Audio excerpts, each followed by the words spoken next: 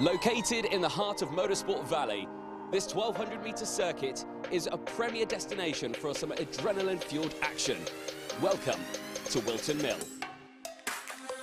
Set against the backdrop of this picturesque Northamptonshire countryside, this world-renowned track is located in close proximity to the iconic Silverstone circuit, the home of British motorsport. This weekend witnesses the finest drivers from across the UK, competing in 4 thrilling classes: Micromax, Minimax, Junior Max and Senior Max. They'll be pushing the limits of speed and skill on this legendary circuit, all vying for the coveted title of the Motorsport UK Rotax O-Plate Champion. Don't miss your chance to experience the thrill of the action this weekend at Whilton Mill. You can catch all the action live here on YouTube and Facebook on Motorsport UK and Alpha Live.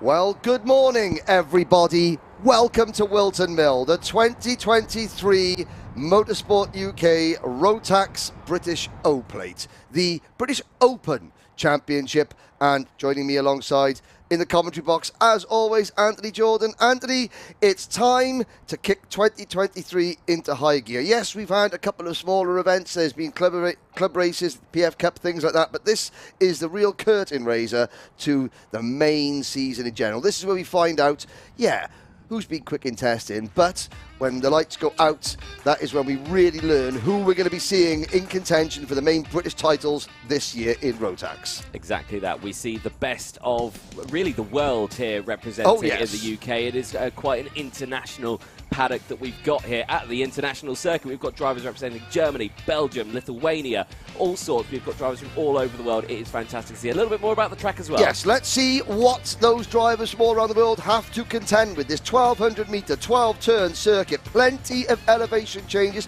Hard to believe it's been here for over 30 years now. And it's changed a little bit over the thing. I think the graphic there, that is the new layout you can see on the circuit. The old, you can see some of the older corners to the left of your screen there. It's developed over time. It's the only time that the Motorsport UK Championships are going to visit Whilton Mill this year. But I have to say, 211 drivers are going to make this one of the biggest events of the year.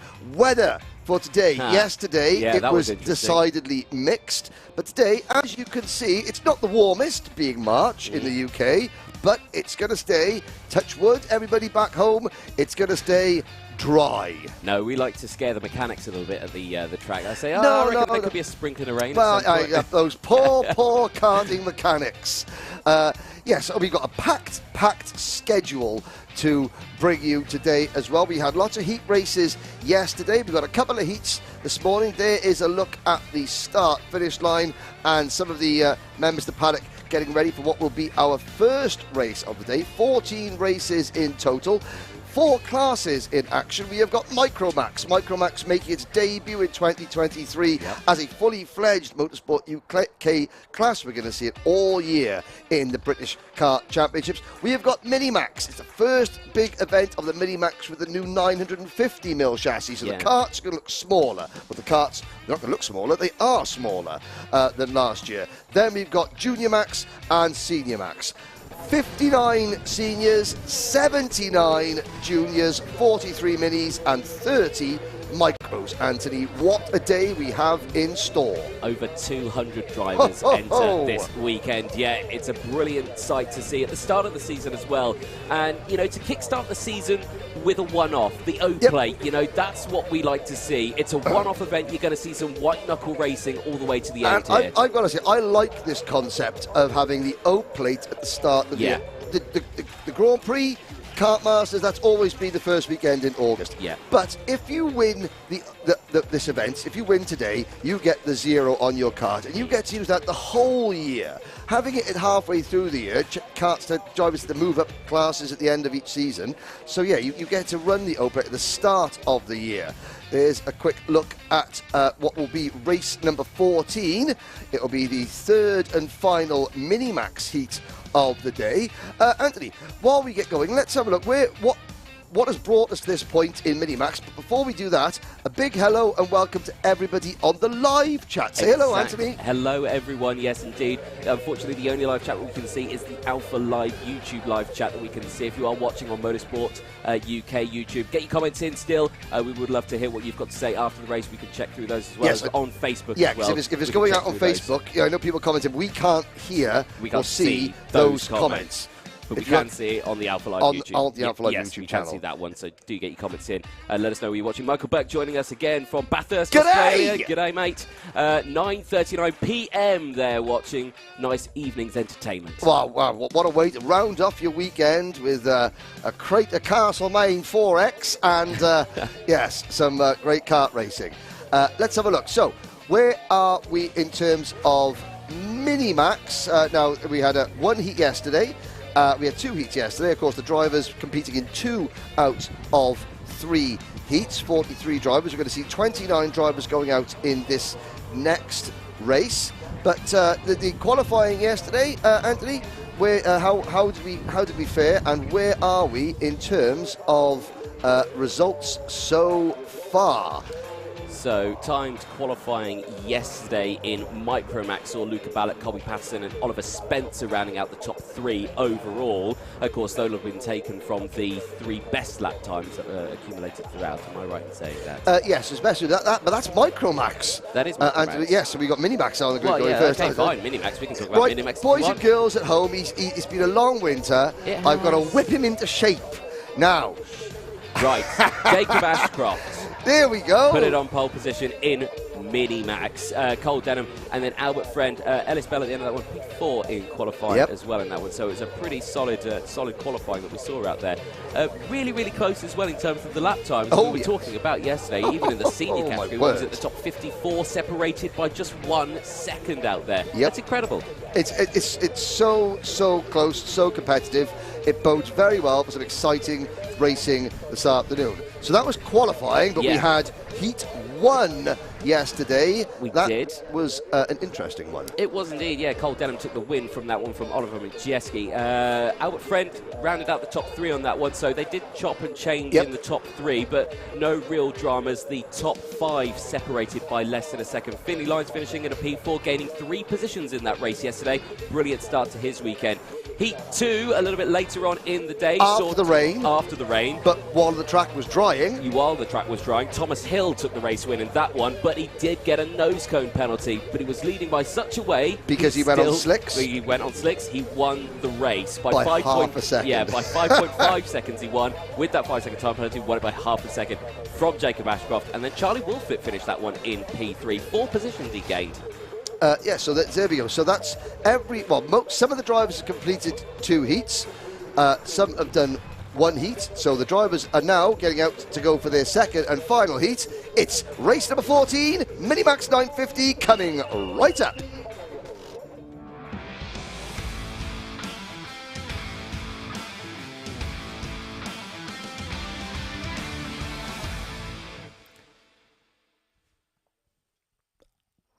And this is now a perfect opportunity for the first time to see all the hard work that the eager beavers here at Alpha Live have been putting in over the winter. We've got some great new and improved graphics for your viewing pleasure, ladies and gentlemen. There will be 29 karts set to go out in this race. The Minimax field chock full of talent. We've got the reigning Honda Cadet British champion Cole Denham in this class, Jacob Ashcroft, Albert Friend. Let's have a look how they line up as they head out on a drying track, all on slick tyres. But you can see, ladies and gentlemen, off the racing line, there are still slippery patches. Here is your full starting lineup. On row number 1, pole position, it's going to be Jacob Ashcroft from Dan Holland Racing, Cole Denham on the outside of row number 1. Ellis Bell, leading privateer, had a retirement yesterday. He'll start on the inside of row number 2 with Oliver Majewski. Row number 3, Max Endicott and Cooper Snedden. They go from that row from Charlie Wolfett and Finley Lyons on row 4. Daniel Minto and Charlie King, they round out the top 10 on row number 5. Row number 6 is Hugh Roche and Kevin Kielbasa. Then it's Ethan Griffiths, the only Welshman In Minimax, then James Roberts. Eva Morris, the best of the 4 young ladies in the Minimax class. She starts on row number 8 alongside Will Green. Privateer Thompson goes from row 9 with Kai Clark alongside. Blair Smith and Katie Donaldson go from row 10. Thomas Butcher and Isaac Parker, they round out the top 11 rows. On the final 3.5 rows of the group, we've got Jake Grafferty, Isabella Stanmore-Wilson, Nat Johnson, Samir Paul, Kieran Stewart, Charles Kitely, and from Azerbaijan, well, his mum's from Azerbaijan, the Baku Flyer, John Richardson. Here we go then, it's going to be an 8 minutes plus 1 lap heat. Anthony Jordan. Yes, it is. To the line we go for the first time in 2023. The British Championship is not underway, but the O-plate is. Through turn 1 we go. Great start from the front 2. They break away cleanly. Ashcroft and Denham leading the way in the 2 DHRs.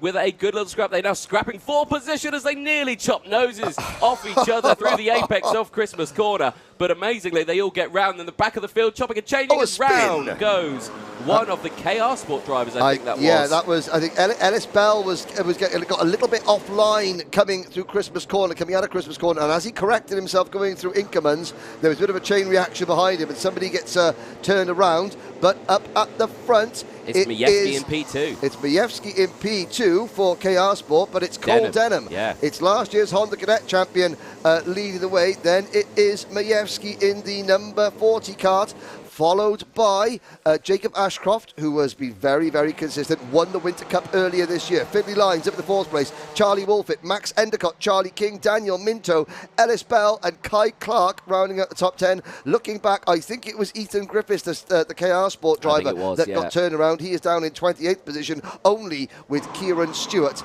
behind him. I think he may have collected his teammate there, Hugh Roach, as well. He'd also dropped down 14 places. Yes. They were starting next to each other on the grid. So, yeah, that is a bit of a shame for the start of their Sunday here. They obviously have half of their weekend already done.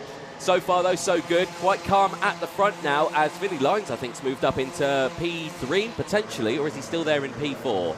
No, I think he is in P3. He is, because Ashcroft, the number 22 kart, has just dropped behind the number D. It's a 3 DHR, Dan Holland Racing karts, in the top positions. It was actually Majewski who's dropped back. So it's a Dan Holland Racing 1, 2, 3 there on your screens is Majewski. That's Fine Lady coming up towards Christmas Corner now. Here's some of the new graphics we've got so far. Lap of the race so far for number 22, Jacob Ashcroft. As they come out down towards Ashby's. This is Ashby's. Going to see a lot of overtaking here. Oh, yes. That big inviting curve on the exit there that allows the cars to run up. Now you go up into Chapman's. This is Chapman's. Down the short straight towards Ogiers. Ogiers. Like the tree. Like it's a group I've never of trees. heard of an It's really? an Ogier, yeah. That's an Ogier is a group of trees. Well, I thought you called that a wood. It's a specific or a tree. forest. It's a specific set of trees, I think. Okay. I need to clarify that completely. Right, okay. I was told that by Sarah Ashby. But yes, I'm not sure. Fair enough. On to lap number 4 we go. Ashcroft improves his time once again, and Ashcroft is about to improve his position as he dives at the inside of Cole Denham to take the race lead up at Christmas Corner. Through Inkermans, now down towards Ashby's. Yep. And look, you can see Denham up the inside once again. Can he get the kart slowed down? Yes, he can. Retakes the lead. Now into Chapman's. Yep. And down into Ogiers. Yes. Oh, there we go. I got it right. You got it right. Ogiers. You've got it. That curve on the inside is very hard curve. And then up the back straight towards the boot. Boot 1, which is here. Then you've got boot 2 and boot 3. Down towards Pitts Bend. Yep. You're painting the picture for the ladies and gents at home. Oh, there we go. That's what you're looking at as we cross the line to complete lap number 4.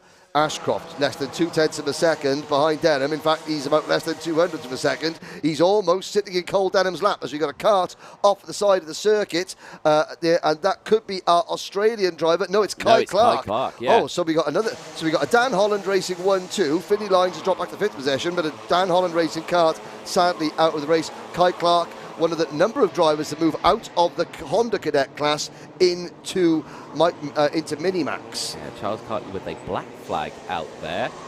So he did receive a technical flag. I don't think he came in. I think it was... I didn't see the technical flag. Yeah, I didn't see the technical. Now he's got a black flag, so that's even worse for him. And that will be the number 64 KR Sport car, currently running in 10th position. You can see on your screens there, these are snazzy new graphics, and a huge thank you to the Alpha Live crew for putting those graphics together. Oh, and there's a driver running very, very wide, and you can see that wasn't dust being kind of kicked up, that was moisture off the side of the circuit. Yeah. But battle is on once again for the race lead, Anthony. Yeah, I say this is quite interesting stuff. Of course, this is only a heat race for Minimax. You know, nothing really up for gains here, what's going to happen. So if they keep scrapping like this, they are going to fall into the back of the clutches of Majewski and Wolfit. Granted, they have got a sizable gap, though, 1.5 seconds. Well, but it's a one-off. It is one-off. It's if this was a championship round, yes, I would say you see drivers working together, teammates working together a bit more because they're thinking, okay, I've got heat points here, championship points, we can work together. Yeah. In this event, no one, oh my word, that's Ellis Bell, the orange crash helmet running it very wide, coming out of the final corner. But here, there's no prizes for second. No. It's winner takes all. So, you know, there's no real advantage to working as a team. But beside that, though, they have got a bit of an advantage, so they can afford to tussle with one another. They're just sussing each other out, Denham and Ashcroft. Of course, new teammates this year. Ashcroft did half a season in Minimax last year. Denham winning the Honda Cadet. So they're sussing each other out as drivers to get a good feel of what they can do with one another. Yes, indeed. Yeah, but like you say, it's the start. Like you say, start of the season. Lots to be discovered as the year progresses. And like you say, the weather's only going to get better as we go through the year. We hope. We hope. Well, I say we are in the UK. Anything can happen. Denham now with the fastest lap of the race, 48.7 as they crosses the line as your race leader. 5-second time penalty I saw out there for the 15, but that said also 54 on the screen, didn't it? Well, Thomas Butcher is the number 54 privateer driver of Kart. Yep, 54. it is. And also one for the 15 as well. That'll be a bit of an interesting... Blair Smith. But he's not... Oh, yeah, there he is. He is in 19th position, the Strawberry Racing driver from Scotland. So, with just under 2 minutes plus a lap to go, it's Denham, Ashcroft, Majewski, Wolfit, Endicott, your top 5. Daniel Minto up into 6th position. There is the number 28 car. You can see the number 81 of Finley Lyons being chased by the 74 of Charlie King. No, actually, it's the 28 of Daniel Minto. Oh, that's dear. broken. That looks like his airbox has come off. That's Samir Paul, privateer driver. And that is, somebody has driven over that airbox, I think. Going up to the Christmas corner, I can picture it now. Somebody trying to go up the inside of Samir Paul. Rear wheel to rear wheel. Yeah. And but Samir looking okay. Here's the battle for the race lead. It is the 62 of Denham, the 22 of Ashcroft down towards Osiers. And Cole Denham couldn't see the wood for the trees there because Ashcroft went through, and that's the first really bad pun of the year. Yes, indeed. Thank you very much, Henry. Yes, indeed.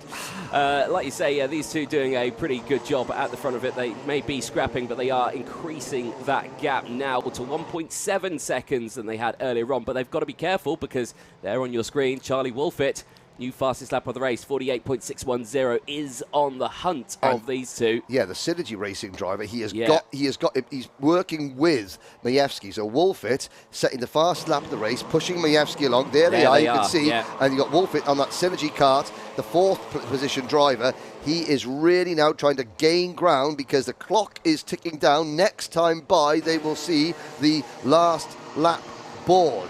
Endicott in 5th, Line 6th, Minto 7th, Bell 8th, King 9th, and Cooper Sneddon in 10th.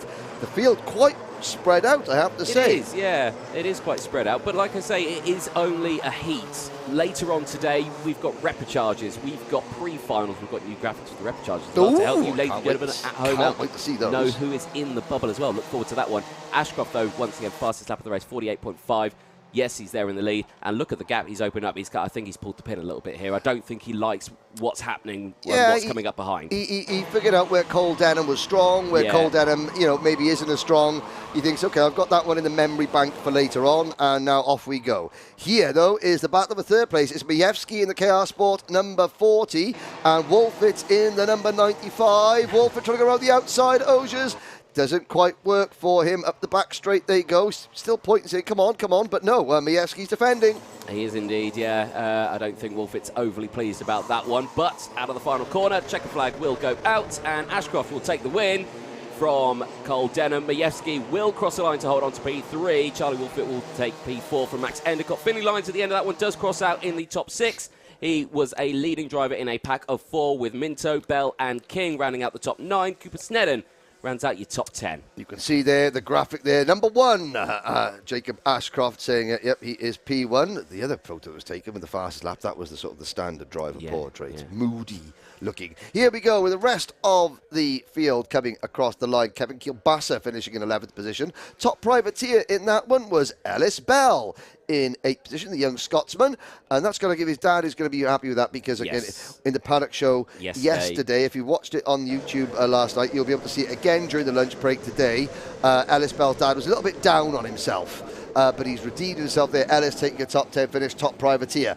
Charlie King, Cooper Snedden, Kevin Kielbasa, Will Green finishing in 12th. Ethan Griffiths, after spinning on the opening lap, fights his way back up into P13. Great recovery for Ethan. Blair Smith in 14th. Katie Donaldson comes home in 15th for the Jack Dex Racing team, followed by Isaac Barker. Here we go. There is a look at the new... Ooh, fancy. Yes, graphics kit. 11 laps of racing, the top 14 there, although I believe Blair Smith had a penalty in that one. So he'll be pushed back. Behind the top 14, we have got Katie Donaldson, Isaac Barker, Eva Morris, John Richardson, Hugh Roche, Nat Johnson, Isabella Stansmore, Wilson, Thomas Butcher, Jake Gruffity, Rook Thompson. So, Michael Burke, from Australia. You've got a couple of Aussies here. Rook Thompson being one of them, Armand Hamilton. That's his name, is Armand. It's not like an Irish thing. Armand Hamilton. Yes. No, different. There's a look at the Kai Clark not finishing. Charles Kitely getting a black flag. Samir Paul also out of the race, as did James Roberts. But yeah, Michael Burke, our friends watching in Australia. You've got a couple of Aussies to cheer for, Rook Thompson being one of them. Who's saying what on the live chat? Anthony's kept the live chat over there, so it's probably best to keep me away from the live chat, do you not think? But who is saying hello? We've got lots of people. We've got people joining us from Belgium, Germany, Dubai joining us as well. Who's watching in Dubai? Who's watching as well? It's Josh Goodson. Oh. So supporting Alex Goodson. Well, that'll be why. From the poolside. Well, we could talk all day about who's commenting on there, but we will go on to the next race coming up. It's Micromax, it's race 15, it's Heat 2 coming up next.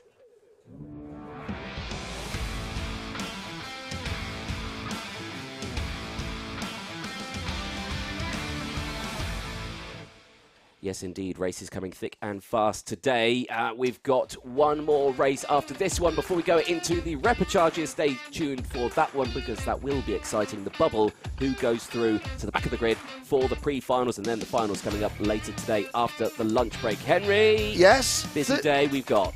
Yes, it is indeed. Now, 30 drivers in Micromax, and what I do like, we've got in this class, we've got the 2020 Motorsport UK Bambino champion, Edward Haynes. We've got the reigning Bambino champion, Riley Murrow. We've got the driver that finished 9th in the Micromax Rotax Grand Finals and the winner of this year's Dubai O-Plate, Jensen Chalk, in this race. Jensen won the first race yesterday, even though he only qualified 12th. So we've got a lot of very, very talented drivers in this class. We've got drivers that have come over from Miami, drivers that have come over from Honda, drivers graduating into Bambino. But this is what the Micromax class has done. It has given Bambino drivers a third avenue. Because when you leave Bambino, traditionally you've either gone Honda or Miami. Yeah. Now you can go Honda, Miami or Rotax. Yes. Yeah, because with the new regulations that we've got this year new as well. Regulations. Look at the video on YouTube that Alpha produced. Here is a look at the starting lineup. Go! Yes, Luca Ballack and Colby Patterson, they start on that front row from Oliver Spencer and Oliver Warner. It's a lovely Oliver row number 2. Edward Haynes and Emerson McAndrew-Urin, they round out the top 6. RCE and DHR. Zach Starbuck, Joshua Cook on row number 4. Harry Taylor and Jensen Chalk on row number 5. Chalk, winner of yesterday's heat. Max Gilman and JJ Lowe round out the row number 6. We spoke to JJ in the Paddock Show. You can catch that on YouTube in the lunch break. Jack Freeman and Alfie Mew, they go from the 7th row from Grayson Worthy and Sebastian Luch. They round out row number 8. Josh Cormack and Samuel Lowdy, they round out the top 9 rows on position 17 and 18.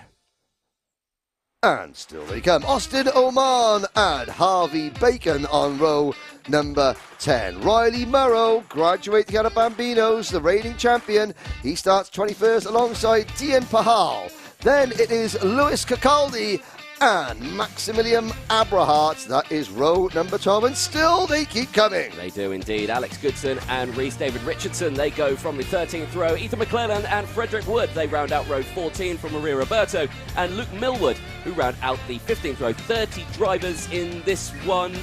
And it is a busy old race. It is... So, obviously, Alex Goodson getting plenty of support from Dubai. Indeed, He's in this room. They're on their rolling lap now. RCE, new name. You can see there with a couple of kartings. That is Dave Richardson's team based in the UK. You know, predominantly, I mean, it's an Italian chassis, but then it's manufactured and redesigned and with lots of British components. Oh dear, that's the number 26 kart, and that would be Ethan McClelland, who finished 4th in last year's British Bambino Championship, who is going to miss the start. He's going to be starting at least half a lap behind the rest of the field. This is the biggest Micromax field that we have seen in Motorsport UK action. Up the hill towards Christmas Corner we go. Change for second place. That looked like the Toby George Motorsport. Again, Toby George, noted mechanic. Oh, and there's a driver on the grass. He comes back on. Oh, my word. That was potentially a big one there. But it... So Colby Patterson driving for the Toby George Motorsport team, a new name in the paddock. Toby George, again, now taking up and starting his own team. There's the number 43 kart. That's Edward Haynes in the RCE. That is Richardson Chassis Engineering, RCE stands for. But it's Luca Ballack, originally with the pole position and still in the lead for the Synergy Factory team. But for how much longer? Because he has got Oliver Spencer in 3rd position and Edward Haynes in 2nd. Yeah, Edward Haynes, brilliant start. 3 places gained for the RCE team and doing a brilliant job. So, someone would say RCE looking pretty strong here at Whilton Mill, and going for the race lead is overtaking the Synergy Factory team driver of Luca Ballack. Now, the number 43 of Edward Haynes leads the way. Yes, indeed. And of course, RCE, they brought the chassis online halfway through last year. They've done lots of other championships, but not the British Championship, or the league was short-lived. Stock cars as well. Yes, not these particular chassis. They've got stock cars to do stock car racing. Yes, based in Coventry. But again, they're looking for their first Motorsport UK race win here in the O-Plate. And Edward Haynes, they've got a very, very good peddler in that 2020 Bambino champion. Raced in the IAMI class last year as a privateer. So, you know, he's now moved back into a team. The field getting quite spread out. Where is yesterday's race winner, Jensen Chalk? The answer is Jensen, the MLC Motorsport driver, is up into 7th position. Emerson McAndrew-Uren, that is now into 6th position. That's a really good recovery because Emerson had a bit of an off in warm-up this morning. And the kart has been fixed, the Dan Holland Racing kart. New signing for the Dan Holland Racing team, I've got to say. And I think, you know, Emerson's really relishing being part of Dan Holland Racing. The team are taking good care of him. And yeah, there he is in the number 31 kart.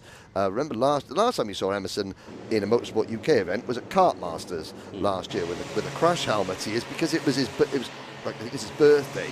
On that, his birthday present was a new crash helmet, which he is proudly wearing at the moment. There is one of the Argenti karts. That is Oliver Warner in 4th position, and you can see behind the top 6 there's a gap back to Jensen Chalk in 7th, Max Gilman 8th, Warner new fastest lap. Yeah, the Argenti Motorsport kart looking pretty quick out there. You can see leading that trio. Haynes to the lead. Yep, nice chop and change there. No dramas whatsoever. Spencer also looking quick. Oliver Spencer there in P3 as back down the inside in towards turn Ashmore. The Ashby hairpin. Ballack retakes the lead, and this is good news for the teams behind because now they're starting to see a nice gap slowly coming down. Ballack and Haynes know each other very well. They competed in the 2020 Bambino Championship together, and I believe on that occasion, well, obviously Haynes was the champion, Ballack came 3rd, but here's a little bit of, you know me, Anthony, you know I love a statistic. Yes. One little statistic is the very first final that you commentated on as a commentator in the British Championship was won by Luca Holmes Ballack. At Wera. At Wera, yes, that's where, you know, where it was raining. My life went downhill from there on in. Did it? Here we go. Great battle of the lead. 2, 4, 6, For the front, it's Balak, Spencer, Haynes, Warner, Patterson and McAndrew Uren, with the gap back to Zach Starbuck leading privateer. Chalk only 8th, followed by Gilman, Alfie Mew, Cook, Bacon, Murrow, Oman, Freeman, Cormac, Wortley, Pahal, Taylor, and rounding at the top 20, Frederick Wood.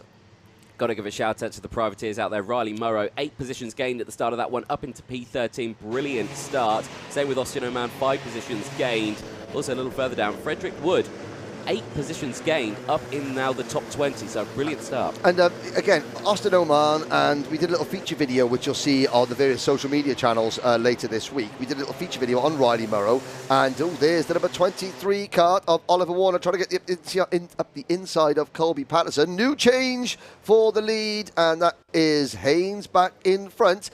This is starting to get really, really good. They're coming up to lap Ethan McClelland, who did get going. Oh, there's a move. That is Balak sending one up the inside into Ashby's. But Austin Oman and Riley Murrow, they first and second in last year's Bambino Championship. They're running at the same morning, just as privateers. The two dads, the families are there running, together, which is really good to see. It is indeed. What we're seeing here now, folks, this is Micromax at its finest. We've got the top 6 battling for less than a second between each other. All line astern like this and clouting that inside curb. Wow. Emerson McAndrew Uren takes advantage and goes from 4th to 2nd, goes round the outside of Crook, through Oblivion, outside of Fine Lady, once, twice, 3 times, a Fine Lady. No, it's far too early for that. Patterson. You can't name it. It's Lionel Richie, man. Come on. Everyone loves a bit of Lionel. We're karting, Henry, we're karting. There we go. Colby Patterson, up fastest lap of the race. And up into P2, yes, indeed. So use that momentum. Who's coming into play here? Number 88, Zach Starbuck. Yes, indeed. Now, Zach is the only driver in the field on a Project 1 chassis. There are 2, 4, 6, there are 8 different chassis chassis designs in this race. We've got the RCE, we've got Paralins, KRs, Birrells, Cosmics, Landon Norris, Tony Kart and Zach Starbuck on the Project 1. Jensen Chalk now coming into play. He didn't have a great start, but because of all this battling and scrapping, and they're coming up to lap Ethan McClelland, there's a change for 3rd position. McAndrew Uren drops back to 4th. That's Oliver Spencer moving into P3. Jensen Chalk now in contention. He's just tagged. Let's have a look. That is the number 48 kart. That's JJ Lowe. He's out of the race. Yeah, he's up and out of the kart, which is good to see. But now watch Jensen Chalk as they. Now McClelland. Did I see a blue flag? I don't think I did. No, I don't. So Ethan McClelland. Now he knows the leaders are there. Now he needs to get out of the way. It has to be said. This is going to help Jensen Chalk. There's Jensen Chalk in the number 18 kart. He's got that Team UK race suit. He's already McClelland there. I've got to say. Yeah, Warner really lost out. The top 4. Now there's a blue flag, and we'll see what McClelland does after seeing the blue flag. But Chalk, already an O-plate winner out in Dubai this year. This is going to help him, but he has been caught up as we've got another change of lead. Colby Patterson now to top spot. Great stuff. 30 seconds to go. How many lead changes have we had from different drivers in this race so far? Many. There's another one. Yeah, Balak back in the lead. Because Balak back in the lead. And the 3 wide. Don't count out the Dan Holland Racing number 31 of Emerson McAndrew Uren, who is down to 4th now. He was 2nd, now down to 4th. Then there's number 48 kart, the 43 of Edward Haynes, who's back into 5th. They've all passed McClelland in that black kart, who is a lap down and now has to get out of the way of everybody else. Back down the inside there, nice little move through the final pits bend. Oliver Spencer in the 42 just trying to gain positions back from losing them a little further back. Patterson, though, fastest lap of the race. He is down in P5, though. He's dropped 3 places, and he's in this gaggle. So, did the clock strike 0? I think it did, yes. So, is this the final lap? I don't think it is. No, I think they will get the last lap this time. Right, okay, it was touch and go. 2, 4, 6, still 8 drivers. Balak in the number 28, McAndrew Uren in the number 31, the 42 of Spencer, the 43 of Haynes, and there is a position change, is there? Is it? No. The 24 of Patterson, the 88 of Starbuck, the 23 of Warner, and the 18 of Chalk, separated by 1.4 seconds. It's brilliant to see as they go through. last lap board. Let's double check that it does come out this time around. I think it will be, because I think they did cross the line with about a second to go. Yes, last lap board confirmed. It's out now. So here we go through oblivion for the final time of asking. Up towards Christmas corner. Check over the shoulder there for P3. Spencer unsure if Haynes is going to go for the move. Haynes looks to go to the outside here, as a little further back down the inside goes Jensen Chalk for the MLC Motorsport team with that number 18. Brilliant start to his race, up 4 positions now. Back at the front, all still looking calm. As Synergy versus DHR. Oh, that's going to be a new one to call out, isn't it? Exactly. Well, we saw it in Minimax last year with Scott Marsh and Noah Wolf. Now we've got it in Micromax. Yes. With Ballack and McAndrew Uren. Let's see. Luke Hose-Ballack, he's been very... There's been lots and lots of lead changes. Yes. Colby Patterson has led. Spencer has led. Haynes has led. Every single time one of those drivers has gone ahead, gone in on Ballack. Ballack has come straight back at them, and Ballack, that aggression works for him. He takes the win in the final heat race for Micromax. Luca Ballack for the Synergy Factory team takes the honours there from Emerson McAndrew. A great recovery after a problem, after an off in there. Look at this gaggle of karts coming across the line now. Brilliant. That was for 20th position, which was won by the Sam Pollitt Racing, number 36 of Sebastian Alouche. Ahead of Alex Goodson. Not a bad job, son. In 21st position. Abrahart in 22nd, Frederick Wood in 23rd. There's Maria Roberto, the only young lady in the race, only young lady in the Micromax class. Millward, Cacaldi at the back of that. Now we lost JJ Lowe. Ethan McCallum was a lap down. Rhys David Richardson was 28th. Max Gilman, I think, had a problem, and he was 27th. Oh, great. We have got, so the man on the left of your screen there, he is checking for nose cones. Now, if you are aware of the Whilton Mill Kart Club weekends here, he is Dave Hillary, the small angry man who checks the nose cones. Oh. This is nose cone watch. Kind of like spring watch. And there's Sue Griffin, Chief Scrutineer. Got lots here. The best of the best. Oh, yes, indeed. So what we'll see is that if Dave Hillary there, thumbs up, that means that the nose cone bracket has not dropped. And that has dropped. And if he does that, somebody's going to make a note of that looked like Joshua Cook. Oh, KR Sport. Yeah. Joshua. Let's have a look then at the race results at the end of that one. Micromax Heat 15. And like you say, Luca Ballack, brilliant race in that one. Yes, okay, may have lost the lead several times in that one, but he was always able to get it back from McAndrew Uren. Spencer, Haynes, Starbuck, Chalk, Patterson, Warner, Mew and Cook. He took the top 10 from Aman, Freeman, Bacon and Cormac. A brilliant result. And like I say, look at the results there. The top, what was it? The top 5 separated by less than a second. The top 10 separated by less than 10 seconds. Brilliant. And there's a look down at the remaining finishers. Murrow, Wortley, Taylor, Lowdy, Pahal, Luish, Goodson, Wood, Abrahart, Roberto, Millward, Cacaldi and Gilman. And of course you saw that Josh Cook finishing 10th there, but add 5 seconds to that lap time, so he was 6.6 seconds behind the winner. That's going to go down to 11.6 seconds. That nose cone penalty will drop him to 15th. Yeah.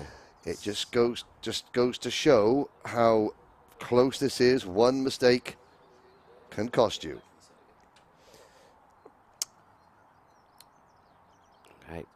So we're going to take a short ad break. We'll be back in just a moment. Do stick with us.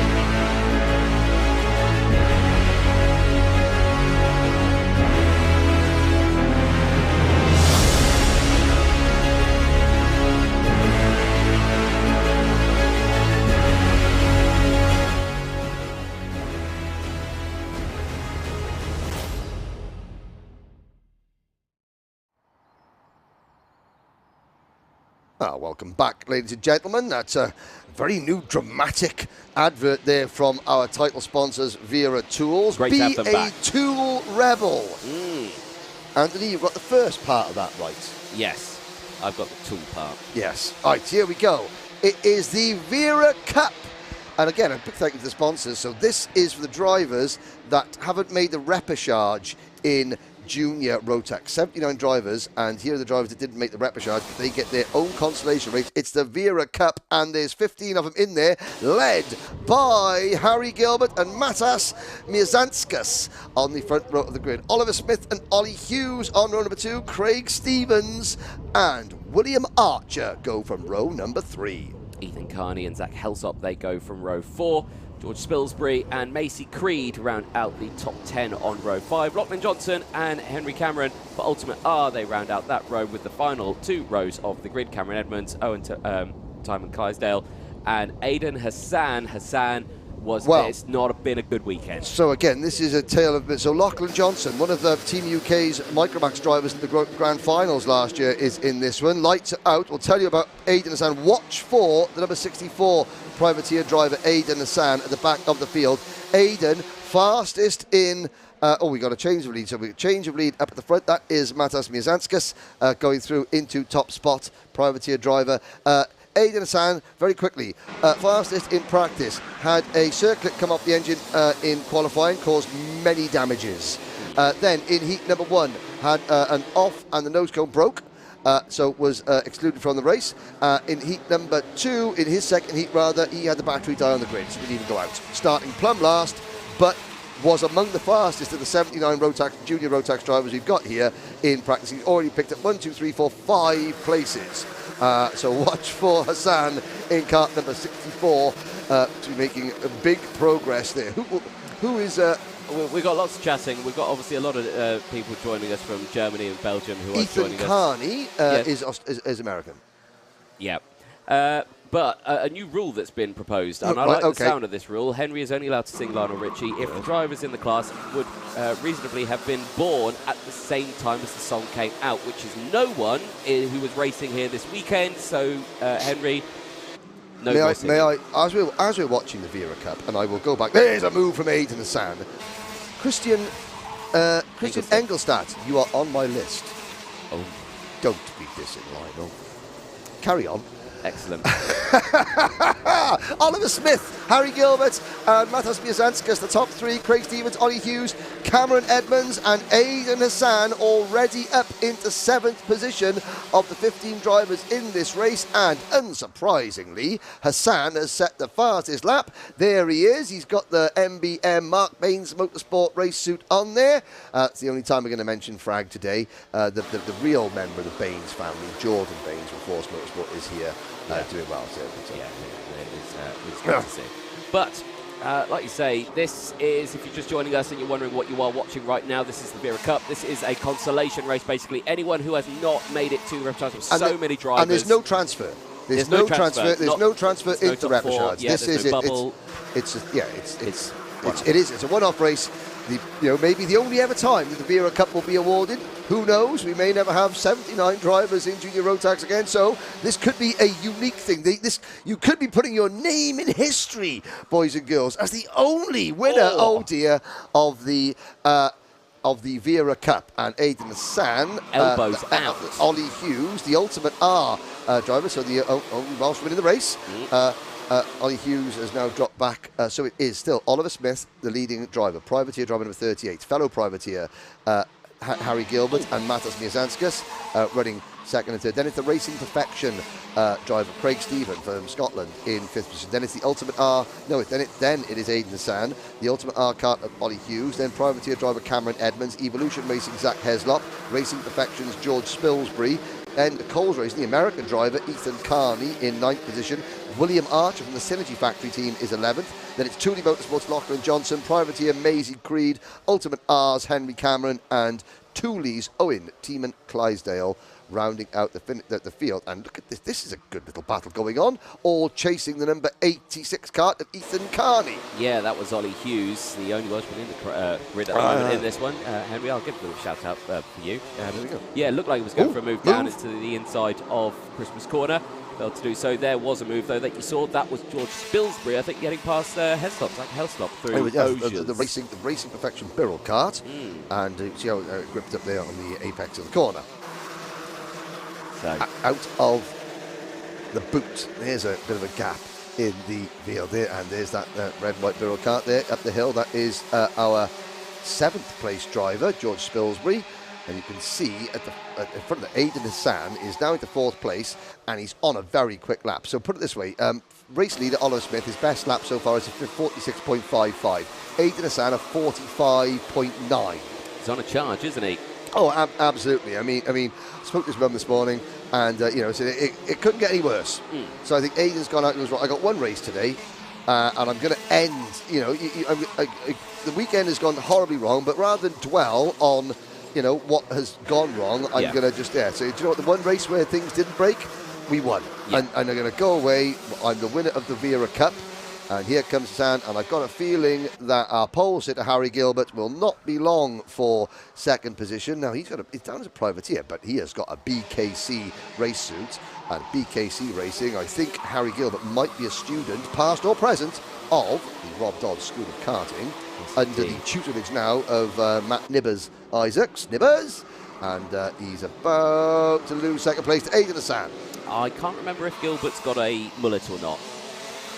That might be why he's under as a privateer, not as BKC, because if he was with BKC, he'd have a mullet. If he doesn't have a mullet, he's down as a privateer. Very, very good point you make there. Yeah. Yeah, very, very good point. And well made, and we'll get clarification on that. Our journalistic integrity will remain intact. It shall. We'll get clarification as if you haven't got a mullet in the BKC awning, you're classed as a privateer, and you must have a mullet to be part of Team Nibbers.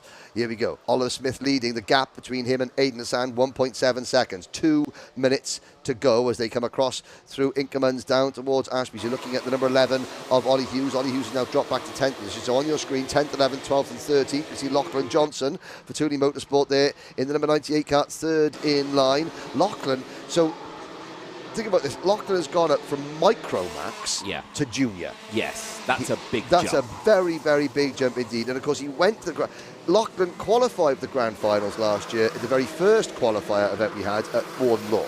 That was in July. Yeah. By the time we got to the end of November, Lachlan had grown a foot.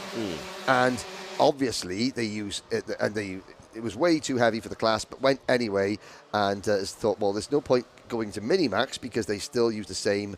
They're now using the 950mm chassis, the same chassis size as Micromax, so they have no choice but to jump straight into juniors. So it's going to take Lachlan a little while. You know, he's a very, very talented driver, is Lachlan Johnson. You're pointing at the screen, Anthony. What has Guam? Well, it's Lachlan Johnson that we're watching there. He's in his Grand Final suit as well, so he's still UK rocking suit. it. Yeah, Team UK suit, and he is doing well here. He's in this pack, and he's fighting his way to the front of it. Gap to the race leader was 1.7 seconds. New fastest lap for Aidan Hassan. It's less than a second. And it's less than a second, 45.93 for Hassan. We're looking at this scrap here, 10th to 14th. Just behind this battle is Owen Team of Clydesdale for the Thule Motorsport team. But we'll see, you just saw the battle for 3rd position going at the bottom of your screen, coming out of Ashby's. And that was Miazanskas and Gilbert. Oliver Smith, the driver of kart number 38, is about to have that sensation when someone's watching you. Yes. When someone's just over your shoulder watching you, he's about to have that sensation because Hassan does a 45.7. There he goes. Oh, look at him. I always feel that somebody's watching you. No, we go. Sorry. Hassan's going to be doing more than just watching Oliver Smith. He's about to overtake, and I don't think Aidan is going to mess about. Well, he's instantly gone defensive here. He'll get the switchback out of Ashby. He'll be side by side, and if not, he'll pull ahead as before they get to the next corner, to which he has done. Aidan Hassan now takes the lead. And, yeah, like you say, this will be the result that Hassan wanted. Like you say, terrible weekend. Everything just went wrong. Yes. It could go wrong. It did go wrong. And, like you say, he's ended the weekend here in style. The last lap board will come out this time, and he'll just cruise for one more lap, a victory lap. Well, we say that. What can Oliver Smith do? Let's not hand the trophy to Aidan just yet. Well, just yet. But Oliver Smith, he's now got one lap. He has led this entire race. And that is Harry Gilbert out of proceedings. And I've got a feeling William Archer has also had a problem and slowed down, or maybe the two are connected. But let's have a look. Well, I was going to say, Oliver Smith It was a really, there was Aidan Hassan, Simply Irresistible. Oh, that was a song as well. Simply Irresistible. That's Robert Palmer. Oh, I didn't plan it. I didn't plan it like that, ladies and gentlemen. It just popped into my head. I didn't. Aidan Hassan, privateer driver on the Tony Kart, number 64, takes the checkered flag, wins the Wera Cup here at Whilton Mill for the part of the Rotax O-Plate meeting. Battles going on across the line. Oliver Smith finishes second, just 0.8 of a second back. Matas Mizanskas will finish third. Zach Heslop fourth. Cameron Edmonds fifth. George Spilsbury in sixth. Craig Stevens seventh. Ethan Carney eighth. Ollie Hughes, Lachlan Johnson, Maisie Creed, Henry Cameron, William Archer, Owen T. Clydesdale and Harry Gilbert. They only get one race today. They didn't make the repechage. They made the most of it, and that is a way that we can show all 211 drivers on screen at least once. Now, moment of truth. Good to go. He's all good. Yeah, so that's back to front and a nice result. I would love to tell what the chat's talking about. Unfortunately, it's in a different language, so I can't. No, but good luck to all managers. That's Tommy van der Stroys. Hi, Tommy. Yes. How's it going? Yep. And they're saying that, TNT, that's an AC/DC song. Yes. Basically, the team is good. Yeah, they're talking team about. Is good, yeah. They're talking about Craft Motorsport. The team is very good, and or potentially, JV team in the Netherlands as well. Well, Gotta know your Dutch. Hoish. There's a look at the results. Aidan Hassan, 12 lap race, 0.9 of a second, winning over Oliver Smith. Followed by Matas Mizanskas, Zach Heslop, Cameron Edmonds, George Spilsbury in sixth position. There is a look at the rest of the finishing order. Find out where your favourite driver finished. But of course, those are the drivers that didn't make the repechage. The next race is the repechage. That's full of 34 drivers, and there are transfer spots available. 4 or 6 transfer spots. Well, we can clarify that on the new Alpha Live graphics that we're going to see in the next race, ladies and gentlemen. Yes. Miles Racing, yes, that's singing. I also agree. I do apologise, for my co-commentator, Henry Bedette. Yes. Send any hate mail for his singing to Wales. To Wales. They know me down there. And hello back to O Management joining us on the live stream as well. Again, is it O or O? It's O Management. Is it O Management? Oh dear. Anyway, there's a fine look at Christmas Corner. It's looking good, isn't it? Down here. And again, have to say, Whilton Mill have invested heavily over the winter in a new paddock. And a new paddock area there, which we saw last night. Very, very impressive indeed. But before we get to the next race, let's have a brief word from one of our sponsors.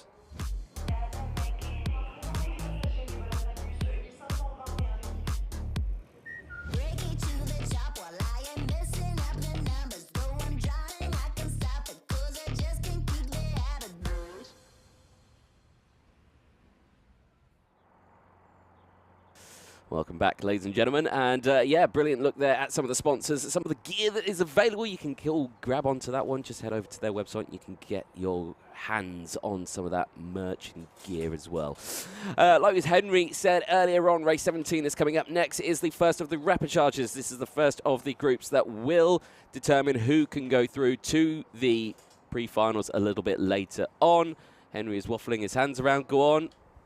I forgot to say. Go on. Happy Mother's Day. Oh, yeah, of course. Happy Mother's Day, by the way, to all the karting mums out there who thought, do you know what? Racing the track a nice Sunday morning lie-in, maybe some breakfast in bed, a nice lunch, Sunday lunch, and a glass of wine, some of that.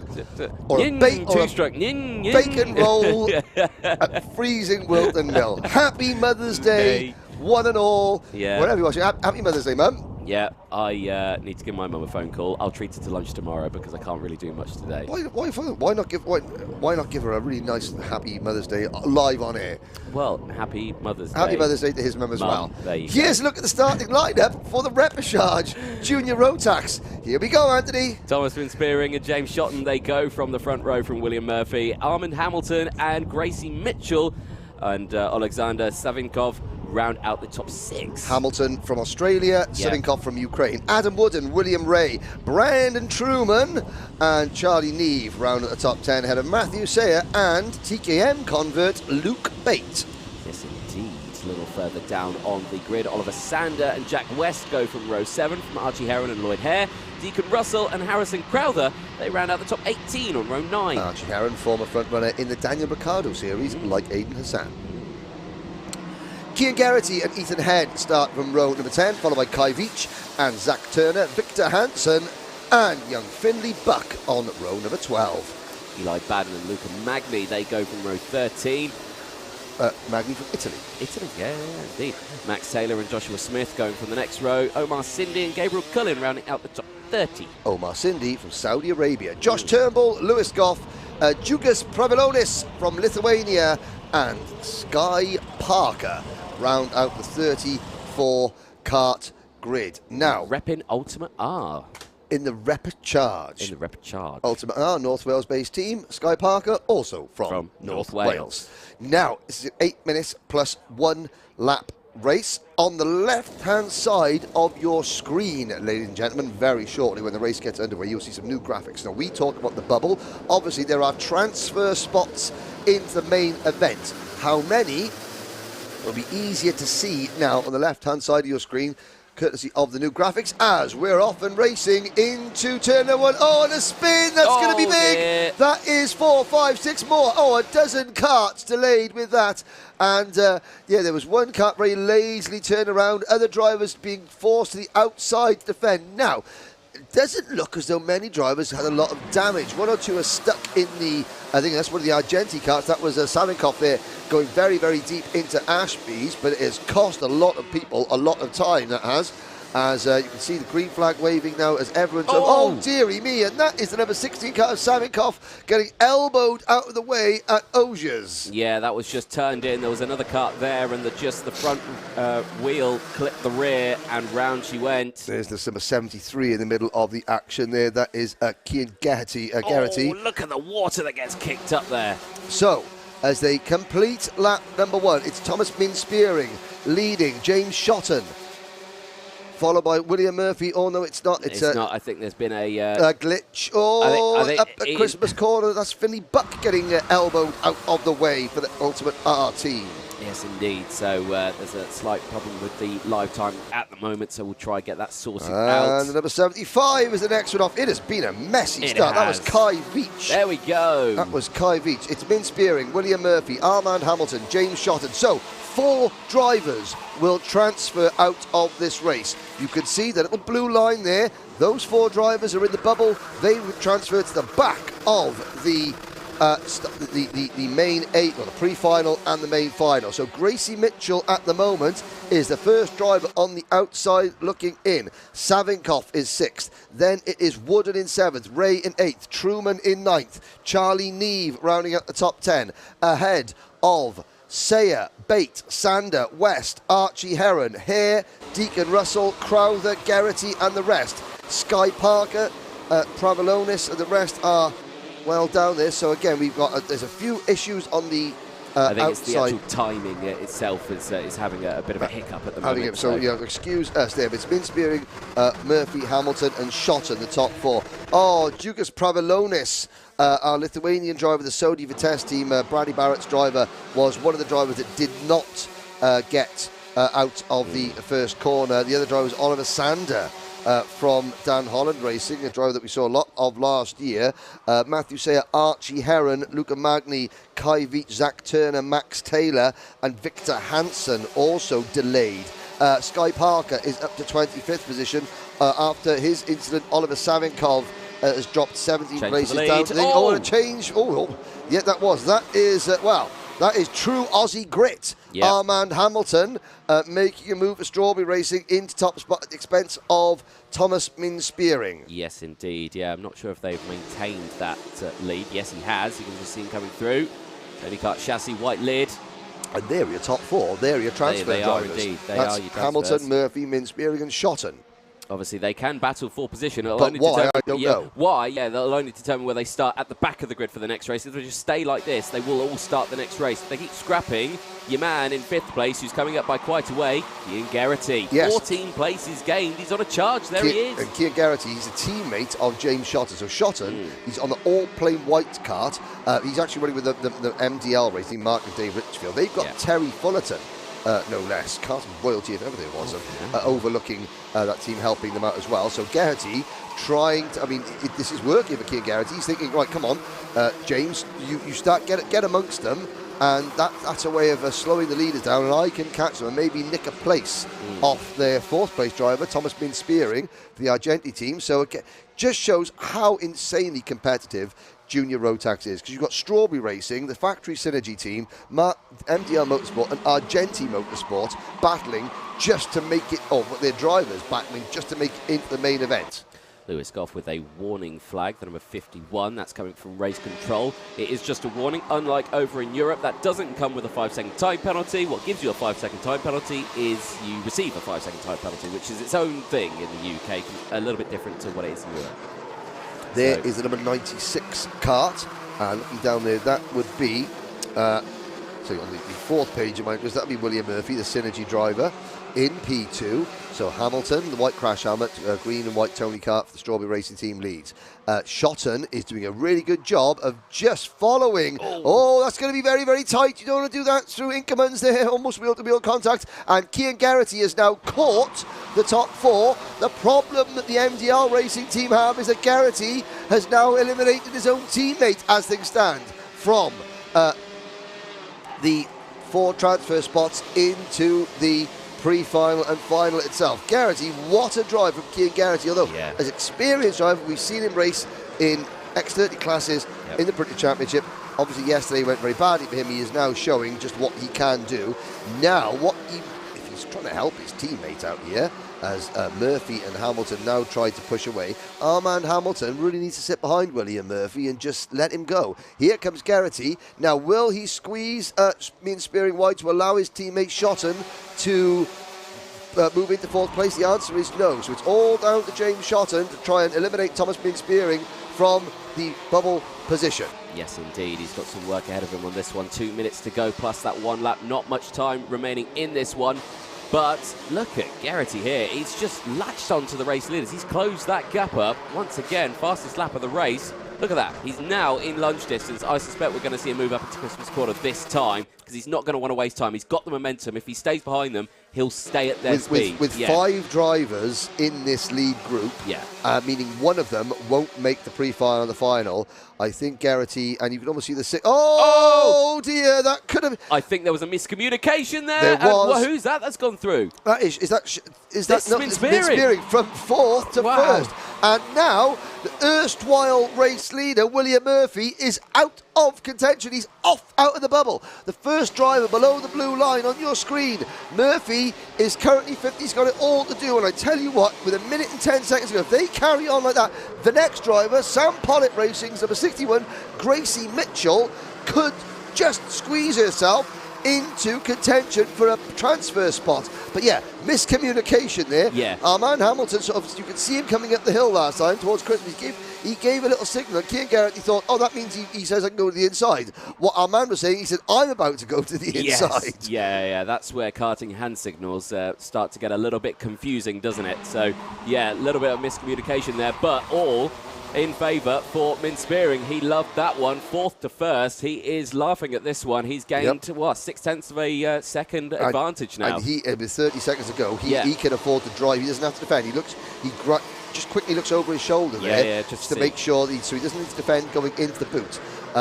Cian Geraghty now needs to defend against James Shotton. They're 3rd and 4th. Oh dear, Geraghty, his own teammate, forced him wide up. Geraghty just holds on to 4th position. At the moment, the MDL team, as the clock strikes 0 now, next time, Geraghty has to defend. Yeah. He's gone from attack all the way through to now scrambling for his life, because it's a head-to-head battle now between Geraghty and Murphy for the final transfer spot, because James Shotton's up the road. Look at it, he's all over the road and here Gracie trying to defend. Mitchell's closing in. Yeah. This could get very, very interesting. But again, hugging that inside line, Geraghty's got to stop it on the apex effectively to try and stop Murphy from going through, but now Mitchell is all over the back of them as they go into the boot section. This is incredible stuff, and now they just bumper to bumper, backing each other up. Oh dear, oh no, between Gracie Mitchell. And Mitchell's, off, and it's out for Mitchell. She's not going to go through. Now who's got the momentum? Coming from behind this, Josh Turnbull, like a freight train from about 31st on the grid. Turnbull had an exclusion yesterday. Here comes Josh in the Coles race, number 83. He's up in the 6th position. Brandon Truman is next in the Strawberry Racing 55. Mitchell's down to 8. Wooden, West, Hare and Smith. I think Murphy's through. No. Geraghty's out. Murphy's gone way through. Oh, yeah, indeed, yes, that's right. So this battle, you're looking at, this is for 5th position. Yeah. However, you want to finish 5th. If there is ever a problem with any of the top 4, then you Josh Turnbull, and again, Aaron Charles is going to be really pleased with that, with the way Josh has driven. There was a few issues yesterday, but again, Turnbull parks on the apex. The checkered flag has gone out. Min Spearing has won. Armand Hamilton 2nd. James Shotton 3rd. William Murphy has finished 4th. Well. And that is your provisional top 4 qualifiers. Now that was an interesting start to the race as well, because lots happened in that. So yes, you may be thinking races over those top 4, but don't go anywhere. Nose cone time. Yeah, right. Oh yes, in. Yeah, we'll see that. We need to see that now, and because it's the top 4. Okay. Well, if Min Spearing, Hamilton or Shotton get a nose cone penalty, they're still safe, because they were 8 seconds in front of Josh Turnbull. Okay. The person worrying most is William Murphy, because so watch for cart number 96 coming through your screens now. Okay. So there's your winner, Min Spearing. There's your winner coming in now. Right. It looks okay. Oh no, the camera turns around at the wrong spot. It's all good, yeah, through. So no drama there. It looked okay for me. So, but of course now they got to go and pass post-race technical scrutineering. There is there's a nose cone. That is the number 41 of Lloyd Hare. So sadly, we're going to say goodbye to Brandon Truman, Adam Wooden, Lloyd Hare, Jack West, Gracie Mitchell, Joshua Smith, William Ray. We're going to say goodbye to our Ukrainian driver, Alexander Savinkov. We're going to say goodbye to our Saudi Arabian driver, Omar Sindhi. We're going to say goodbye to Deacon Russell, Lewis Goff, Charlie Nev, Gabriel Cullen, Eli Baden, Luke Bate. There's to show how competitive it is. Luke Bate last year, and there's Luke going through the screen now. He was a race winner, a final winner in Junior TKM, the British Championship last year. Yeah. Only 20th in the repechage here. We're going to say goodbye to Ethan Head. We're going to say goodbye to Victor Hansen, to Finley Buck, to Max Taylor, to Italy's Luca Magni, to Sky Parker, to Kai Veach, to Archie Heron, Zach Turner, and Kieran Geraghty, Harrison Crowther, Matthew Sayer, Oliver Sander, and Lithuania's Zhugas Pravilonis is failed to finish. Kieran Geraghty, I'm not sure what happened to him. He was battling for 4th, and he's out the race. He didn't even make it to the end. I think that what happened was that there was a lot of battling going on. And too much happened. Yes, too much happened, and I think as these young drivers, so Geraghty was so much quicker than everyone else in that race. You know, he's had bad luck. He charged through the field, got himself into position, and was in 3rd position and looking for the move on the race lead. And then suddenly, within the space of a lap, it all went out, and he realised there's no way I'm going to make the top 4. And I'm not sure what happened, if there's damage or he went for a move that went wrong, but certainly absolutely devastated. Yeah, not the result they will have wanted. So that's in that one. Repechage that is one done. There are more to go. Repechage. 3 more to go. 2 more to go. 3 more to go. 2. Senior Rotax. Yes, repechage. Ah, yes, and then it's a couple of pre-final no, and then there's Minimax. There is repechage. My grids. We haven't got the Minimax repechage because we had a heat this morning. We did, if thou dost recall. Yes, I've got to go get some paperwork. That's why. Yes, now I look at my pieces of paper. We're missing race 19 and 20. But we'll get it. Ian Rogers. Yeah, we will. Ian Rogers of Motorsport Timing. He's on it. He's on it. On the case. He is indeed. Absolutely. There's a look at some of the, they're dry spectators and paddock members. At the moment. Not necessarily the warmest. of all. So we're going to move on to race number 18, senior Rotax repechage. 29 drivers in this one, and there's going to be 4 drivers to qualify. Which 4? We'll find out after this next ad break.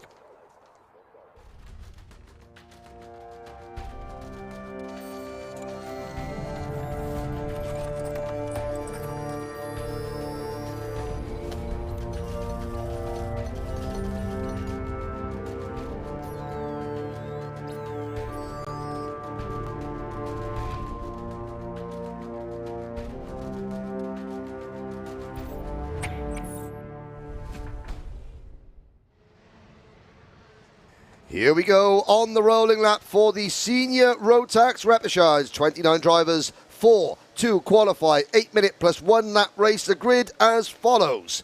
Teddy Pritchard Williams, Super Ted on pole position. Now, Villa won yesterday. Oh, sorry, he's on the outside. Ben Folland on pole position. Sorry.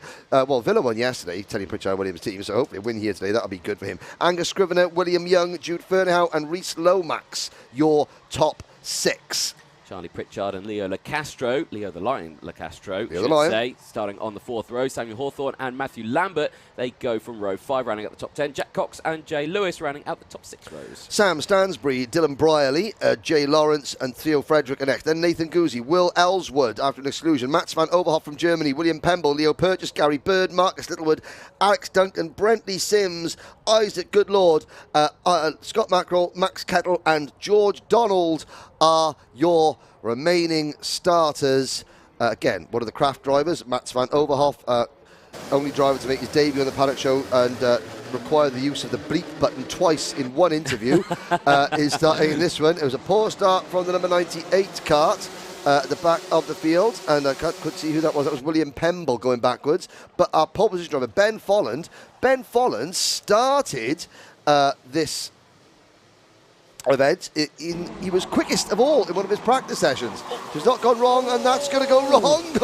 That was Jude Fernhow. No, that was William Young in the Mad Croc Promotions car, getting it a little bit wrong going into Ashby's. Oh dear, and nearly over there. Oh, that is very wrong, and that's Mats van Overhoff, the number 56 car. So it was Scott Mackerel as well, privateer on the outside. Dear, Scott, one of the most experienced drivers there. The number 80 car of Matthew Lambert, one of the BKC racing drivers, shaking his head badly as he comes back onto the circuit there. Ben Folland, Teddy Pritchard Williams, Angus Scrivener, Jude Fernhow lead the way. Then it's Lomax, Rhys Lomax, a winner in Junior Rotax last year. So this is so competitive. We've got a race winner for the British Championship. At the moment he's 5th, but now moves into 4th position.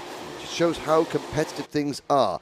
William Young, Leo LaCastro, Leo the Lion is 7th. Then Sam Hawthorne, Sam Stansbury, Marcus Littlewood, moving over to Rotax now with the Racing Perfection team. We saw Marcus having an off during warm-up this morning, but he has he's got that car fixed and is out there now at the back of the field. Yeah, Overhoff and Leo Purchase out of the race.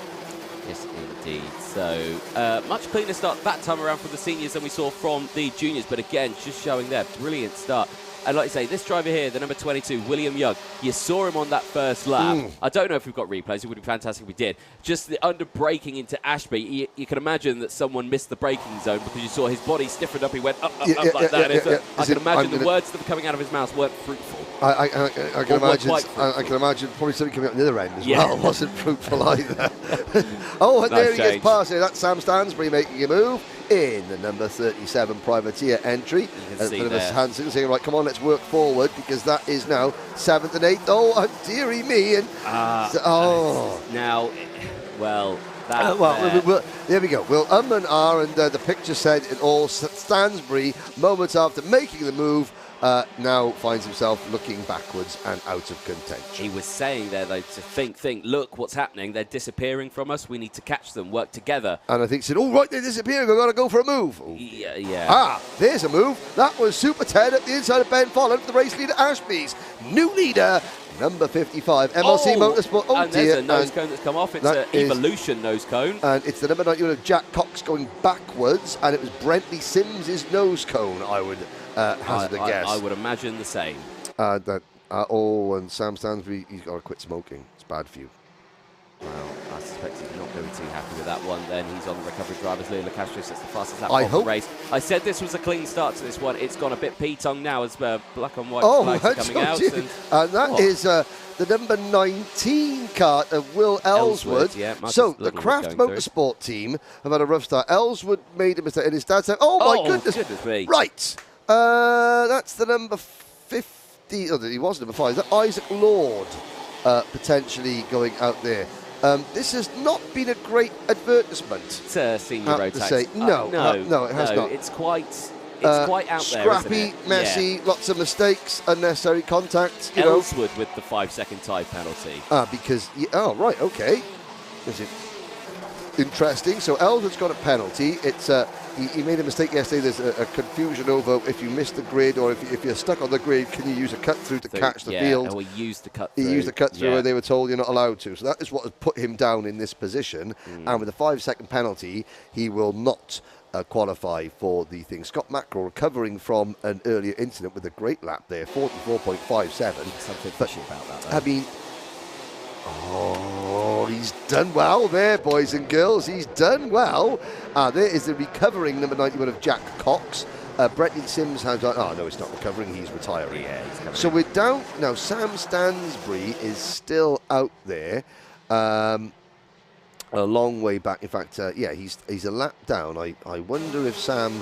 Well, I saw him travelling quite slowly, and I'm hoping that he's not sort of looking for the other driver involved in the incident that effectively eliminated Stansbury from contention.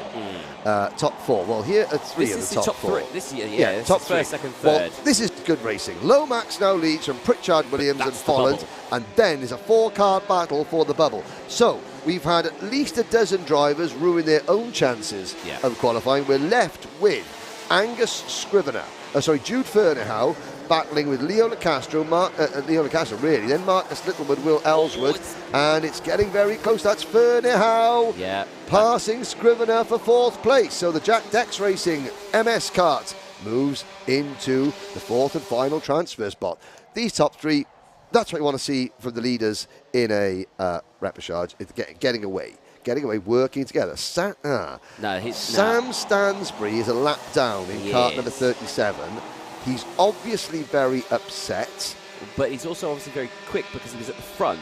Yeah, so there's nothing wrong with him being able to unlap himself. Now, I see what you're saying, Anthony, but this is the transfer spot, and Sam, I'm probably going to get a Facebook message. Sam, he's angry. He's been taken out, but he does need to let the drivers that are battling battle and sort of, sit behind them and finish. Now, there is a loose exhaust I can hear out there. It's not completely off, but it's coming off. Yes. And I'm looking at the back of Rhys Lomax's kart, and that exhaust looking wobbly. Oh, dear. Have a look at it. Look at the back of his kart. Oh, it goes through. You've just upset. While Cole's racing now, frantically looking over there. I think. Let's see. So I mean, all Rhys Lomax all Rhys Lomax can do is just carry on doing his job and driving. Further back, the 4th and final transfer spot is still held by Jade Vinner. Oh dear, that is no, he's not parked on the racetrack there. That is the that is called Zulu. It's the Zulus, section where he's on. That was part of the original circuit. It's still part of the national layout here that gets used at Whilton Mill. I remember racing on the. Back in the late 90s, if you won a race here, a big race here, you got a T-shirt. I've still got a Whilton Mill Kart Club T-shirt, circa 1998. But then again, that shows how old I am. Yes. Teddy Pritchard Williams, Rhys Lomax, Ben Folland. Your top 3. Then a gap of 1.9 seconds back to Jude Ferneyhough in 4th position. Ferneyhough has now got half a second in hand over the Hunter Motorsport number 43 of Angus Scrivener. Leo Lacastro runs 6th. Littlewood is 7th. Ellswood is 8th. Then it is Hawthorne, Frederick, Donald, George Donald from 29th up to 11th for the Jackson Motorsport team. Charlie Pritchard, Alex Duncan, Scott Mackerel and William Pemble, the top 15. Pemble was the driver at the start, as we've got to change in a second. So if you recall, Pemble was the driver at the start. He made a very poor start, dropped right to the back of the field. However, he's made his way up from about 29th place to 15th because so many other drivers, obviously he's passed some drivers, but so many other drivers have made mistakes and taken themselves or each other out of contention. We've lost Matthew Lambert, Brentley Sims, Jack Cox, Max van Overhoff, Leo Purchase. We've also seen delays for Sam Stansbury and others. Jay Lawrence and Nathan Guzzi for the Guy Cunnington Racing Team spring to mind. William Young, the Crop Promotion Team, has dropped back to 17th place, also after an accident. Yes, indeed. Like you say, this has been certainly a roller coaster of a race, and this is what one-off race weekends do. When it comes to the British Championship, yes, you would see some fierce racing. Yeah. But now Stansbury is doing the right thing. Now he's found himself. He's not battling, and he's just showing how quick he is. That is fine. When he was battling with drivers fighting for the transfer spot, that is what worries me. Yes. Yeah. Understandable, yeah. But like I say, he is still a quick driver. He's still allowed to unlap himself. There's nothing against the rules saying. Oh, no. Nothing against the rules. But again, as a driver, if Sam put his hat on, his other hat on, and said, if I'm the driver in 5th place trying to chase 4th, and another driver a lap down who's really quick is getting involved, I'm going to be frustrated with that driver. Yeah. But anyway. Nose cones. This is going to be a big one in this one. The checkered flag waves. Yeah. Race over. Pritchard. Pritchard, Williams, Folland, Lomax, Fernhow. They're your top 4 that go through, but we need to check nose cones because I suspect there's going to be quite a few in this one. And I need to see it, and that wobbling exhaust. You can hear on the screen there is one rather throaty Rotax exhaust. However, it's loose, but it hasn't fallen off. True. So, if anything, it's still good. Well, that's yes. There is the MLC Motorsport number 55 of Super Ted. Yeah. Teddy Pritchard Williams. Nice result. And yes, I think he doesn't race all that often. Now, here we go. Right. He's good. Cheers, mate. Yeah. Scales, please. That's not a bad impression, is it? Oh. He called me Lomax, sir. Yeah. Now let's have a look. Fourth place. We always miss the 4th place one. There we go. Go through. I think Scrivener, Fernhow gets the thumbs up. Yes, you're through, but I think you're not the top 3. Only the top 3 go on the scales. Go on the scales, yeah. So there we go. The top 5 go to scrutineering, though. Am I right in saying? I have. It's however many Miss Griffin and Mr. Klassen want. First, Sam Hawthorne. Click. Well, we go from the hustle and bustle of the inside of the paddock to the calm. I think we need calm after that one. There's a smiling Teddy Pritchard Williams there. Yeah, happy. Happy. Welsh flag on his race suit, good lad. Ben Folland 2nd, Rhys Lomax 3rd, then Jude Fernhow, Scrivener, LeCastro. So it looks like we're going to say goodbye to Angus Scrivener, Leo LeCastro, Will Ellsworth, Sam Hawthorne, Theo Fedrick, George Donald, Marcus Littlewood, Alex Duncan, Charlie Pritchard, and Scott Mackerel. We're also going to say goodbye to William Pemble, Gary Bird, William Young, Dylan Brierley, Jay Lewis, Isaac Lord, Max Kettle, Jay Lawrence, Nathan Guzzi from Poland, Sam Stansbury, Matthew Lambert, Brentley Sims, Jack Cox, Mats Overhoff from Germany, and Leo Purchase. So that concludes the senior Rotax repechage. We're going to take a commercial break. I'm going to go run and see Mr. Rogers get a repechage grid for our next race. Take it away.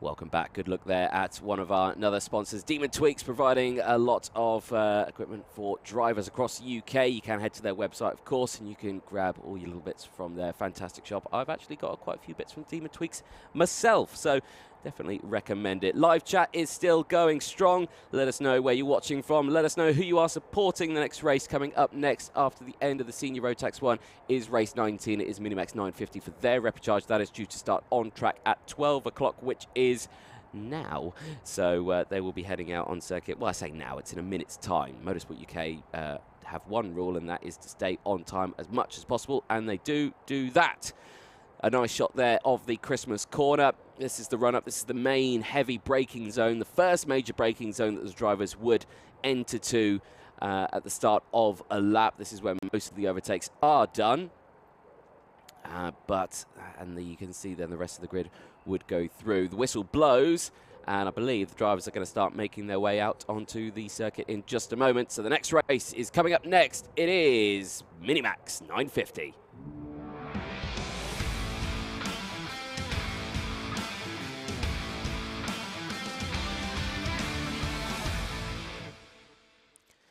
Yes, indeed. Minimax 950 for race 19. Repechage time. Let's find out who is going to start where. Remember, the top 4 go through, making a 36-kart grid for the pre-finals later on. John Richardson and James Roberts, I should say, they start from the front row. Sam Mott and Katie Donaldson for the JDR team start from row 2.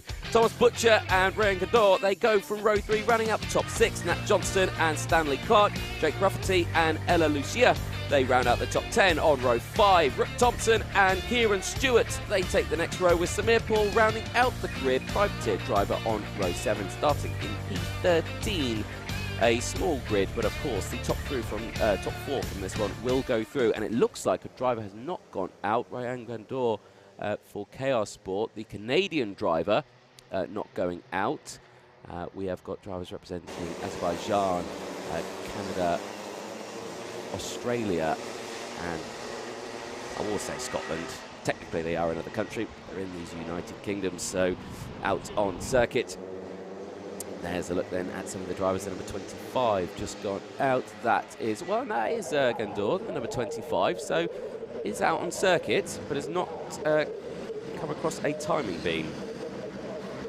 Definitely out there, so good to see, good to see. Right then, into the final corner they go. Remember, the top 4 go through in this one as they make their way out of the final corner to the start-finish line. 8 minutes of racing will kick-start, and it's a good start from the entire field. Not the great start for the Zodicart there. I think that was James Roberts dropping down into now 3rd place as they go up the hill now in towards Christmas Corner for the first time. On the outside road there, one of the Chaos Sport karts going very, very wide there. That is Gandor in the number 25, and off the track there at Christmas Corner, 2 karts off. The 51 is off and gesticulating wildly there, not very happy. Stanley Clark. There was also another kart that went off as well. Didn't quite see the kart number, is down the inside change for 2nd place as battling Sam Mott under pressure here from James Roberts. James Roberts, who now is falling down the order, I believe now is in P4, so he's on that bubble just a little bit. Henry Vedette joins me back in the commentary box. I suspect he's just run, so I'll try and get him to talk now. Are you out of breath, Henry? Not at all. I'm the peak of physical fitness. Exactly. I'm glad you said it, because I'm so worn out I couldn't possibly get the words out. We've got a race ahead. John Richardson, Ryan Gandor from Canada. Well, Azerbaijan and Canada lead this race. Sam Mott and James Roberts, and Katie Donaldson, Jake Rafferty, Rook Thompson from Australia in 8th position. So, are we going to get international flavour? And thank you for letting me speak continuously for 3 or 4 seconds. Excuse me, I've just got to go and do something a second. He's going to go limber up, and Henry is now breathing to try and catch his breath back up. Really, I'm actually quite impressed he did it so quickly, all the way up to the start-finish line and back down to the Mill building here at Whilton Mill. Already, I'm starting to hear the buffeting of nose cones hitting the ground as a little bit of a coming together there between 2 drivers through the boot section. All coming together again. The top 4 of this one go through. You'll see the bubble graphic will appear. Richardson, Gandor, Mott and Roberts are in that top 4 at the moment. Rafferty, though, is just on the outside of that.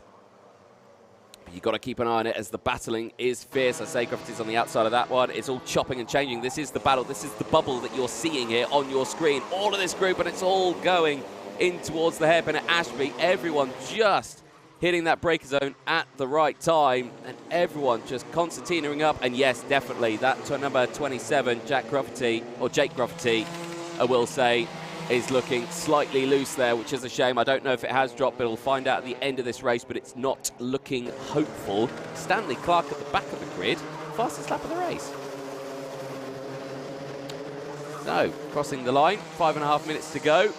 John Richardson, Nat Johnston now with the fastest lap of the race, and again it's getting faster as the race progresses, but crucially it's all the drivers at the back of the grid because they've got the clean air. Well, yeah, Stanley Clark obviously starting much further up. Yes, of course. He had that moment with Nat Johnson on the opening lap. Christmas Corner, yes. All these drivers are slowing each other down, yes. So he's got a bit of dear, and that's one driver going very slowly. That is the Is that Kieran Stewart, number 16? No, it's Paul.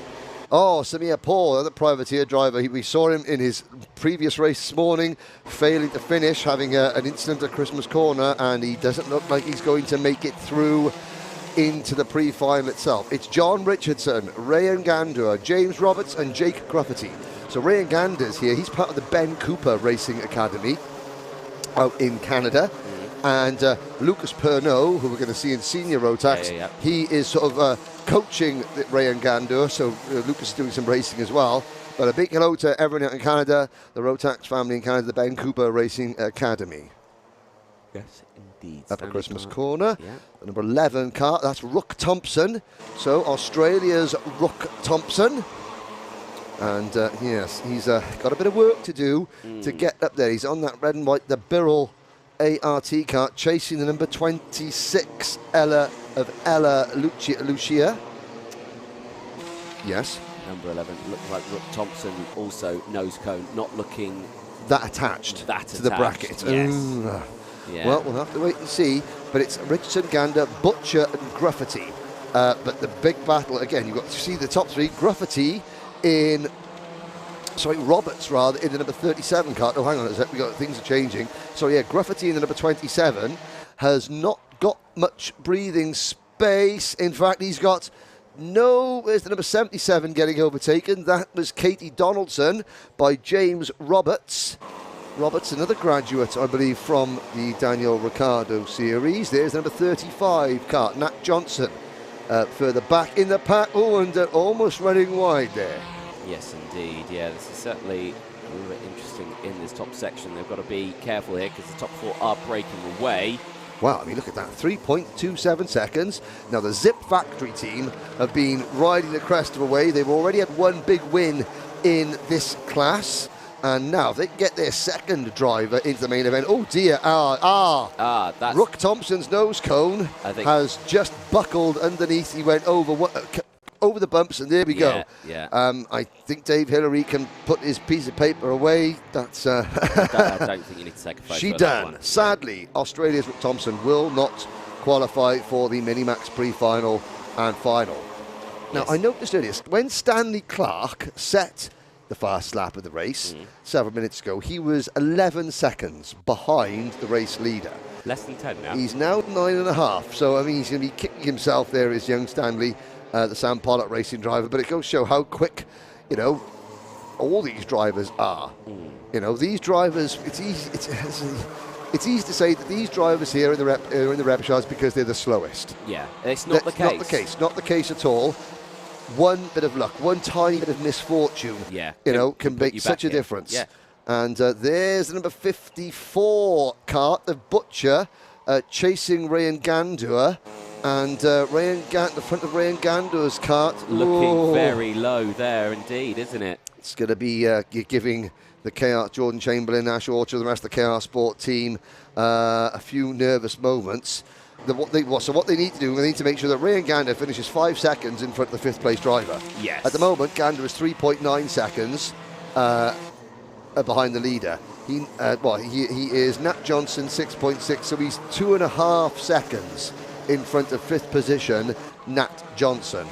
And that's not, obviously he's going to have to work very, very hard. If he can get 5 seconds in front of Nat Johnson, then he can get a nose cone penalty and still qualify.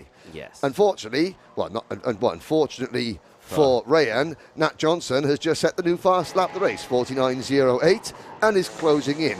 But she is clear. Nat is clear of Ella Lucia in 6th, and Katie Donaldson 7th, Sam Mott in 8th. Stanley Clark up to 9th, James Roberts 10th, Kieran Stewart 11th, and Samir Paul in 12th position. Yes, indeed. Stanley Clark is absolutely flying. He's now just over 9 seconds behind there. And here is a look at our race leader. His dad's English, his mum is from Baku in Azerbaijan. John Richardson, and his dad said he's very, very proud of his Azerbaijani heritage. Yes, so, indeed. to our audience in Azerbaijan, I am sure there are many of you. Hello. Hello and welcome. And your driver is leading the race. Is indeed. And a very nice driver indeed as well, because every time I've walked around the paddock, John's always come up to me and just said, hello, how are you? And exactly. It's well, nice he's been trained very well. That's media training. That's media training. Find the commentator. Find the commentator, hello. and potentially bring them cakes or cans of Iron Brew. There's a move. It's number 51. That is Stanley Clark. Picking him up but putting him down. He's passed those 5 drivers, and he's 9 seconds behind. He's not going to qualify for the repechage, but he wants to show, look, I'm the fastest driver out there on that number 51, Sam Pollitt Racing. Now, it's down as an OTK. It's down as an OTK product, that number 51. It looks a little bit like a Sony card to me. There's number 51. Let's have a little look at it. Oh, there's the graphics kit. Oh, somebody's off on the inside. Oh, right. Yeah, who was that? Who's off on the inside of Oblivion? Was that someone from the top 4? Because they were relatively close. Yes. Possibly. It was Jake Gruffety. Jake Gruffety, yeah. Oh, dear. Jake Gruffety. Now, this changes the complexion a little bit. Now, that puts Ella Lucia up into the top 5. If Rayan Gandour has got a nose cone penalty in the number 25, Ella Lucia is now the best placed driver. And you know what? The clock has struck 0. Last lap, Stanley Clark is up in the 6th position. But here is your race winner. It's the number 32 Zip Factory driver, John Richardson, with the win. Wait for it. 2nd place is Thomas Butcher. Where's Rayan Gandour gone? Also dropped. No, he's finished, but Butcher finishes 2nd. Gandour is 3rd, and Nat Johnson takes the final transfer spot in 4th. Ella Lucia is 5th, and she is the driver that stands to inherit a place in the pre-final and final if there is any problem with the top 4. Indeed, and something tells me there might be, because there was a big chop and change of the grid. Everyone who started near the front at the start of this race dropped to the back. The back dropped to the front, so there was a big change around, and I think it could have resulted in some nose cone tomfoolery. We're going to find out now. We are going to find out. Hopefully, let's stay with the top 4 for this one. All 4 of them. We need to see as they come in, and we'll see what happens, because this is the tense moment. Okay. It's quite visibly obvious with some of these cuts when they actually race. Right, here we go. 1, 2, 3. Oh, here we go. He thinks his nose cone's good.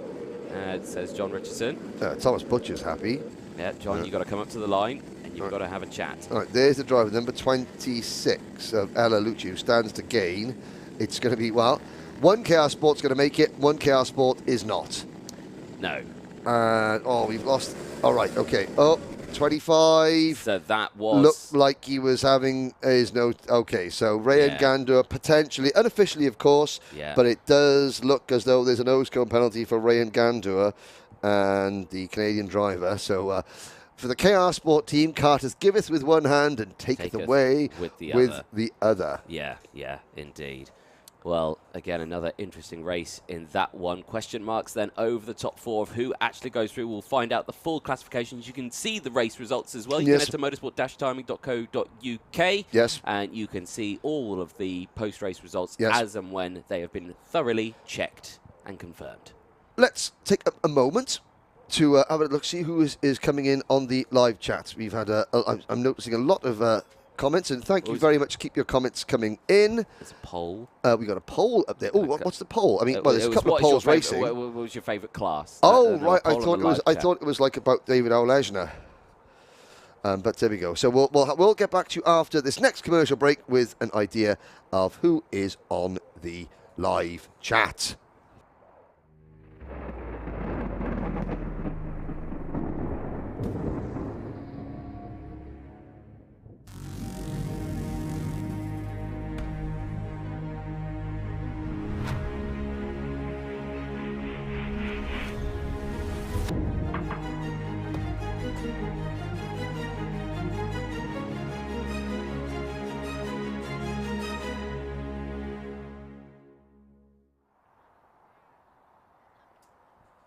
Welcome back, ladies and gentlemen. Nice little look there. Some new lovely ads from Wera Tools. Again, huge thanks to Wera Tools. Again, sponsoring the British Championship this year running. Yeah, 3rd year in a row. They certainly like their karting. Yes. Now here we go. We're talking about... so this is the RV245. They're talking about the engines. That's the JVD power. That is one of the Jan Daams and the JVD team in Holland. They ran Kart last year. Talking about Craft Motorsport. So there, we're talking about a lot of the Rotaxes that's leading illegal. No, that's not true. They're completely legal. And they just talk about basically, about how much a better engine can help you. But well, let's have a little look. We've got some lots of good engines coming up next one. It's Micromax, the pre-finals coming up now.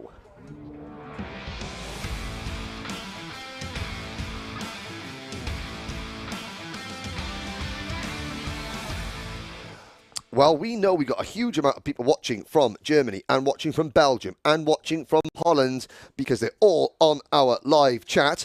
Who have they got to cheer for in this next race? Well, here are your contenders for the Micromax pre-final. Pole position, Emerson McAndrew Uren for Dan Holland Racing, Jensen Chalk for MLC Motorsport on the outside of row number 1, RCE's Edward Haynes and Toby George Motorsport, Corby Patterson on row number 2. The leading privateer driver, Zach Starbuck, completes the top 5. Jack Freeman is starting in 6th.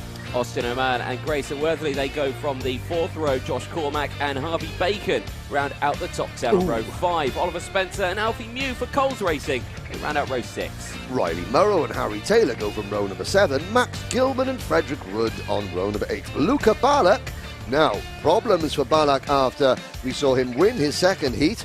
He starts only 17th, followed by Joshua Cook going from P18. Alex Goodson and Oliver Warner are next, followed by Samuel Lowdy, JJ Lowe, Luke Millward, Lewis Cacaldi. And the final 3 rows, Max Abrahart, Ramir Roberto, Samuel Lush, Dylan Pahal or Dian Pahal, Reese David Richardson and Ethan McClellan. 30 drivers, 10 minutes plus 1 lap. Your Micromax pre-final set to get underway in 1 corner's time, Anthony. It is indeed. Keep comments coming in. I've got the comments on the Motorsport UK YouTube channel in my screen now as well, and it's a false start, which is good because it means I can go over some of the messages. There's quite a few happy birthday messages, and there's actually a couple that I need to remember as well. So happy birthday to Lucy Lovell. Also, can you give a happy birthday shout out to Aid Anthony, who is 15 today, and also a happy birthday to Carl Manchester, who's in the cameras for Motorsport UK today. It's his birthday. No idea how old he is. He looks 70, but I think he's only in his 20s. Early, 75. 75, I think. Yep. Okay, here we go. So we're going to go around again. That was good. So happy birthday to all those people. And so let's have a look. Emerson McAndrew Uren. Very new signing to the Dan Holland Racing team. Really good to see. We've got Jensen Chalk. Again, probably the most experienced Micromax driver in the field on the outside of row number 1. It's Dan Holland Racing versus the MLC Motorsport team. Then it's 2 newcomers to the paddock, RCE and Toby George Motorsport on row number 2. And again, showing that privateers can still succeed, especially at this level. We've got Zach Starbuck, Austin Oman also in the top 10. Lights are out. We're off and racing. It's a good start from McAndrew Uren into turn number 1. Now round Oblivion. Jensen Chalk dropping to 3rd place, possibly dropping to 4th place. Edward Haynes up into P2. Make that P1 as they head up towards Christmas Corner. Yeah, nice start from the entirety of the grid as they negotiate their way around the tricky technical section here of Christmas Corner as they go through now down in towards the Ashby hairpin, the major braking zone here as they go 3 wide and a little bit of coming together. JJ Lowe in the number 48 Kart on the outside there, somebody on the inside of him missing his braking zone and using his side pod as a brake. Yes, yeah, that is unfortunate, but they continue on nevertheless. A little bit longer these races, of course. 10 minutes. Oh dear, and that exit stage right for somebody, and I'm trying to see who that was. That was the number 22 Kart. That is a very unhappy looking Riley Murrow. Yeah, Riley did a brilliant job earlier on. And there was something flying off the side of the circuit there, just as the camera picked up at the karts crossing the start-finish line. Almost, oh dear, oh no, and that's the leaders. That's the number 24 Kart, Colby Patterson, the Toby George Motorsport team, out of 3rd place, and he's taken Jensen Chalk with him. So there's 2 potential race winners who are now facing a mountain to climb, and there's another spin. That's the number 33 kart of Frederick Wood. There was another driver that had to go very, very wide there to avoid clattering into him. So we're looking at there the number 80 kart on your screen. The number 80 is Harvey Bacon, the Cato Motorsport driver. Well, it was a nice, steady first lap, and lap 2, it's all kicked right off. It has indeed, hasn't it? So a real shape-up, and of course, if you're wondering what a pre-final is, this is basically a race to determine what the grid will be for the final later on today. That was what determines it for that final. So yes, you have your qualifying heats. That will give you intermediate classification points. That will determine where you start for this pre-final. Yes, correct. And then at the end of this pre-final, the race results will determine where you start for the final later on. And then, of that course, is also correct. We also find out at the end of the final, whoever wins that gets the O plate. That is correct. There'll be the first Micromax O plate ever awarded. Yes, and because this is a open championship, it's an open event, it's the Rotax O plate. Yes. The Open Championship. Anyone with a Motorsport UK licence can race in this event. Very good. Well explained. I am getting better at my karting knowledge. Oof, who would have thought that? All I need to do is practice mine now. Edward Haynes has the race lead from privateer driver Zach Starbuck. Now, see, remember Zach Starbuck doing very well at Kart Masters last year in the Honda class. I think it was possibly Honda. I'm sure his parents will find me during the thing. Yeah, I seem to remember Zach Starbuck doing well in Kart Masters last year, and he is there in second position. Or did he have a big incident at Kart Masters? Something. Waterswift. Possibly Waterswift. There was something with Zach Starbuck. He did very well as a privateer in Kart Masters last year, whether it was old brain, see, that's the problem, but I'll catch up with it. But again, a very talented young driver indeed. He's under pressure from Oliver Spencer, though, in second position, and he gets past there because you can see that Edward Haynes is starting to pull away. The lead that Edward Haynes had at the end of lap number 3 was 9/10 of a second. Oliver Spencer has now sort of pared that back to 3/4 of a second. Starbuck and then McAndrew Uren. These three drivers here can work together and easily catch Edward Haynes. Harvey Bacon, Grayson Wortley, Luca Ballack already up from 17th to 7th. Then it is Harry Taylor, Austin Oman, the top 10 rounded out by Oliver Warner. Yeah, but Warner up to 10th place. Realistically, at the moment, with 6 minutes to go, these three drivers are the only ones capable or within, capable of catching Haynes. Yes. Further back, we have lost Dian Pahal, sadly, one of the RCE drivers, out of the race. After his earlier spin, Riley Murrow is now running in 23rd. Colby Patterson is down to 21st. Jensen Chalk runs 14th after getting delayed. So we can't see Jensen Chalk, but he's looking down at there where Jensen Chalk is. He has got a fair, he's got about 8/10 of a second to make up before he gets the next pack of karts in front of him. So Jensen's going to be looking to try and salvage a top 10. See him, they're just coming out of oblivion. He's got about 3/4 of a second to make up before he gets to a whole host of karts from Austin Oman in 8th place on back. But, Anthony, those three drivers, Spencer, Starbuck and McAndrew Uren, have caught Edward Haynes, and with 5 minutes plus a lap to go, we're at half distance. Can Haynes hold on? That is the ultimate question. We'll find out as the race progresses. The answer there just being confirmed. He has held on to it. Well, there we go. Spencer went for the move on the inside, but Haynes immediately fighting back. So Haynes here really, really showing what he's got out there, which is fantastic. The RCE team being thrusted onto the scene here for the Motorsport UK Rotax O plates and showing what they've got here. And again, chopping and changing, goes defensive in towards Christmas Corner. As again, it looked like Starbuck was going to go for a little inside move there on Spencer, but Spencer just closing the door, refusing that gap. And my earlier prediction that only one of these four drivers could potentially win this race could potentially now be proved to be a little bit wrong, because they're battling more than I thought they were going to, and this is going to slow each other down. The gap back to the 5th, 6th and 7th place drivers on your screens now. They are Harvey Bacon, Grayson Wortley and Luca Ballack. It was 3.2 seconds. I suspect it might be a little bit less this time, but crucially, these three here, they need to work together. Yes. Well, Luca Ballack is really, really pushing hard. Yeah, pushing hard there as down the inside. Close contact between the two of them. They nearly make contact, but they don't. They stay perfectly aligned. Beautiful racing from the two of them as down the inside, Spencer now takes the lead from Haynes. Haynes just closing the door just enough to allow the space, but enough to make sure he really thought about going for that overtake. Yes, indeed. And again, very, very close. Good driving there. A bit of good give and take as Spencer, Haynes, Starbuck and McAndrew Uren come out of Ogiers into the boot here.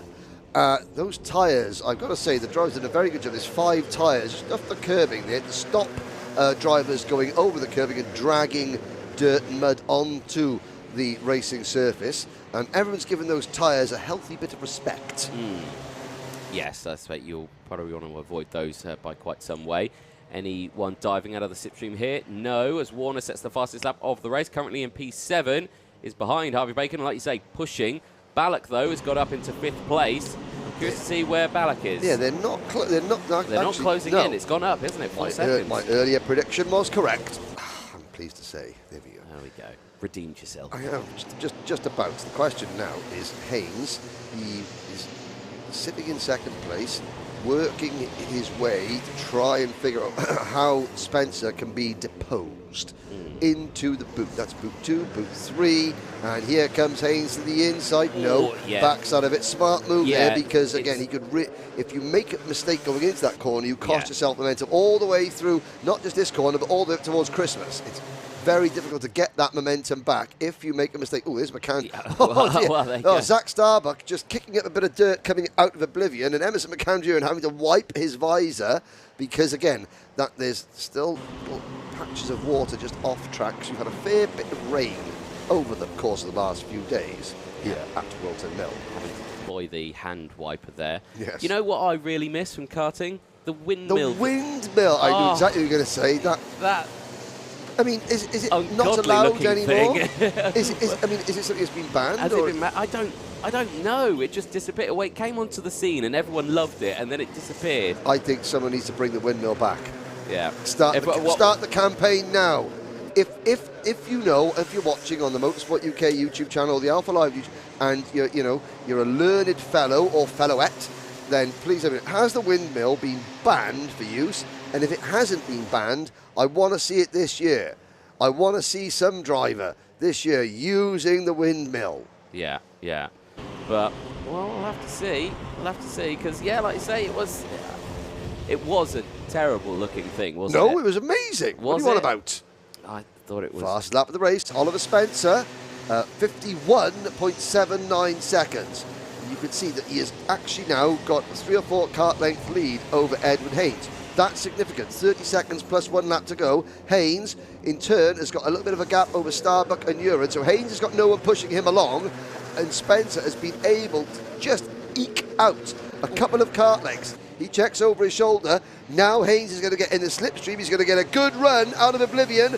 Can Haynes make the move going into Christmas corner? Looks for it, comes out of the slipstream into the apex, tucks it in, beautifully done. Nothing there that Oliver Spencer could do to defend that one. It was alongside way before the corner even came, and instantly Haynes goes defensive to try and close that door, and rightfully so. Again, the gap is still absolutely non-existent between the two of them, but a better exit out of Chapman's there as down the inside. Spencer tries to get it done.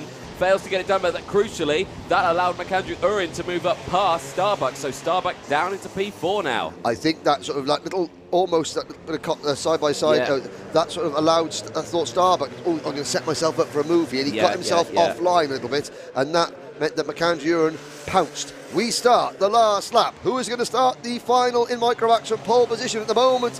It could be Edward Haynes. Oliver Spencer's trying to return the favour. Haynes defending up the hill towards Christmas corner. This is going to give Emerson McAndrew Uren in the number 31 cut a great run down the hill towards Ashby's.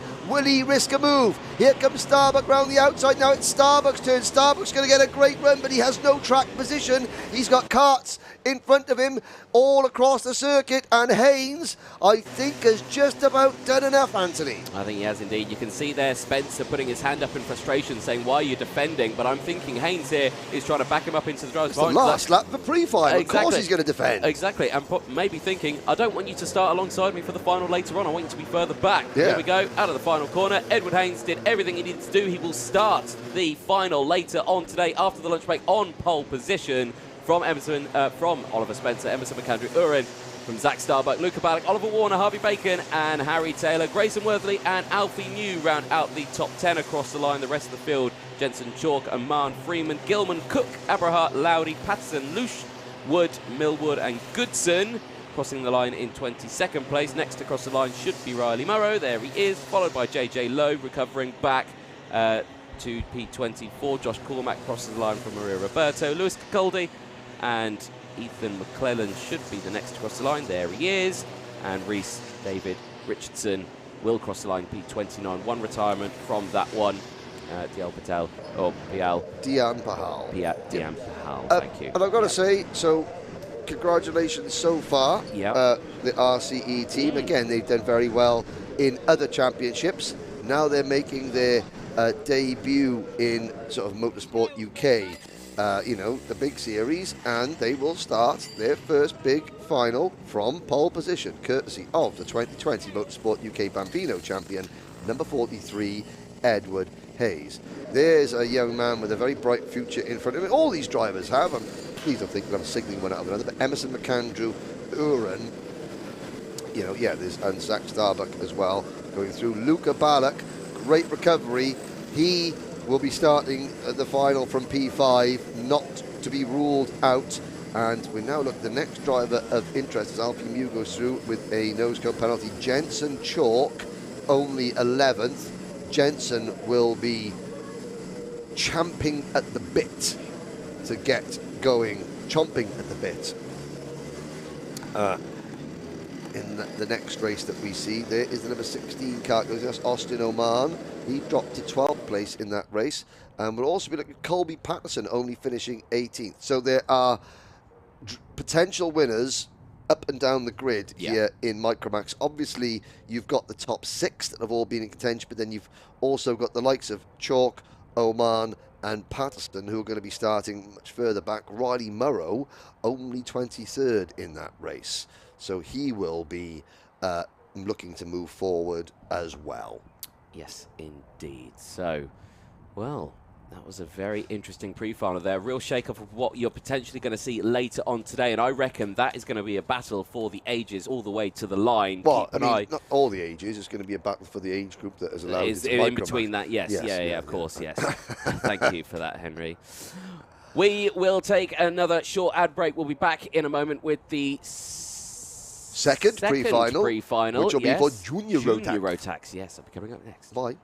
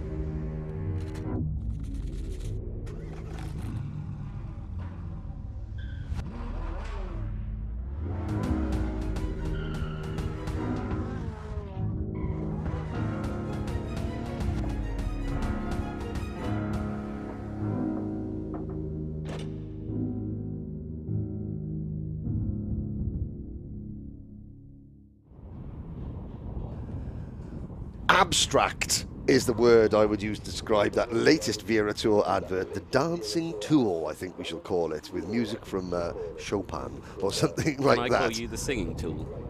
Thank you very much, Roll. I'm very good. Oh, look, there's some aeroplanes. I'm good at that. That's formation flying. Well, we couldn't quite get the red arrows. Yeah, the budget didn't quite get there. We didn't get that. So there's the fly past, a couple of biplanes for you. And again, a big happy Mother's Day to all the mothers that are here and watching at home. And a big happy Mother's Day to all those who are no longer here. And, it's always a day, I think. Now there is one of the official BKC Racing team members. You can see him there, mullet flowing in the breeze. Oh, yes, that is a fine mullet. Yep, neck nice and warm on that driver.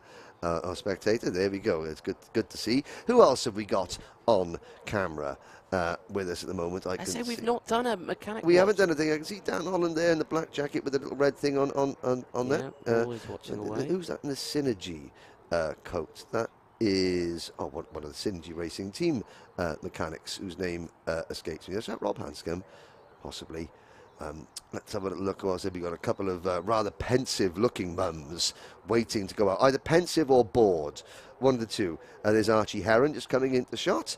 But yeah, basically that is one mum sitting there, either very nervous because her son's about to go out, race, son or daughter, or one thinking goes, oh, glass of wine would be nice now. Anyway, enough of that. Next race is the Junior Rotax pre-final.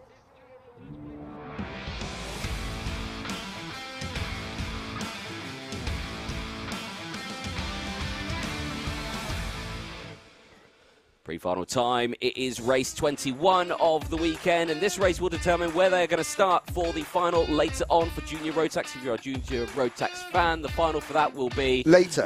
Anyway, here's the grid. It's Macaulay Bishop on the front row, Ewan Charman. Both Macaulay and Ewan won both their heat races yesterday. Macaulay was fast in qualifying. Archie Clark and Ethan Jeff Hall, the defending and reigning O-Plate champion, on row 2.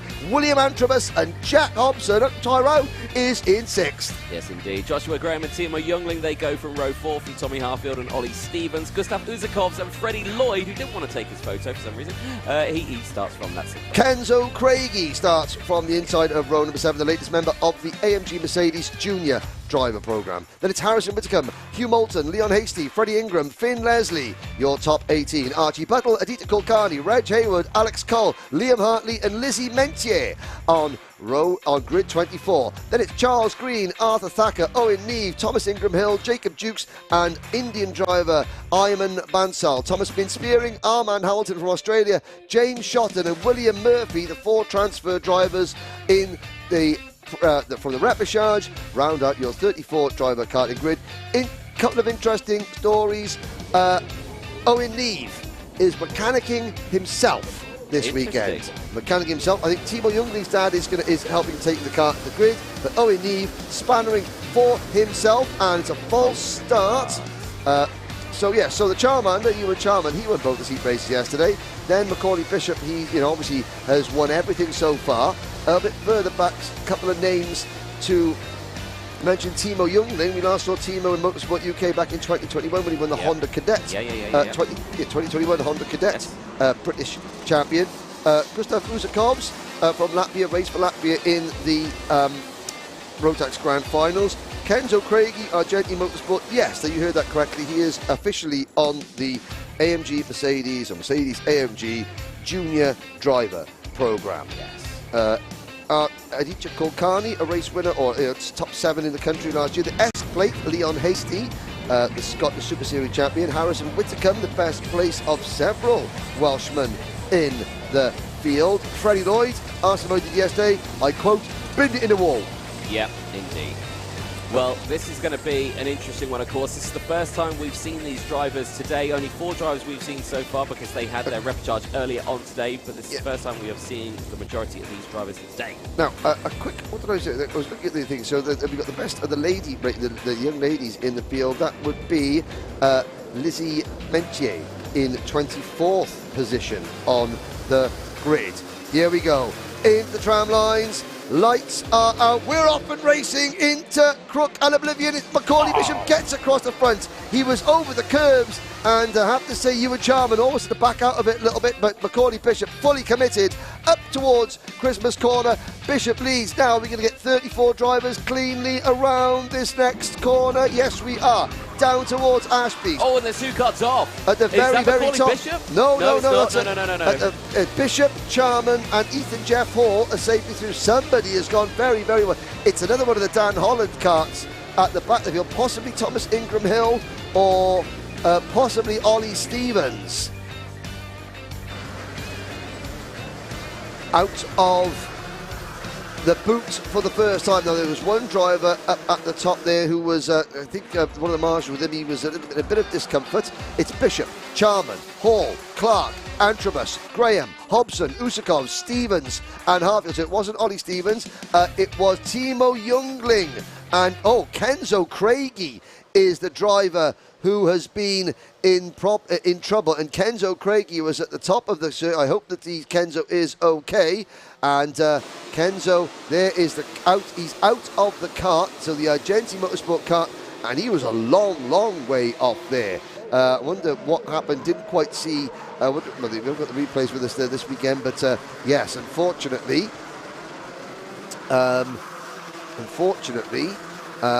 Kenzo Craigie is out of the race. That is a shame. Bishop is Kenzo Craigie's teammate, Ewan Charman, and Ethan Jeff Hall run 1, 2, 3, and I wonder. Thomas been spearing at the back of the field. Owen Neve down to 31st. Then it is Armand Hamilton, Arthur Thacker, Ayman Van Zaal is 28th. William Murphy already up to 27th. James Shotton, best of the repechage qualifiers. He is at the 26th position.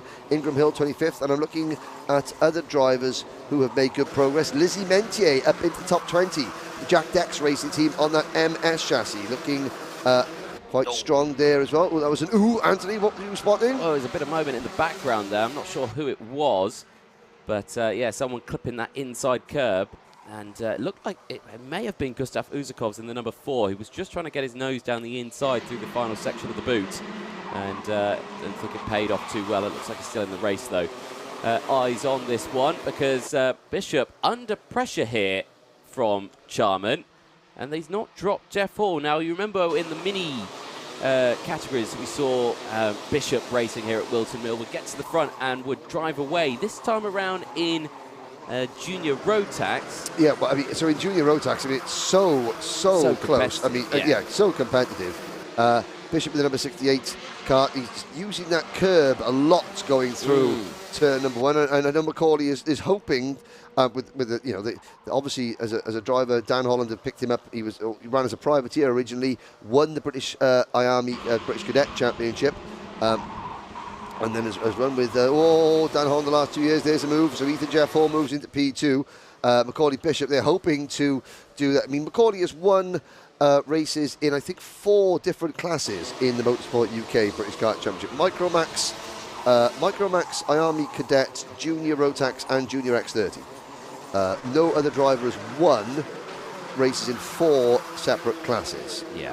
And he is, obviously looking to start his season successfully. Ethan Jeff Hall, the reigning Junior Rotax champion, O-Plate winner.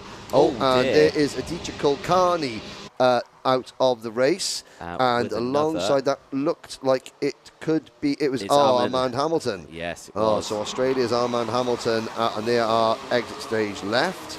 A little bit of a discussion going on there. Aditya walking away, just looking none too impressed with life. The karts will have to be fixed, and they will be starting. They'll be joining Kenzo Craigie at the back of the field for the final.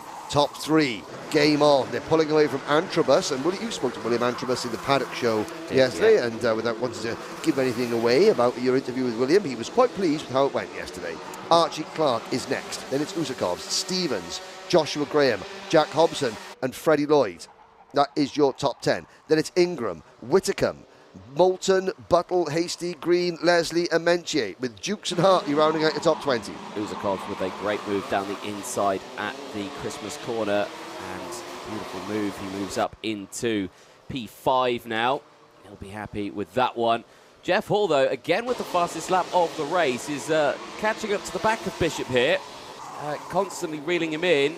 Yep. And go for the move. There you go. Instantly going for it, and now he's under pressure from Charman.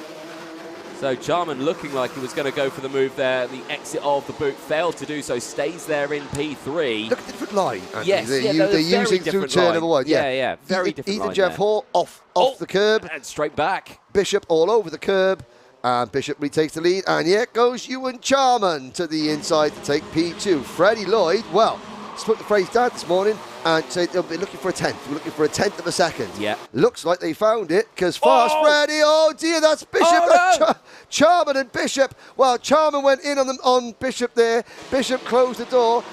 Charman, they were both lucky they didn't have a big accident. Charman has certainly lost a lot of ground. Bishop in second position managed to hold on and is in P2, but that's given the lead back to Ethan Jeff Hall, and somebody was getting a black flag, were they not?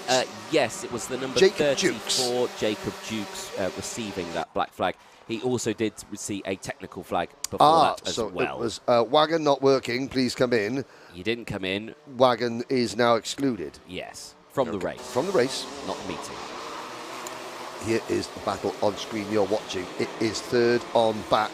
So Ewan Charman now finds himself right in this hornet's nest. He's just in front of it, and it's so it's Charman in third. Antrobus is fourth. In fact, it's Usakov's now in fourth. Yeah, it's Usakov's in fourth for Hunter Motorsport. Then it's the Thule Motorsport kart of Antrobus in fifth. Clark, Stevens, Graham, and the back of the group, like charging at them in the number 17 kart. Watch out for Freddie Lloyd, the Evolution Racing entry. Good to see the Evolution name back in the paddock. There's Fast Fred, and Fast Fred in the number 17 kart, just giving the number 88 kart of Joshua Graham a bit of a workout. And look at the dive there from Ingram. Wow. Freddie Ingram, absolutely nail-biting stuff, and off the track Antrobus. there. Was that Antrobus? It was, yeah. Going slowly. There's the S plate. What's the S plate doing? That's the Scottish Super Series champion, or the Scottish sort of champion. Yes. So basically, this event in Scotland. Yes, basically. Yes. Big moment there for Usakovs. Usakovs, getting sideways, and now that backs the pack up behind him. It allows Freddie Lloyd to get away. And I think, yesterday, the mix of conditions, it never really gave drivers much of a chance to make.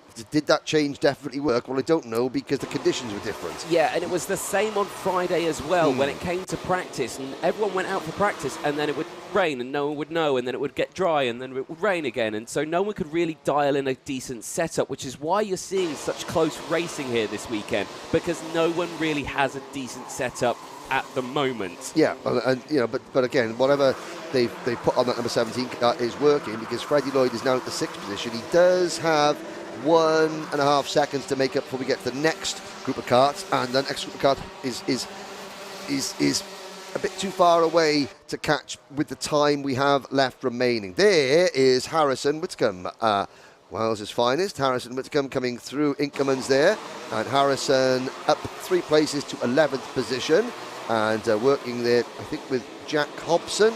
Indeed, he's actually moved past Hobson now into the top 10.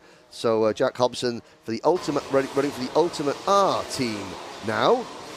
Hobson been very successful in the British Championship as Hobson. He's been, he's been a seeded driver in a number of different classes over the years, and in Junior Rotax now is looking to help from Ultimate R to maybe get that elusive first British title. Joshua Graham, 45.01, new fastest lap. Ethan Jeff Hall continues to lead. We're looking at him now. Macaulay Bishop, after that incident with Ewan Charman, it's taken him a while, but Bishop is now back to within 5 kart lengths of the race leader. Yeah, he's recovered pretty well, hasn't he?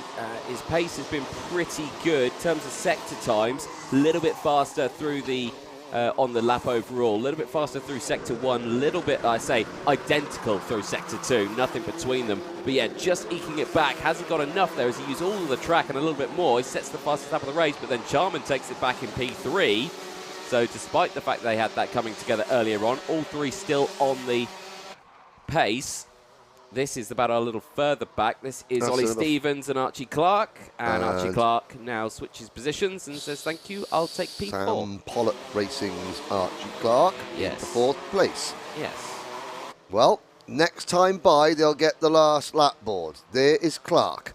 Out of, oh, look at that. You know, people talk about how bumpy this circuit is. That was great, a great insight to how bumpy this circuit is. You've got to use lots of curves.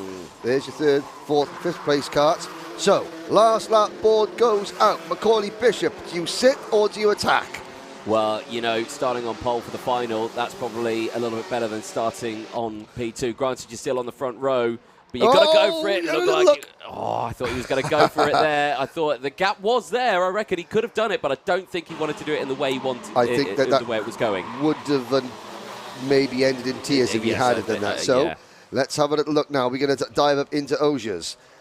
And the answer is no, because Ethan Jeff Hall is very, very quick out of Chapman's. Now up towards the boot. The crossover coming through the boot. Let's see.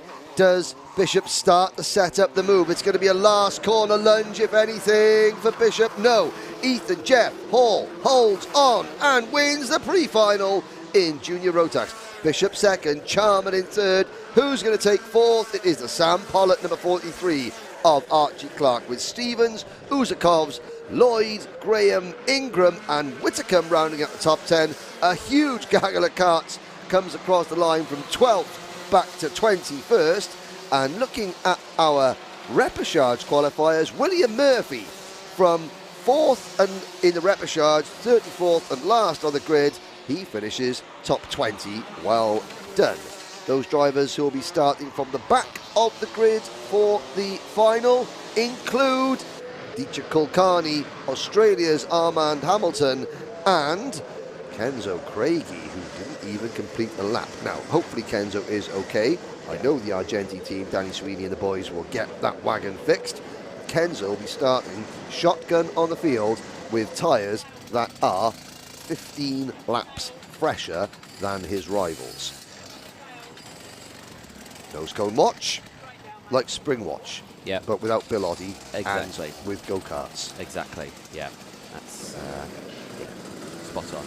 All good for the top 4 and looking like it's all good for the rest of the field so far. So nice, clean race for the drivers out there. Everyone looking okay. There were some pretty good overtakes. There were some moments as well, but everyone getting away with it. There's a look then at the provisional results at the end of that one. Ethan Jeff Hall, after 15 laps of racing, will start on pole position for the final. Later on, he'll have Macaulay Bishop alongside him, though. Who will take home the O-Plate in Junior Rotax later on? Well, we will find out. We've got one race to go, but it's going to, again, looking at that, you've got a bunch of potential winners, even though we've got 79 drivers now, and again, anything can happen, but certainly Bishop, Ethan Jeff Hall and Charman, who finished 1st, 2nd and 3rd, have been the dominant factors over the weekend. If Freddie Lloyd, they said they were looking for about 1/10 of a second to get the kart set up sweet. That happened. He gained 5 places in that race. He'll be starting 7th, but you know, and as a driver, this works for Freddie because, again, when he starts right at the front, he can't get his teeth stuck into anything. When he's got to start and charge through, which he has to do in the final, that could be a really, really exciting conclusion to the Junior Rotax event later on this afternoon. Let's hear from one or two more of our sponsors. Don't change that dial.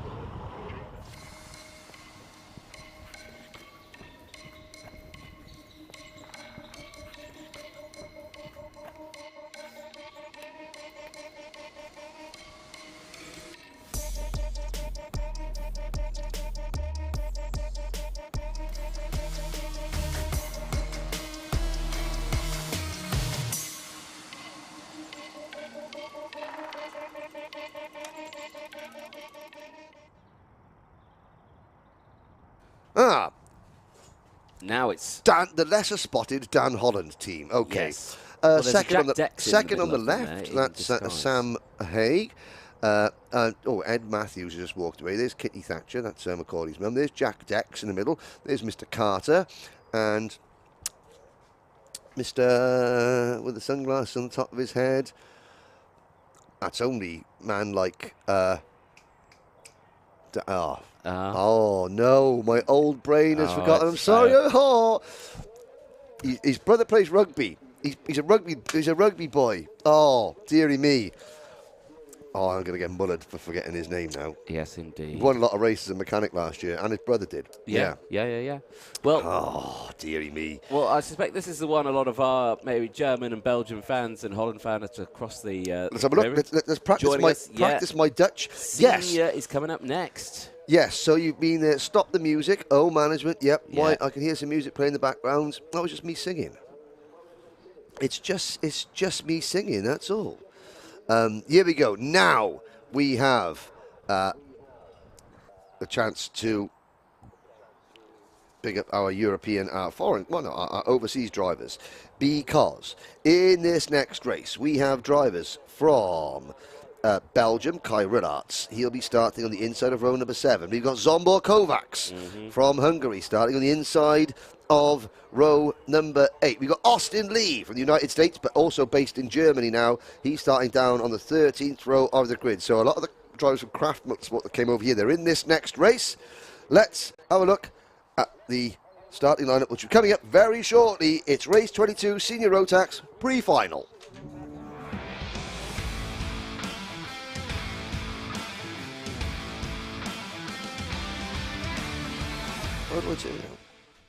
Right, here we go. We're about to see the starting lineup. 34 drivers strong. Kai Hunter.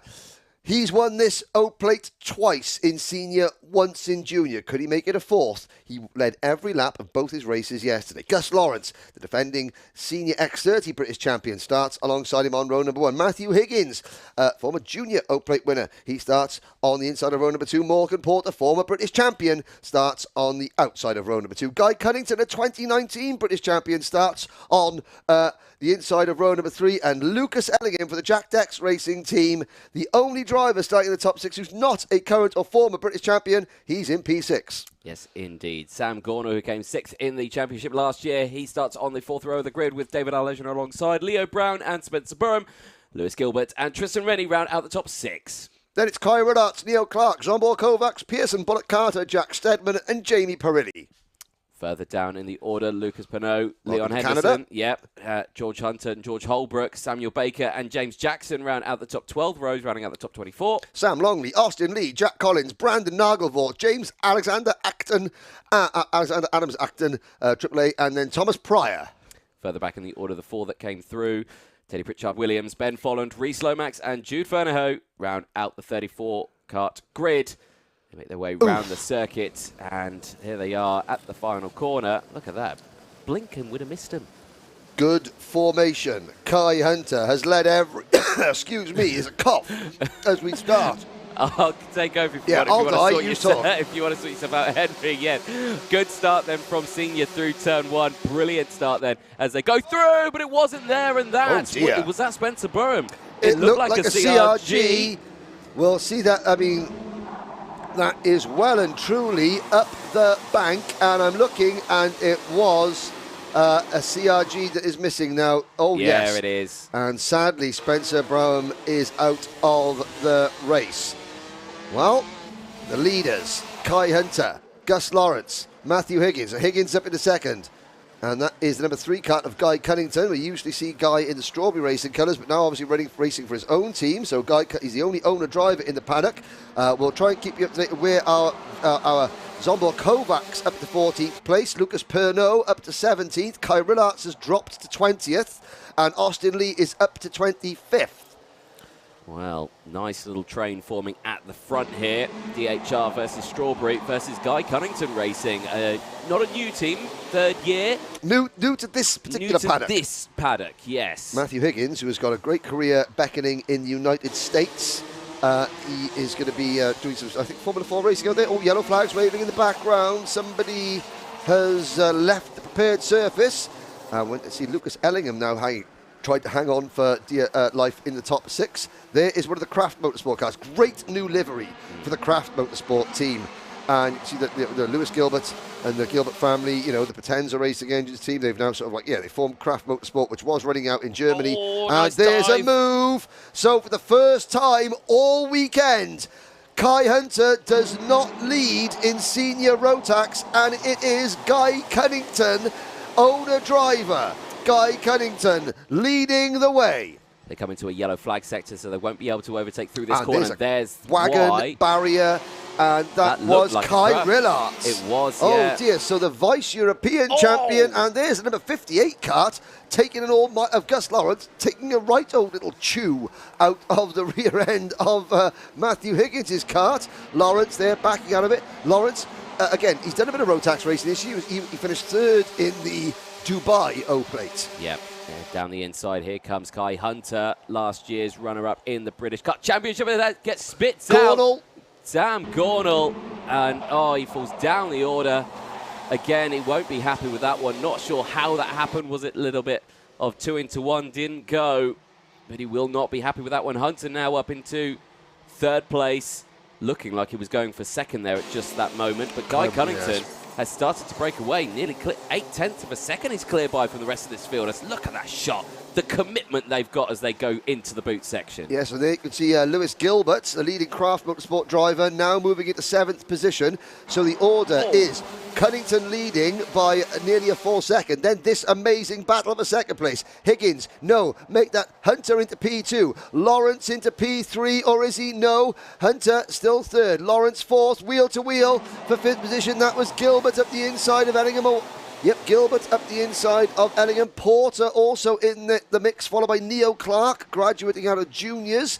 He is there in 8th place. Then it's Tristan Rennie and Zombor Kovacs, the 6th-time Hungarian champion. He's a Central European champion. He finished second to Mark Kimber in the 2016 Junior Rotax Grand Finals. He is in kart number 71, the Hungarian driver, and he is showing his class. He is ahead of Leon Henderson, Jamie Perilli, Pearson Bullock Carter, David Olejna, Teddy Pritchard Williams from 31st to 15th. Super Ted's on a mission. And there's Gilbert and Higgins almost wheel to wheel. Ellingham now into P4. Lucas Ellingham, that MS kart, but Lucas Ellingham is really, really doing very well. It knows his track and well. Off the track. That looks like Olejna grass tracking it. The number 40 kart. No, it's Jamie Perilli. It is, yeah. Jamie Perilli, new to Strawberry this year, isn't he? 6 years at Project One and has now moved over to Strawberry. And that was the Thule Motorsport kart. That was Neo Clark getting it right. Zombor Kovacs saying yesterday that it was getting used to just how aggressive this event is. And Zombor, first-hand knowledge. Now, let's have a little look back. Teddy Pritchard Williams, he's not only coming up there, he's catching this group. And this group is in 6th position. This is the battle for 6th place. Gilbert, the number 29 kart, has it. What a lunge that was from Tristan Rennie into Ashby. Completely loaded it under braking and sideways, and amazingly still made the corner.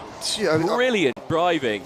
Yes, now there is Higgins and Hunter, 2nd and 3rd. Lawrence is 4th in the Project One colours. Then it's Ellingham 5th and Higgins in 6th position. In fact, Guy Cunnington's lead was a second. It's now nothing. Here's Kai Hunter. Hunter around the outside of Christmas Corner. He's going to try and get Guy Cunnington offline as they come out of Inkermans down towards Ashby's. Guy Cunnington, the 3-plate, 3rd in last year's British Championship.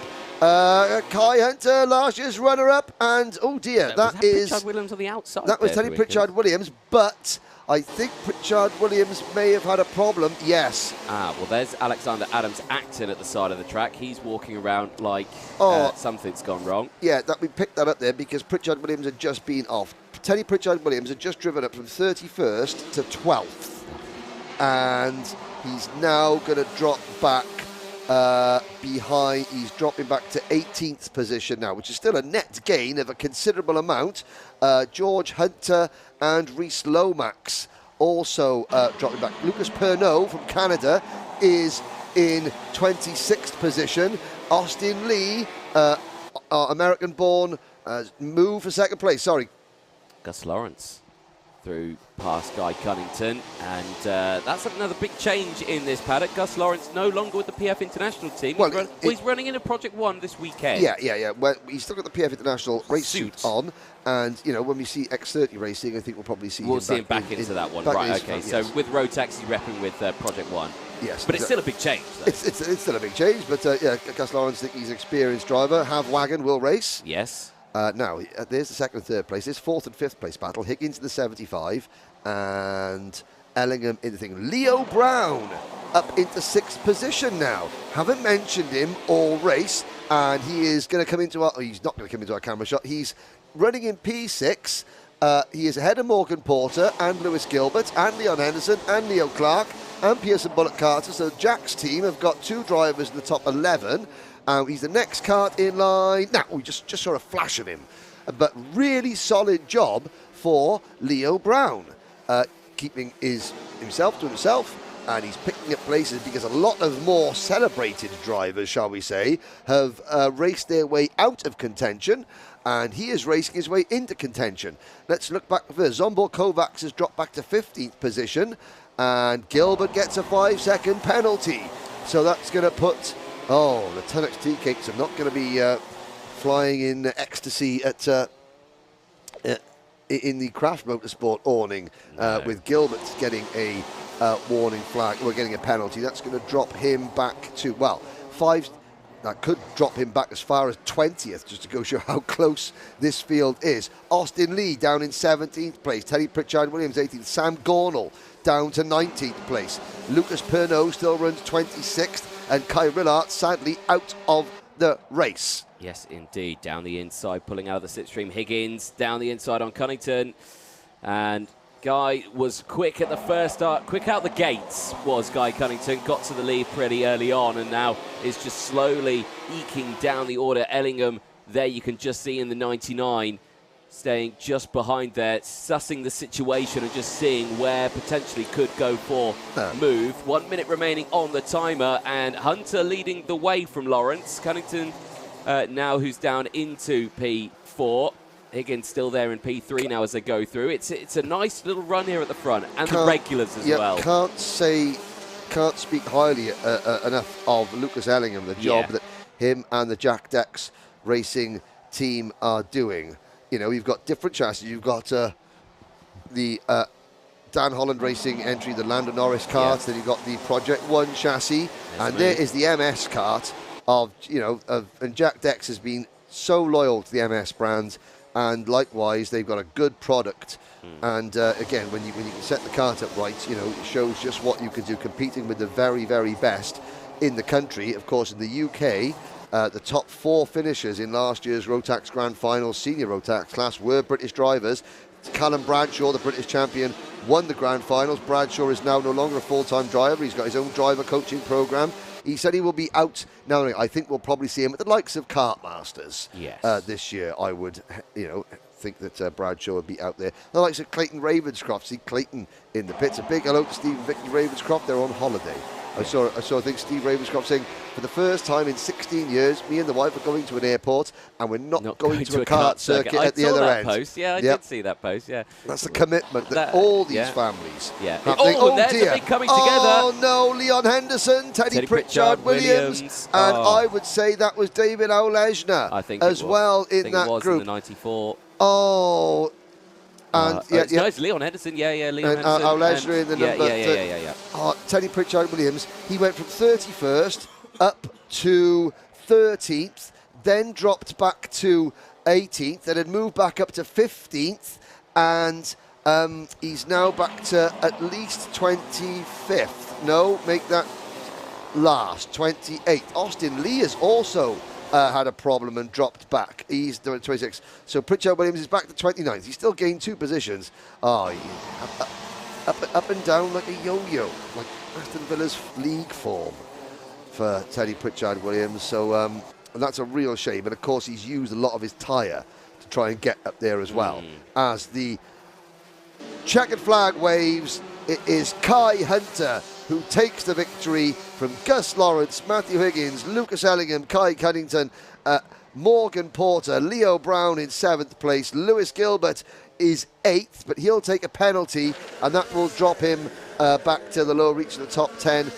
Neo Clark, Pearson Bullock Carter, Jamie Perilli, Sam Gornall, Zombor Kovacs, George Holbrook, Jude Ferneyhough, and Brandon Nagelvort, your top 16. Jack Stedman, Sam Baker, Ben Folland from the repechage, and Sam Longley round out your top 20.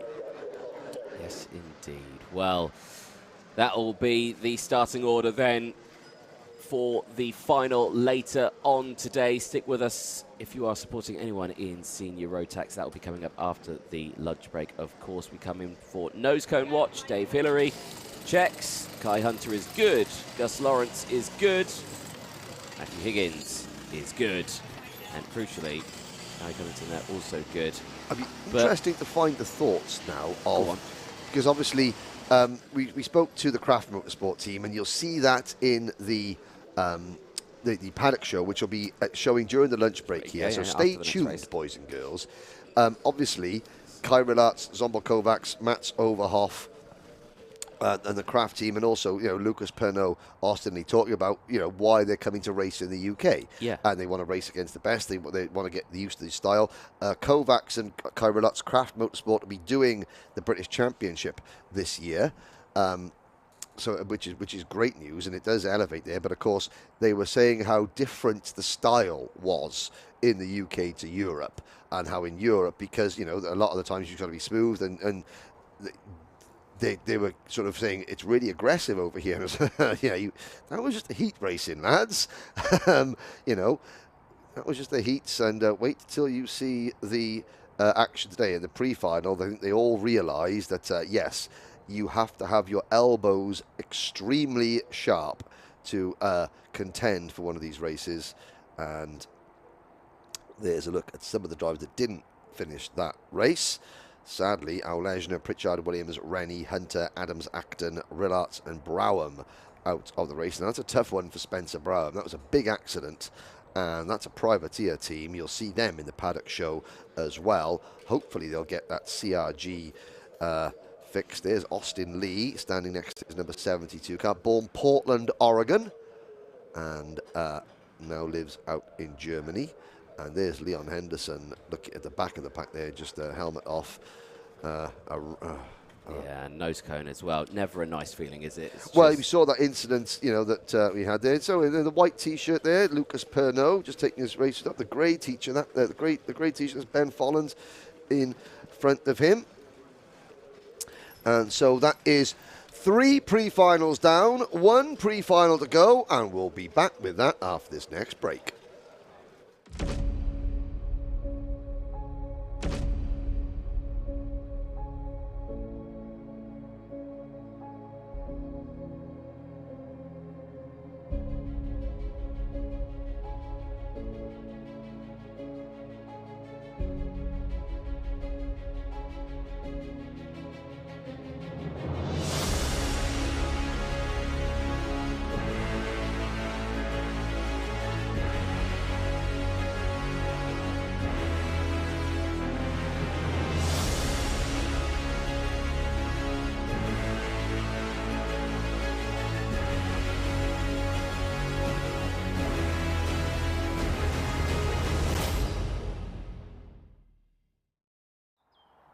Well, welcome back, ladies and gentlemen. Like I say, one more race to go before the lunch break. And during that lunch break, if you are at the circuit, the presentation for the Junior Rotax Wera Cup will take place during that time. So it would be nice to bring everyone round to witness that presentation as well.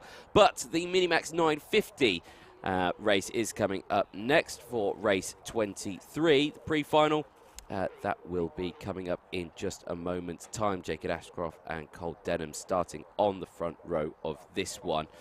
But of course, this is going to be a challenge for a lot of the drivers. It will determine, of course, where they're going to start on pole. It will determine who could go away with the, with the O-plate this time around. Because Minimax that's the general. Scott Marsh, isn't it? It's the general gist of the meeting, but let's hear a little bit more about the class itself. Motorsport UK are making some changes to British karting for 2023. But what do they mean for you? Let's dive into it.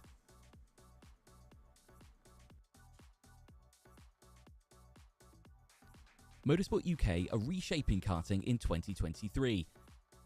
There's new chassis sizes, categories and classes, and 8 new grids for the year. So let's run through all the changes for next year and take a look at where you can get involved in karting for 2023. Before we dive in, make sure you let us know what you think of the changes in the comments section, and like the video if you want to see more similar content. First, let's have a look at the age changes that were revealed back in May of 2022. In the cadet category, drivers can race from the year of their 8th birthday, provided that they have Motorsport UK experience. The 900mm chassis currently used will be replaced by the 950 chassis to bring the UK in line with the rest of the global karting community. Once drivers wish to move up from cadets, we see the biggest change in regulations. The mini class has been replaced by the intermediate, and the age requirement has dropped by 1 year, meaning drivers can progress from the cadet in the year of their 10th birthday, provided they have a national license. The intermediate class will also share the same 950 chassis as the cadets, meaning the drivers should be able to transition up from the cadet more gradually into the junior. And in the juniors, drivers can now race from their 12th birthday, as long as they have a national license. So what new grids will we see in 2023? Well, all the changes are happening in cadet and intermediate for this year. In Honda, the GX160 engine is being phased out, replaced by the new GX200 engine. This is a sealed, cost-controlled unit which should lead to a more inclusive grid in 2023. This engine has an increase of 1 horsepower over the GX160, and it's going to be carried over into the newly formed Honda Intermediate class. In IAME, the change in regulations means that Mini X30 is now gone, and the old IAME Cadet Gazelle engine will start to be phased out, both replaced by the new WaterSwift engine that we first saw back here in 2021. Check out this video for more info on this exciting new addition. In Rotax, the widely successful Micromax engine will make its full season debut for drivers of the cadet age, allowing the Rotax pathway to extend all the way from cadet to senior. The Minimax engine has been retained for 2023, but with the new 950 chassis, the category will now be brought in line with the global karting regulations. In TKM, the BT82 engine used in senior and junior has now been extended down to the intermediate class 2. With a mandatory touch and go system, meaning young drivers will have the starter button on their kart, so no need for push starts or mechanics on track. And lastly, for 2023, we see a new engine added to the Motorsport UK regulations. The Tillotson T4 series will debut with classes in both cadet and intermediate categories. This new 4-stroke option will offer an accessible and affordable entry point into British karting for young drivers. We'll also start to see the addition of the Vortex engines in 2024, but that's maybe another video for another time. From Bambinos all the way up to senior, the 2023 Motorsport UK regulations look set to provide us with a wide array of exciting karting events. So make sure you sit down and buckle up and tune in to Alpha Live in 2023 for all your karting needs this year.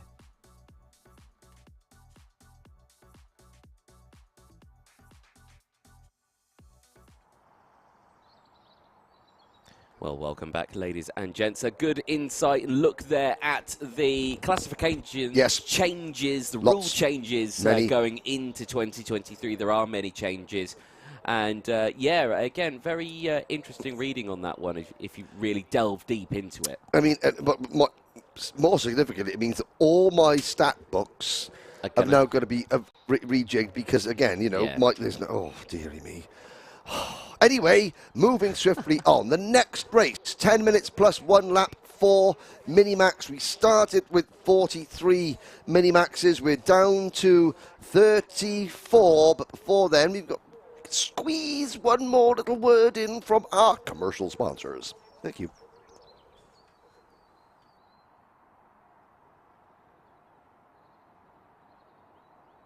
Here is a word from your commercial sponsors. Sasquatch. That's your word. Okay. We didn't have time. Starting lineup is going to be as follows. And we've got a lot of very, very competitive drivers up at the front. And we have got couple of drivers that I thought would be starting a bit further up, starting down towards the back. Obviously, potentially some exclusions or penalties post-race that we're not aware of. So watch out for the likes of Albert Friend coming from the 10th row of the grid. But this is going to be Minimax race 23. Minimax race 23, the pre-final up next.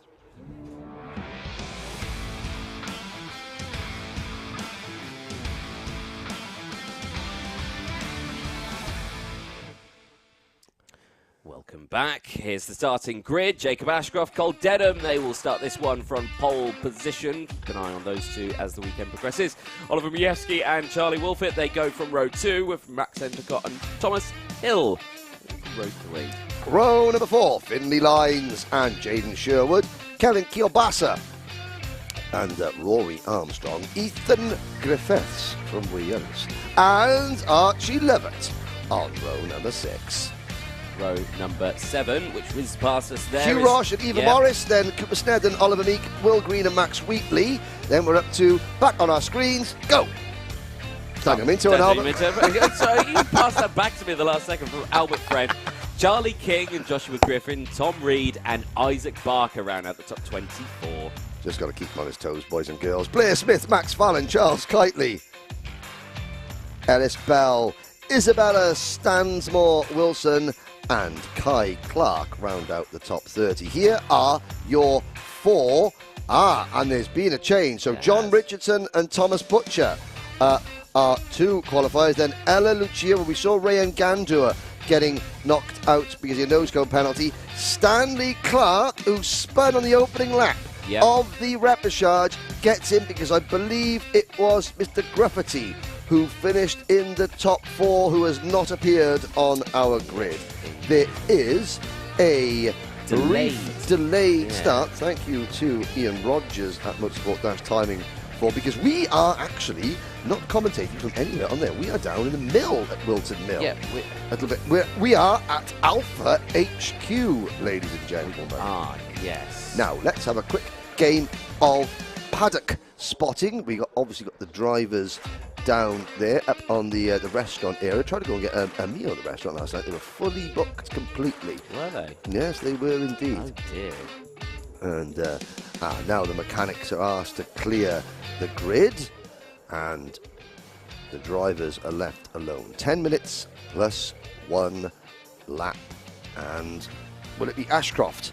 Ashcroft, who won the Winter Cup out in Campillos, who finished second in the Rotax Max Challenge Grand Finals Minimax class last year and won the Minimax Grand Festival last year as well. Will it be Ashcroft take the win? What about Cole Denham in kart number 62? Last year's Honda Cadet British champion, moving over from the Synergy team to Dan Honda Racing, finished 5th in the Winter Cup this year, last month rather. Was it last month or earlier this month? I can't even remember, Captain. Oh dear, there's number 95. That would be Charlie Wolfett. Oh dear. So that Synergy is not in sync, as it were. There is bad synergy there as the number 95. Now, he was trying to push the car back onto the track, which tells me maybe he was a little bit of vigorous warming of tyres, leaving the dummy grid. You could see the drivers checking the steering on the kart. Now, watch for Ellis Bell, starting from 27th on the grid, privateer driver number 46. Watch for Albert Friend, number 91, the runner-up in this year's Winter Cup in Campillos, for the Strawberry Racing team, starting 19th. They're just some of the drivers starting out of position. And this is only to decide who starts where for the final itself. Look for number 12, privateer driver Max Wheatley. It's a Croc Promotions kart, but it's a really nicely liveried kart there, that sort of green camouflage kart. Now, no driver has overtaken more people in one single lap than Max Wheatley. In the wet dry race yesterday, he was on 8 karts in 1 lap. He overtook 8 karts in 1 lap. The other driver in that particular race who was on slick tyres was the driver with a black nose cone, That is starting on the third row of the grid. There he goes. That is the Zip Factory driver of Thomas Hill.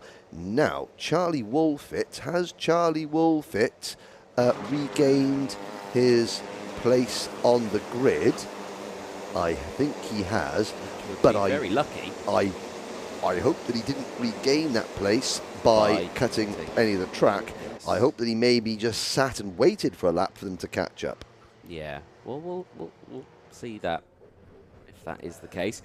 He's not there. He's he's not there yet. He's not there yet. I hope that he does. They have to leave the gap there, don't they? They can't close the gap because it was supposed to be starting P4. Yes, indeed. Now we'll have a little look. Has he caught the back of the pack?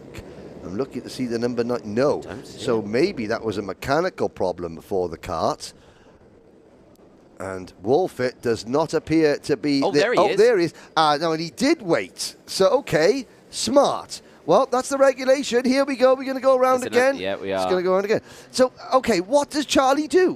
What does he do? He's not allowed to cut the track to catch back up to his position. No. And there's no real way you can really gain all that because he didn't know whether or not there would be another lap or anything like that. So he had to try and... He probably regained his position after the last. Oh, I don't know what because you have to. If you're going to regain your position, you have to do it by a certain point on the circuit. Yes. Just before the last corner is probably past that that point. If you catch my drift. Yes. So, but again, he's a new regulation. It caught several drivers out yesterday. There were several exclusions yesterday, 1-lap penalties. So the drivers are probably on edge. What they would normally have done in the past, they don't know. Obviously, then the adrenaline's going, the panic is set in because, again, their karts have, something's happened, so they're just thinking, what do I do? What do I do? And that was Charlie thinking, right, Charlie saying to himself, right, I must not cut the circuit. I know what I'm going to do. I'm going to just sit and wait for them to catch me up and fall back into line that way. Yeah. Did he do it past the point where he's allowed to do it? We don't know. But again, these drivers, the Minimax drivers, again, 10, 11, 12 years old, you know, what's going through their minds. But whatever the situation afterwards, Woolfit currently is back in his rightful position on row number 2. Chocolate brownies and ice cream is probably what's going through in their mind. And that's what's going through my mind. Oh, right, okay. Anyway, out of the final corner, please take the start. Into the tram lines. Yes. Is it green lights? It is. Yes, yeah, race start time. Here we go then through turn 1, and it's a pretty decent start. Everyone squeezing their way through. Yes, they do indeed. Couple running a little bit wider on the exit, but no bother into the braking zone here of turn 1. Chopping and changing. One of the chaos spots. Majewski to the lead, and Bell is off the track. He recovers quickly, which is key, but now he's going to have to really fight in this pre-final, and more cuts going off the track. It's a DHR. That's possibly Kai Clark, I think, in the number 7. The 53, was it? That was Isaac Barker. Your eyesight is better than what mine is. So is your English. Now, the question is, can Thomas Hill hold on up at the front? It was a fortuitous win. He wasn't necessarily expecting to be running at the front, but now he's got a great starting position for the pre-final. Can he just hang there? He's lost a couple of places at the start, but again, this is now where he needs to be sensible. You know, he's got drivers that are quicker than him, so he just fall in line and work with them. And there's some good encouragement, you know. But yeah, coming up the straight, we can see Clark there, the orange crash with the black nose cone. Yeah, if he just follows this group in line, he's, instead of battling and potentially getting outraced by some of the more experienced drivers, there's Denham at the inside of Majewski. Oh my word, that was close. Landed that apex pretty nicely there. Tried to squeeze it through. Ethan Griffiths in the number 99 kart for KR Sport.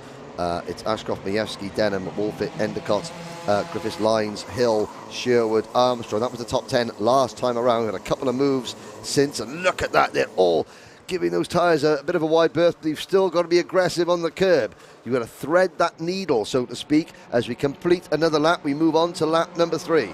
Yes, they are indeed. Just keeping an eye on one of those cuts going through. Something flailing on top of the radiator. I'm just trying to see which one it was. Definitely saw something whistling around. And there's a problem for the number 94 kart, Kevin Kielbasa. Yes, Archie Lovett, who was trying to go down the inside there for P12, as Finley Lines making up a position. Moving past Ethan Griffiths. Up into P6 now. That's down the inside there, the 91. Is that Albert Friend, it is indeed. Yeah, watch Albert go. He's up from quick, isn't he? 19th of the grid. He's gained a couple of places so far. He's got 7.5 minutes. But of course, oh no, there he goes. We put the curse of the commentator on him, overcooking it. Albert Friend round at this, but as he gets back on, that was, I think, the Coles Racing number 74 of Charlie King was on the outside, and he now loses the position. Back up at the front, it is Dan Holland Racing 1-2, Jacob Ashcroft and Cole Denham. Then it's KR Sport with Olomievsky third, Synergy Factory Team with Charlie Wolfit fourth, Argenti Motorsport fifth, then 59s for Dan Holland Racing in sixth, followed by Thomas Hill in seventh, and there's Denham, and you can see there's something just hanging loose a little bit off that number 62 car. Yes, I think it's just the little sort of like overflow bottle that should be sort of attached and is sort of flailing merrily in the breeze. 6.5 minutes plus 1 lap to go. Thomas Hill still doing a very good job, holding on in 7th position for the Zip Factory team with Griffiths, Jaden Sherwood, Hugh Roche, Archie Lovett, Rory Armstrong, Kielbasa, Will Green and Charles Kitely, the rest of the top 15. Great start from Charles Kitely. We saw him retiring from, he got black flags out of the his last heat. That was, I think, not adhering to a technical flag. Yep. So he started back in 2017. He's already up to 15th place. Oliver Meek, Evan Morris, and next in line, Kite Clark from the back of the grid from 30th up to 18th. Then it's Scotland's Cooper Snedden, followed by Daniel Minto, Tom Reed, John Richardson, the repechage winner, up to 22nd position. Then it's Joshua Griffin, Blair Smith, Max Wheatley, Ellis Bell recovering after that spin. He's 26th. Then it's Charlie King, Thomas Butcher, Max Fallon, Isabella Stansmore Wilson, Isaac Barker, Ella Lucia, Stanley Clark, and sadly Albert Friend still down at the back of the field. 43 drivers. Start this, we've got 34. And on the original entry, there were 4 young ladies in the class. There's a good battle going through at the top of Christmas Corner. That's for further down the order. That is for 19th place on back. And we were talking, why mention the amount of females in the race? Well, we've got 211 drivers here. Obviously, we're trying to encourage more female participation in the sport. We've got young female drivers, girl drivers in every single class apart from seniors, and that's an issue that karting has got to address. The drop-off level when girls sort of leave junior karting, the amounts that leave karting and don't go into seniors is quite striking. And that is an issue that does need to be addressed. As does Tom Reed. Yes, that's also an issue that needs to be addressed. The issue being his wheels are in the grass and not moving. Charlie Wolfit, fastest lap of the race, top 4 with 4.5 minutes to go. Jacob Ashcroft is just keeping them at arm's length. Yes, indeed. This is the battle that we are watching on your screen. The battle for second place, Majewski, Denham and Wolfit. There they go past the incident, and unfortunately that car not able to be recovered. And that will be a retirement for Tom Reed for Strawberry Racing. After that many of laps, he retires on lap 5. Oh. Go on. Daryl Malotti. There we go.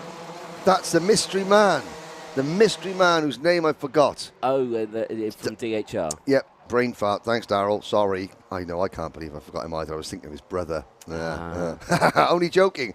Well, Daryl's DHR team doing very well here at the moment. Jacob Ashcroft leading. Cole Denham in third.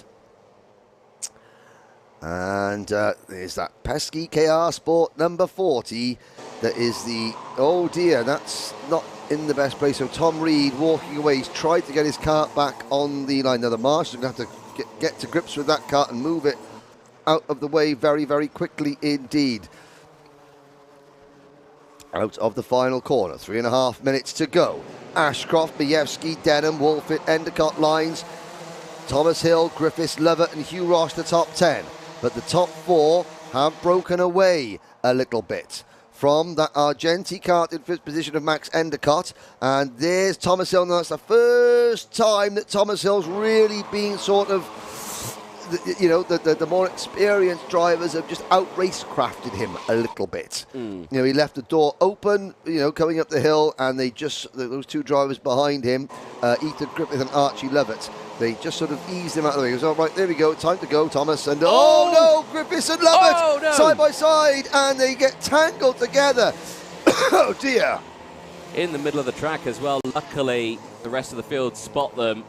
And Thomas Hill picked up those positions again. The two positions he lost. Yeah, he does indeed gain those. So two of the more experienced drivers get themselves caught up, and they will drop back to the lower reaches of the top 20. I've got to say, they were very lucky there that they went to the side of the track. Yes, I was holding my breath as we saw them hook together, because again, when the tyres are hooked together, they can, there's still that Tom Reed kart off the side of the circuit, which is what the stationary yellow is for. Well, I think it's now possibly because of Archie Lovett's car. There is another, yes. So they've gone past, they've moved, well done, Marshals. They've moved Tom Reed's kart, and now they've got to get Archie Lovett's kart, because Ethan Griffiths has come around in 32nd position. Lovett is not, so we've still got 32 karts running. Less than 2 minutes to go, and the leaders have caught Ashcroft once again. They have indeed, yeah. So it's kind of jumped top and tail, a bit of a bungee jumping here between the lap times. So now they've really closed in and worked together. Majewski and Denham have become a bit frenemies here. Work together to try and close that gap up. Very common than what we see in these lower divisions, the smaller categories, where it doesn't matter what colour your kart is. You've got to work with whoever's around you for the greater cause. Yes, you do. And right now, it's for where you're going to start for the final later on now of course today. If Majewski makes a move, does Denham work with Majewski to take a Dan Holland racing car out of the lead? Didn't need to. Yep. Didn't need to, because Majewski made his own case, and here comes Cole Denham to the inside.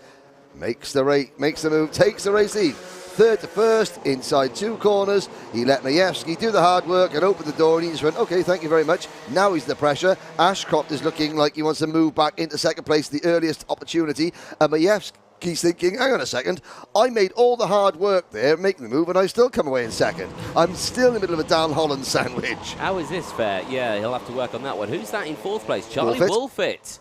Number 95. Yeah, he's back and back on the inside. Whoa, there we go. That's Majewski there, really thinking, well, hold on. Yeah, like you said, I did the hard work there. Why aren't I in the race lead? Yes, and he's also thinking, I'm going to get shuffled wide now. Now we're into the closing stages. 20 seconds to go. The 2 Dan Holland karts. Majewski's thinking, right, I'm going to get hung out to dry here, so I've got to try and make my move as quick as possible.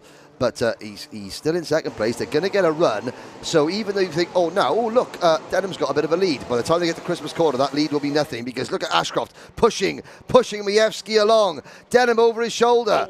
And Denham on the anchor. Now watch the 4th place driver, Wolfett. Wolfett's going to get a great run down the hill into Ashby's. Can he make the move? With this scrapping as well, keeping on the 2 behind us. Back down the inside, looking. There was Majewski, not able to get it done. Big look over the shoulder there for Denham. But like I was saying, you've got to keep an eye on Finley Lines and Max Endicott. They could also get in this scrap if they start closing this battle up too much. Out of the Osiers corner, down into the boot section for, I think, the penultimate time. I don't think we're on the last lap just yet. It'll be last lap next time around. It will be, yeah. There's Finley Lines, that bright yellow, luminous yellow and green crash helmet. And Endicott, they are 3 seconds behind this battle. Now we're on the last lap.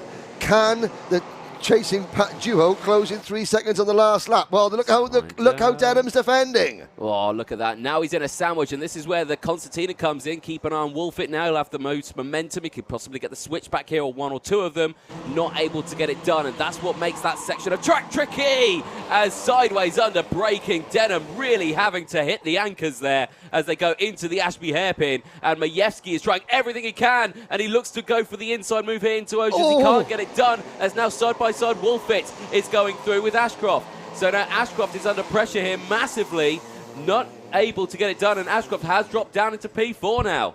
Out of the boot too. Denham looks over his shoulder through Pitts Bend. He doesn't have to defend. He takes the checkered flag. Cole Denham. Last year, he was perfect at putting himself in a winning position when it mattered most. Did he lead every lap in Honda? No. But when the checkered flag waved, he was able to find a way to the front, and he's done so again here. Cole Denham, Oliver Majewski, Charlie Wolfett, Jacob Ashcroft, the top 4. Finley Lines in 5th, Endicott in 6th, Roche Thomas Hill. Well done, Thomas Hill. He's maintained a position at the front for the Zip team, 8th place, with Oliver Meek and Charles Kitely rounding out the top 10. Jaden Sherwood, Will Green, Rory Armstrong, Kai Clark, Kevin Kielbasa, Eva Morris, Blair Smith, Albert Friend. Well, he started 19th, he'll start and finished 18th for Albert Friend. He's still got a lot of work to do. Without that spin, I would hazard a guess that Albert Friend would have been certainly battling with Hugh Ross, Thomas Hill for 7th place on back. There's the drivers taking plaudits from some of the spectators, the team members of the paddock that line the entrance to the pit lane here. Sadly, we saw Daniel Minto out of the race there right at the end. We saw Ethan Griffiths and Archie Lovett both go out, and we also saw Tom Reed retire. So 30 karts finish in 30th place. Stanley Clark, Max Wheatley dropped back to 29th. Thomas Butcher, Ella Lucia, Isabella Stansmore Wilson, Max Fallon also finishing down the order. Here are your top 14 finishers. For those of you watching on the live stream, we're going to be having the paddock show coming up very shortly. Yesterday's paddock show, that'll be broadcast during the lunch break. If you are here at the circuit, we've got the presentation for the Wera Cup to take place, and we'll be back very shortly as we leave you with the top 14 finishers there. We'll run through the rest of the finishing orders. That is the pre-finals. Anthony Jordan, we have got 4 races to go this afternoon, 4 finals, 4 opportunities to decide the 4 drivers that will become the 2023 British Open champions in the Rotax classes. Yes, indeed. Stay tuned for that one. They will be kick-starting after the lunch break, which is due to end at 2:15. The first one starting at 2:15, it will be Micro Max, Junior Max, Senior Max, then Mini Max 950 to end the day. We'll leave you with an ad break. It's then the Paddock Show. Stay tuned. We'll be back later on today.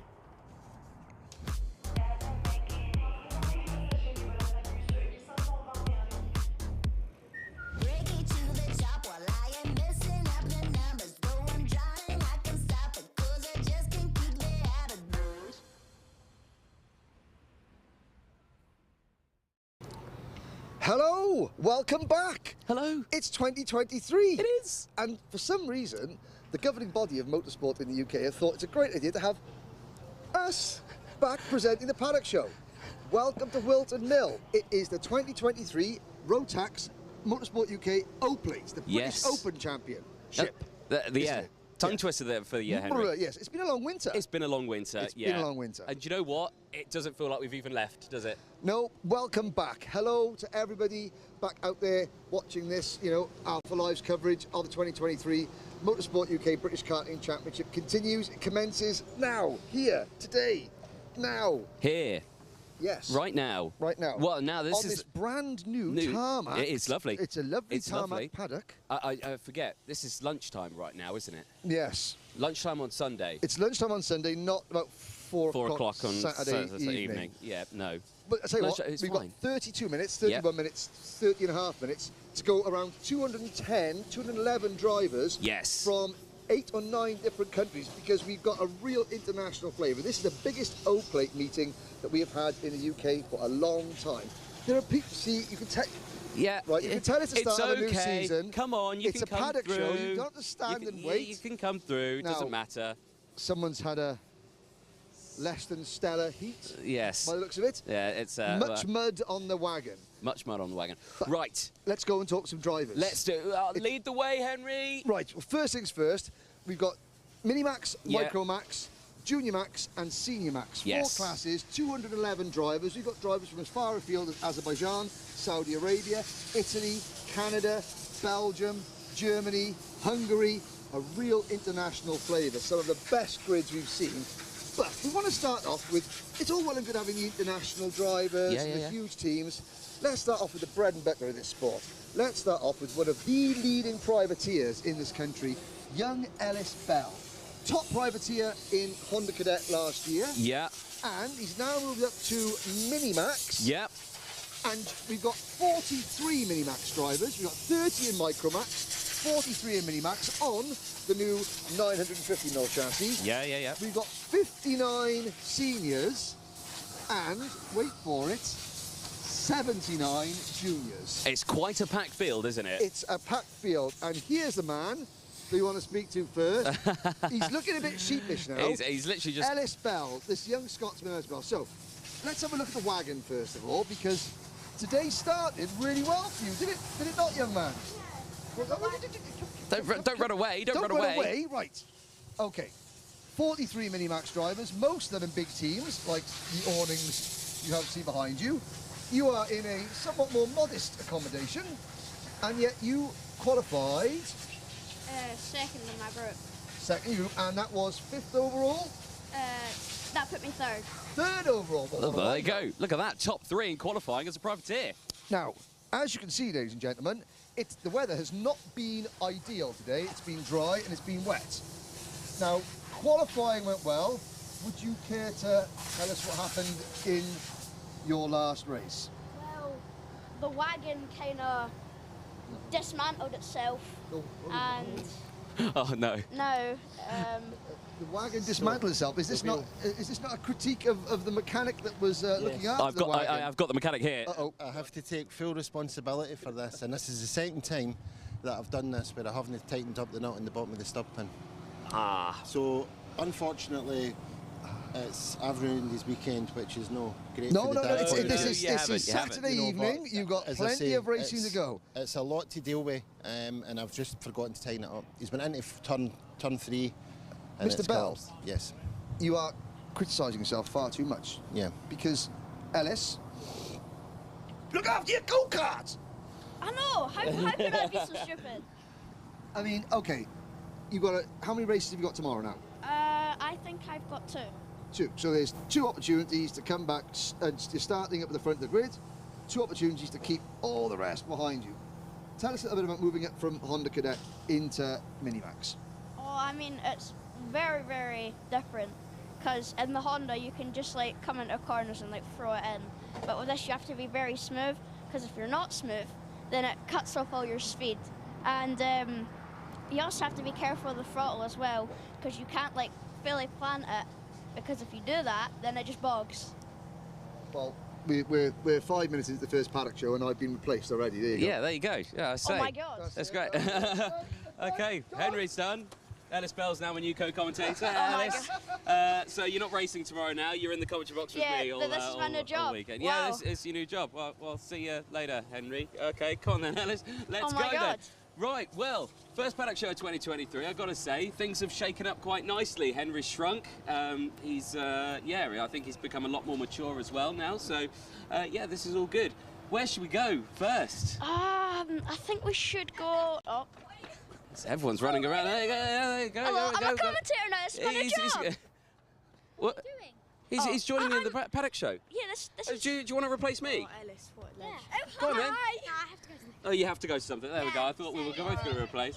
Yes, you're in the paddock show. Say hello to the world. Goodbye, paddock Mind your back. Mind your back. You're going to get run over by cars. Goodbye. Excellent. Okay, Well, then. as you can tell, it's the end of the day, really. It's Saturday, and now the most things that are really happening right now is cleaning the kart, because I have to say, mud has been the subject this Yes. weekend, hasn't it? I've been struck by a couple jet washers. You've been struck by a couple of jet washers. I think Henry Yes. needs to be struck by a jet wash once or twice as well. Hello. We've Mr. got everyone here. Right, so, where are we going? What are we doing? How about we go see Tilly, shall we? You want to go? Right, okay, go. Fine. I'll let you interview. Go on. Where are we going? Into here? Yes. Yes. Go on. In we go. Let's lead the way. This is the paddock show. Oh, let's Ladies see. and gents, and it's changed for 2023. Who do you want to interview? Oh, it's for you, Mr. Ashcroft. Miss Ashcroft. Go on then. Mr. Ashcroft, you're going to be interviewed by Ellis Bell. Hello, Alice. Hello. Alright, I am alright. You did How... all right earlier, didn't you? Yep. Don't forget to pass the microphone over to him. Alright, until the wagon decomposed of itself. Oh, what happened? Oh, was it yours? Are you 46? Oh, I saw you come past and your front wheel was kinked. What's happened? Is the yoke broke? It's no, my dad didn't tie the bolt. Ah. Oh dear. Mr. Bell, you are a naughty, naughty mechanic and you shouldn't be making these mistakes. You've got to fly the flag for dad mechanics, all right? Don't do it again. Yes, he's been criticised. Shall we relieve I'm gonna come back here. There we go. Right, Thank you. Ellis, I'll take that. your Thank you, dad's Mr. Barry. asking, Thank you. he needs to know where you put the left-handed screwdriver. Can you go get it from him? Sure. Okay, Yeah, there we go. lovely, The right. lefty-handed screwdriver. The left-handed screwdriver. It's next to the. It's next to the blinker fluid. Next to the blinker fluid. Next to the blinker fluid. Yes. First, we're going to speak to. Hello, Jacob Ashcroft. Congratulations on winning the Winter Cup. Thank you. And second in that last race, but I think the lad on the zip decided to go on slick tyres and gambled, and it turned out all right. As soon as I went out and did the formation lap, I was thinking, when's he going to come past? Because I knew the track was dry. But okay, 43 of you in Minimax. You know, you've got a great start to the season. You and Albert Brent, Cole Denham was up there as well. It's going to be a great season. Yeah, I hope. Well, we can all have a good fight this year and see who can win the championship. There we go. That's Jacob Ashcroft, second in the Minimax Grand Finals last year. Excellent. There was a pooch. There was a paddock show pooch. Where's Lacey gone? Oh. Lacey's been found. First paddock show pooch of 2023. Say hello to Lacey. Now, who does Lacey belong to? Who's Lacey belong to? I'm Jack Freeman's mum. This is our dog. So this is Lacey Freeman. Jack's having had a great day looking at his phone over there, looking thoroughly impressed by it all. Hi, Jack. That's all right, fair enough. Well, we're in the longest tent in the history of karting. Yes, we're at the north end of the paddock. 2.2 kilometres that way Derbyshire, is and the that's south in Northamptonshire end down of the Dan Holland Racing awning. Yes, it's quite extensive, isn't it? Yes, it is indeed. But again, just goes to show the difference between. We just saw Ellis Bell's dad working out of an easier awning. Yeah, and then you come here. Ellis was able to qualify top 5 against the likes of these teams: Strawberry, KR Sport, Argenti. It's amazing, isn't it? It's fantastic to see, and it just shows. But on a Dan Holland engine, there we go. Very good. Time racing engine, there we go. But it just shows still that you don't need a big budget, do you, to go karting and be competitive in the British Kart Championship? No, but it does help because Macaulay Bishop in Dan Holland Racing, he qualified pole position in juniors ahead of 78 others and won his first heat. Yeah. Kai Hunter, last year's British Championship runner-up, he qualified pole in seniors and won his first heat. So yes, it does help.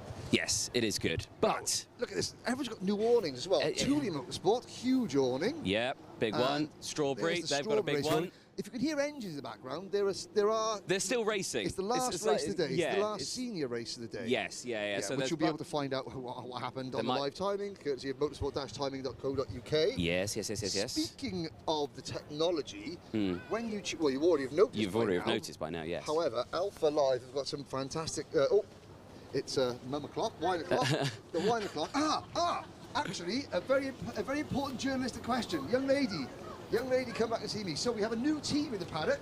We have a new team. It is that's this young lady. We have a new team in the paddock, RCE. Yes. Now you tell us a little bit about this new RCE. Hi, Davino. It's okay. RCE. Explain. RCE. The basis is actually in stock cars. They've done very well in stock cars. They've produced some chassis for stock cars, and actually are doing incredibly well in karting. IME Bambino, they've won everything, pretty much, and now moving into cadet. So yes. And who is behind RCE? Who's the team boss? RCE is Dave Richardson. So that's Richardson's chassis development, I think it is. So yeah, they're busy, keeping us all in chassis. But yeah, doing really well. So Edward Haynes, who is doing exceptionally well. My son, who's doing distinctly average. Dear. No, he's not watching this. He's doing okay. He's just moved out of Bambino, so he's doing okay. So yeah, it's a great, amazing team, great chassis. Really, Thank you very much. There we go. Now we know. Now we know. Richardson Chassis. I think it's Richardson Chassis Engineering. It is. Well done. Rather than Richard, because otherwise, I mean, I'm not the smartest knife in the draw. No. But I. Go on, come on through. Come on through. Thank you very much. That's all right. The Kart, the wagon, is actually a techno chassis. Yes, it is. Techno. No. Yes. Right, wrong Lovely side. noise. Carry on. Carry on. Yes, well, it has been a very long day here at Saturday, but like you say, it's Sunday. It's Sunday. It's Sunday. It's nearly home time. It is nearly home time. Boo. The first round of the championship. I mean, what can we take away? Well, it's not Well, the first. no, It's not. It's not. It's the O plate, isn't it? One off last time around. It was Mansell Raceway, wasn't it? Yes. So Mansell Raceway in 2022. Yep. 2021 it was held at Warden Law. Yep. 2020 was Clay Pigeon. Yep. And it was Warden Law before that Warden as well. Law the year before that as well. Yeah. But I mean, this is by far and away the biggest entry we've had. Over 200 entries. 211. So Omar Sindi is here, racing for Evolution Motorsport. Yep. He is from Saudi Arabia. In the MENA Nations Karting Cup in Oman last December, he became the first Saudi driver to get a podium in international karting in the MENA Nations Cup. We've got Kai Rillarts here from Belgium, racing for Craft Motorsport. We'll go and speak to the guys. I think we need to go speak to Craft. Craft Motorsport. They used to be it's a development of Potenza racing engines. Craft Motorsport, a German team, and they used Potenza racing engines, and Lewis Gilbert raced for them last year in Europe. Yep. And now they're over here in force. I think Gilbert now they've rebranded as Craft Motorsport. Here is Tyre Gamble. Now we spoke to Jacob Ashcroft earlier, and he was saying that the minute he saw that number 66, Mr. Hill, going out on slick tyres, he thought, uh-oh, when's he going to come past? Is Mr. Roger Pitchford from RPM Racing Engines. Good to see you, good to see you. Wagon looks good. Obviously, you're now not just tuning Hondas, you're tuning Rotax as well. And would that be correct in thinking that's probably your first national level win? Yes, yeah, it is, yeah, first national. In Rotax anyway. This man here, no man builds a better Honda engine ever, especially for senior Honda racing. apart from the one that blew up at Le Mans in 2008 before I paid for it. But there we go. No guarantee. No. But again, it's great to see Zip moving into Rotax as well. And again, it was a gamble on tyres, but hey, you got to be in it to win it. Oh, absolutely, yeah. And that was a good call, wasn't it? Very good. It was indeed. It was indeed. Good luck for the rest of the day. The wagon driver who's disappeared. Was he in the bar celebrating? Oh, he's coming. Is he? So, what did Thomas do? Luke Hines, what did Thomas do last year? Was he cadet? Yeah, I think he sort of just started, so he was learning trade and Honda cadet. He hasn't done any big events, so it's the first big event for him. So it's all a learning curve, and I'm happy for this, for the heat that he had a nice win and gives him some confidence. Yeah, because again, it's all important for drivers, isn't it? The first big event. It can be a bit daunting, I suppose. Without being cool, you sort of came here, maybe not expecting to win a heat race, but that gives him a belief. I can do it. I can do it. Whether it's a bit of luck or judgment or whatever, but I can do it. I've got the ability to keep the wagon on the road faster than everyone else. Yeah, that's the hardest. And to be honest, when me and Thomas, decided let's go slick, I wanted the driver to feel the confidence and feel that he's happy as well, and we're both happy to change. So that was really good, and like I say, good confidence. It's a learning curve for us, British manufacturer, Zipcar. Everything's learning this weekend, so just keeping low key, working at it and enjoying it. Great to see you. Great to hear. Good. Right. It is. What have you got to say for yourself, Mr. Jordan? Well, speaking about Thomas Hill on that one, yes, he did win his first heat out there. He did get a penalty, though. He got a nose cone penalty, but he was so far ahead, he stayed in first, so kudos to him. Hey, good for him. Here's another new name. Well, not a new name. It's not a new name. Guy Cuddington. Well, this is Guy Cuddington Racing. Now, they've been on the karting scene for... This is their third year. Yes, but they haven't done proper karting they've not done proper. I've got to say, I did have this conversation with them earlier today. This is the first time we've seen them in Motorsport UK karting. Proper karting. Like let's say, proper karting. So, like we say, we've not known they've existed because they've not raced anything. No, exactly. It's worth noting. Karting stops in this paddock. No, we joke. Yeah, we joke. A little bit. But but this is brilliant to see. Like you say, they've got the awning. So Guy is actually the only owner-driver in the paddock. I've got some bad news. Uh-oh. What? There's no one in there. There's nobody in there. Oh, terrible news. We'll go around the corner. We'll go around the corner. We'll go around the corner. Craft around the corner. Craft around the corner. Craft have got Tunnocks tea cakes. We do. They do. They've got lots of cakes. They do. Mr. Right, come and have. Yeah. Speak to the man. Hello. How are we? Good. I'd say good day so far. Good day. Yeah. How's it been? What defines a good day here at Whilton Mill? Taking 2 P2s home. That's a pretty good day. Yeah. I'd say we could have won both of them, but just didn't have enough time left. So yeah, I'd say it's a really good day. Cool. Going karting or fly fishing? Karting. Karting, lovely, and you're over. You must stow over. I've got to say, a lot of drivers this weekend are wearing sailing gear. Well, it's fishing. Yeah, it's just river fishing gear. Or karting. Yeah, we just wear it because and then we just put the top over. Well, if it works, it works. Yeah, it does work. Excellent. What's the plan for tomorrow? We're going to maintain this momentum. I think if I can maintain this, all of this, I could win it. But it's just going to come down to the last few laps. How would it mean to hold the O plate for the start of the season? It would be amazing. It'd be a dream come true for me. Well, brilliant stuff. We'll wish you the best of luck with that one and maintaining that result. Okay, very quickly, 3 drivers. Come in. Right, I need name, class. How you done today? Go. Lachlan Johnston, Junior Rotax. Without swearing. Bad. Okay, name, class. How have you done today? Archie Heron, Exeter, not Exeter, Rotax. Oh, that's a big oof. Nah, it's not. Could have done better, but P6 in the last heat, so not too bad. Okay, where's the third one gone? Hiding behind the force van. He's hiding behind the van. Lloyd's hiding behind the van. Look at him. He's trying to get away from. Oh, I'm going to get him. Nope, he's. We've lost control. Right. Driver, come this way. Right. Name yourself. Right, name, class, how have you done today? No swearing. Junior Max, binned it in a wall. Excellent, there we go. Binned it in the wall. There we go. Perfect. Excellent. Right, there we go. That's 3 drivers. Quick fire. We'll try and do that all the time. Yeah, no, I think that's a suboptimal way of dealing with it, but hey ho, it is what it is. We've lost control of this paddock show. We lost control at the start because we suddenly changed. All in hand. It then came somewhat back in control. It's the start of the new season. It's the start of the new, the new year. We've got lots of new teams. We've got lots of different drivers, new teams and new drivers, old drivers and new teams, new drivers and old teams. A few people have actually said the same.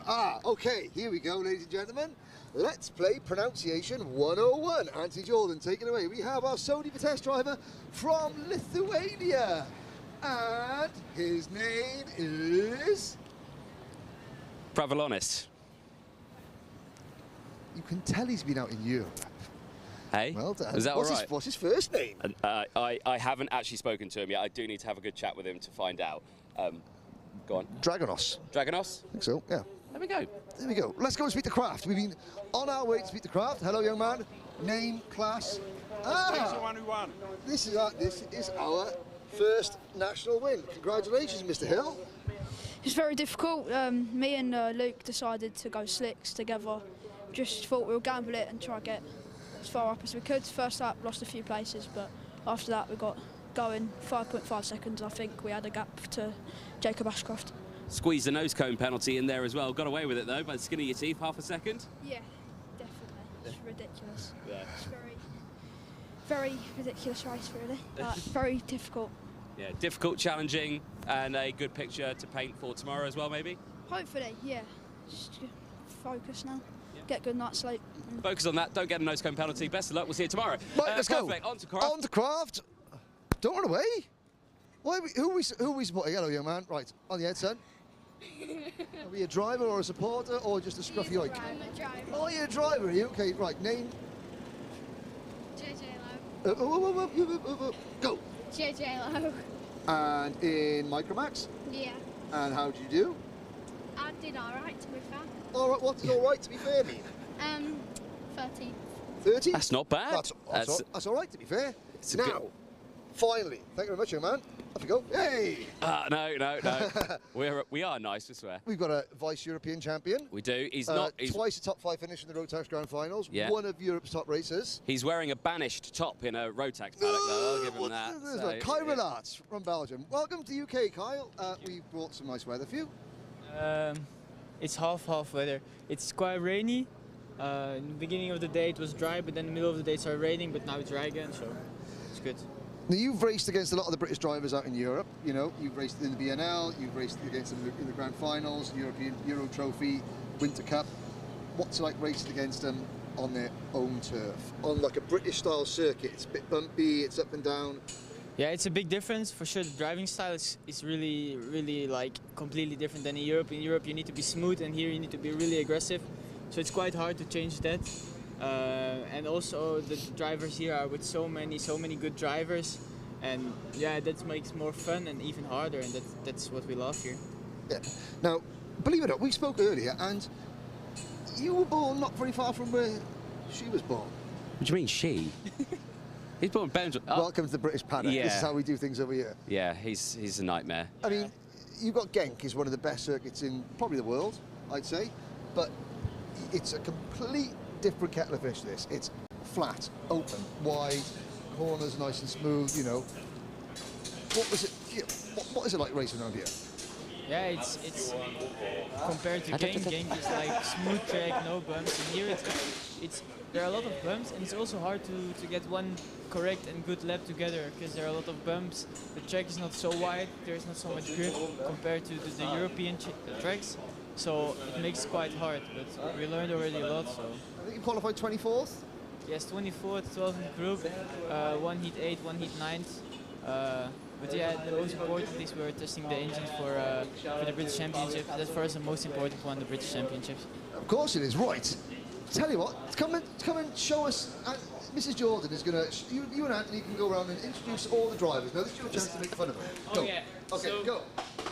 So right, we're here today with the B-final winner of the kickoff in Genk, Mats Overhoff. Yeah, hi. Hi. The one person that a camera will now hopefully focus on. It didn't focus on yesterday. When we were taking videos of you yesterday, it didn't focus on you. You didn't want to. Why is that? I don't know, maybe too ugly. I don't think so. No, not of course. So, representing Belgium, representing Germany? Yep. Yeah, perfect. So, what's it like to race against Kia here? Yeah, it was quite fun, but in Genk it's no chance to race against him because he's so fast in Genk, so it's hard to race against him. He's pretty good, clever racing, so. How have you find it here at Whilton Mill, though? At Whilton Mill? Yeah. It was pretty nice. At first it was too bumpy for me, and I thought, oh no, track. But now when you know it a bit, it's pretty great. We'll have to beat that out in the paddock show on that one. Sorry, but yes, you know, it is a bumpy circuit. A lot of drivers do say that, but it's your first time here as well, isn't it? Yeah, it's the first time. So if you could rate it out of 10, be kind. You know, a lot of British drivers here, they like this circuit. What would you rate it as? Yeah, then we'd say 11. 11. There we go. Good answer on that one. How's the day been so far? Yeah, the speed looks good. Had a bit bad races. Some collisions, got sent off 4 times in the last heat, but still managed to get a few positions, so we will see. Excellent. Well, I thought it was Kai who was going to stand there, but it's not. No, it's you. He's changed. He's not changed to work a car. He's changed back. I've just been given the Hungarian version that I don't want to speak from Zsombor Kovacs. Welcome to the UK, Zsombor. Now, yes, of course, I say hello, welcome to Whilton Mill. Yeah, hi, all good, everything good. Just finished the last heat at P8, I think, from P13 and fastest lap, so getting there. You know, the kart's come back relatively clean as well. I was going to say. In today's conditions, that's actually quite a good result. Yeah, it's to be honest, I was thinking that the racing will be a lot harder and more of a, not like a Europe style, but actually this time is quite close. Until now, we will see tomorrow, for sure it will be different for the pre-final, final, but for now it's quite alright. Excellent stuff. We wish you the best of luck for tomorrow, and of course, hopefully the weather's a little bit nice for you as well. We'll see. We'll see. Excellent stuff there. We were talking about how close the racing was today. Yes. What was it, top 55? The top 55 in seniors, separated by 1 second in qualifying. Here's a man. Oh, I've never. At least. Yeah, it's very good, very good. Yeah, excellent. Help him go quicker. Yeah. Okay, good. Right, then we've got to try to as many different drivers as possible. We've got 4 minutes of this paddock show to go. Well done, guys. Welcome to Thank you. You've now made your paddock show debut. Have you seen the snack table there before we leave? Now you can tell that the Gilberts are involved here.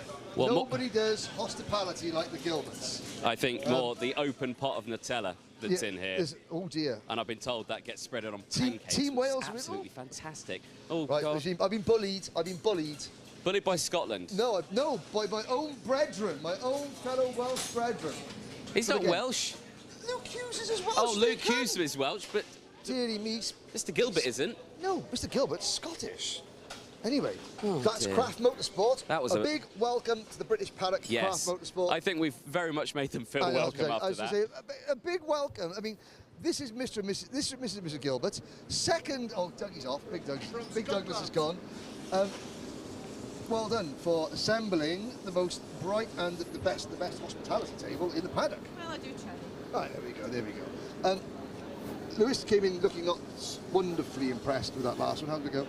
I think it was all right. I think he finished 4th, possibly just dropped off a little bit near the end of the race. So yeah, we'll see what happens tomorrow. Former O-Plate champion, Lewis Yes. Gilbert. So hopefully he can regain that trophy. Thank you very much. Thank you. Right, we have got literally There's a driver. no time remaining. There is a driver that is approaching us. We have got about 180 seconds. Do you know something? 211 karts. 211 karts. And do you know how many CRGs we've got here, young man? No, not really. We've got one, and it's by there. First things first, how's your day been? Not the greatest, to be honest with you. Oh. Would you care to embellish upon that without swearing? In the first heat, we got 7th on track but got 2 penalties, so we got 17th. And then in the second heat, we didn't start, and then we had to. Then I cut the track and got 2 penalties. Oh, so 2 races, 4 penalties. Well done. You've done better than anybody else on that score. Okay, thank you very much. Hopefully tomorrow was better. Henry, you were talking about there is only one single Yes. CRG in this paddock. I found it for the ladies and gentlemen at home. Name, class, number, what? Senior Rotax 65, Spencer Braun. And of course, the only CRG in the paddock. And you know what? It's nice to see a CRG in the UK. It's nice to see a CRG not being driven by Nathan Chafer. He's here next week at the club meeting. He's here next week, but he's not here now, is he? Hi, Nathan. But he's not here right now, no. Spencer, how was the day? Good. I think I got either a 5th or a 6th in the first one, and then a 6th in that one just now. So 2 top 6s. As a privateer, you can't ask for much more. So we'll see how tomorrow goes. Exactly, good results, and of course the weather today not the best, but the kart's looking pretty good. It's looking pretty clean as well. Yeah, luckily, although it rained, both our heats were in the dry, so we're happy with how it went. A bit of a scrappy race though, that one, all because mixed conditions. A couple of crashes in front of us, but avoided them and managed to bring it home cleanly. So. What are the chances you reckon you can get away this weekend with that O-plate? It's slim, but it's possible. Anything's possible if it's close on that last lap. Anything can happen. It's like Kart Masters. It's a one-off weekend. Everyone wants to win, so we'll see. Have to see how it goes, and hope that it goes our way. Is this weekend a step to going into the British Championship this year again? We're not doing the British this year. Why not? Why not? Money. Fair enough. Well, fair enough. All right. But we're going to see if we can maybe do one or a few rounds over in the B&L, but we'll see how it goes. But yeah, we'll probably do Kart Masters as well because it's a big national event. It's always fun to do. Exactly. Correct me if I'm wrong, B&L, that's in Belgium, isn't it? That is in Belgium, so yes. It's cheaper to go racing in Belgium than it is to race in the UK? Yes. And ladies and gentlemen, that is Anthony Jordan's career in Motorsport UK over. There we go. That's cut on that one. I probably didn't word that too well. I've lost my job. So we're running out of time. Yeah. We're running out of time. So this is what gets me. The CRG, that is the reigning World Championship winning kart in KZ and KZ2. Right? And yet, so the wagon, and this is the new wagon, isn't it? Yes. Yeah. The new wagon is outstanding. 211 drivers, 210 of them think that a better kart is available than the one that is the reigning World Championship winning kart in 2 classes. Do you know how good this is? We're going to finish the show with one word. One final word. You did what to the kart and got in the top 6? Nothing. You got it out the van, put it down, and sent it. And it's added an ad team as well. You know, it's standard car, standard engine, just a very good driver. So there we go, ladies and gentlemen. We started the 2023 Paddock Show season with one of the lads and dads. We finish it with. We can't forget Rice Race. We finished the first Paddock Show of the season with one of the lads and dads. Get it out the van, put it down, and that's the one. Ta-da!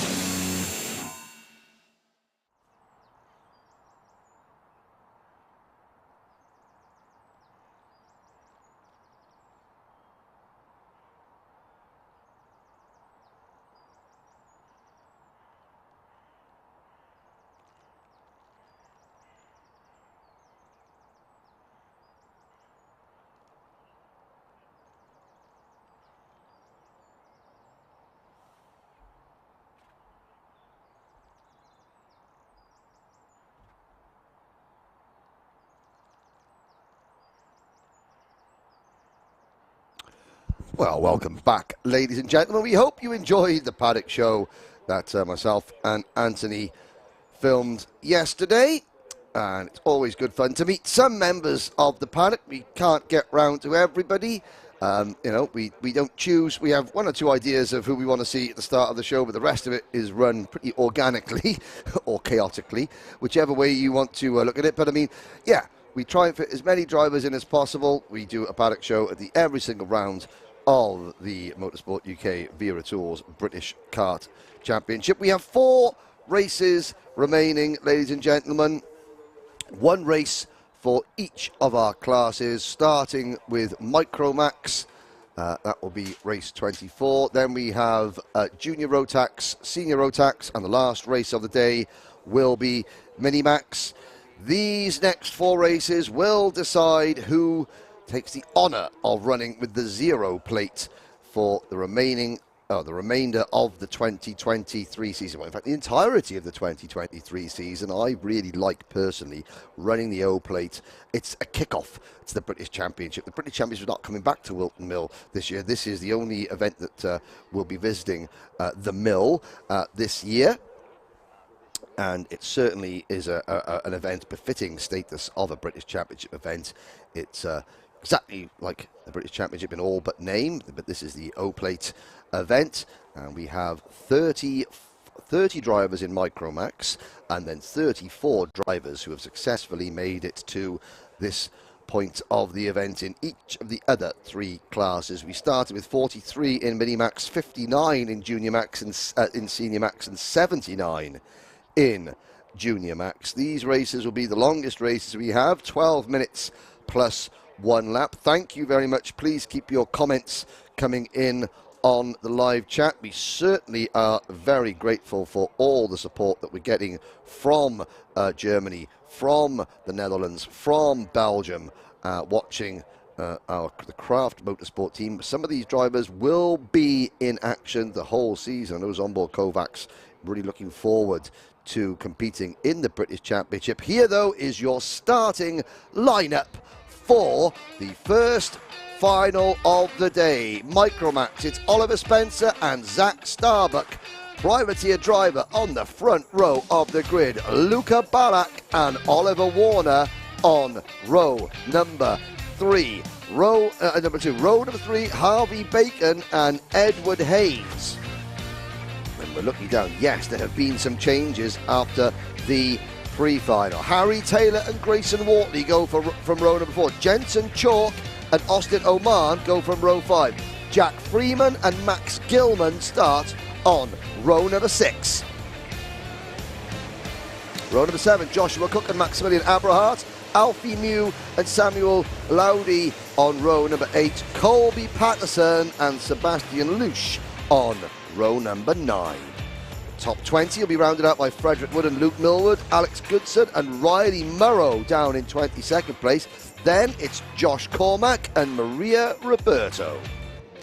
The final 3 rows of the grid, JJ Lowe, Lewis Cacaldi, Rhys David Richardson, Ethan McClelland, Dian Pahal, and after a technical problem after the pre-final, Emerson McAndrew Uren will start shotgun on the field in 30th and last position. Watch for his progress. That will be very exciting. He has got 12 minutes plus 1 lap to go from last to first. Can he do it?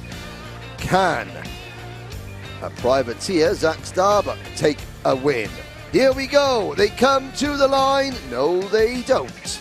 And we will go around again. It will be, well, we have a Synergy Factory driver, a privateer. Will we see the first time for the RCE team and winning Motorsport UK level event? What about Jensen Chalk, the Dubai O-Plate champion? What about the reigning Bambino champion, Riley Murrow, coming from the back of the grid? And what about some of the teams that are new to Micromax? Well, this class is new, but the big teams have moved in. There's still room for the privateer, though. Can Zach Starbuck carry one home for the Lad and Dad Brigade? We're going to find out. Anthony Jordan, very, very shortly indeed. Is there more races coming up today? Yes, there is. It's the 4 finals, and that's the end of the weekend. I There are like no to races see people using proper English grammar, like, you know, in it. Yeah. Yeah, there is more races, bruv. Yes. More races, fam. Yes. Loads more. 4 more. Here we go. Here's the first one, bruv. Take him to the line, Henry. Okay, out of the final corner, into the tram lines. Lights are out. No, they're not not out. out. I got ahead of myself again there. I did think that Zach Starbuck was a little bit keen. He was actually ahead of Oliver Spencer there. And this is the nerves are going to be jangling a little bit more, you know. And, of course, once again, Emerson McAndrew-Uren is thinking, okay, how am I going to plan my way? Because it's not unheard of for a driver to go from last to first. However, he needs to pick up half a dozen places on the first lap. Yeah. And then it's the first 2 or 3. It's 12 minutes. That's a long time for Micromax. In the first half of the race, he needs to be, you know, up approaching the top 12. And then it all depends on how the lead group is. If we've got a breakaway or we've got only maybe a 2-kart head-to-head battle, then it's done, game over. If there are 3, 4 or 5 karts all battling at the front, then yes, they'll slow each other down and he could catch them. It's unlikely, but not impossible, ladies and gentlemen, for any driver to win from the back of the grid, Micromax being the one race in question. Here we go. Let's see, for the 3rd time, out of the final corner to the line. Now the lights are out. Now we're off and racing. It's a good start from our poleman, Oliver Spencer. Luca Ballack follows his teammate into 2nd position. Zach Starbuck slips back to 3rd place. They come up the hill towards Christmas Corner and safely round. The leaders are all through now. Look, there's the number 31 kart of Emerson McAndrew-Uren. He's already picked up 4 or 5 places. But here's the danger for Emerson. 2 teammates lead the way. Will Luca Ballack push Oliver Spencer away? A little bit of contact just coming into our screens there, coming into Ashby's. Will he push his teammate away, which would make it a head-to-head fight? And it now depends on whether Zach Starbuck, Oliver Warner, Harvey Bacon, Edward Haynes can catch those 2 and drag the 2 teammates into a real scrap. Yeah, that's going to be the ultimate question in this one. We'll have to see as the race progresses because it's only just started. They cross the line and someone is straight off the track. It's Edward the 43. Haynes. Oh, Edward Haynes. His exhaust come up and yeah. he's going the wrong way on the racetrack and he comes back on. Well, he's keeping his foot pinned. I don't think race control is going to be too particularly happy with that. Yes, I mean, he was forced there. But again, he'll have to come into the pits and retire, you know, because, again, look at that. It's almost like the back of the... it's almost collapsed down on itself. Oh, that exhaust has completely come off now. Yeah, whether that was caused... I mean, and he seemed to go off in a strange position as well, I have to say. He did. That was going into turn 1, wasn't it?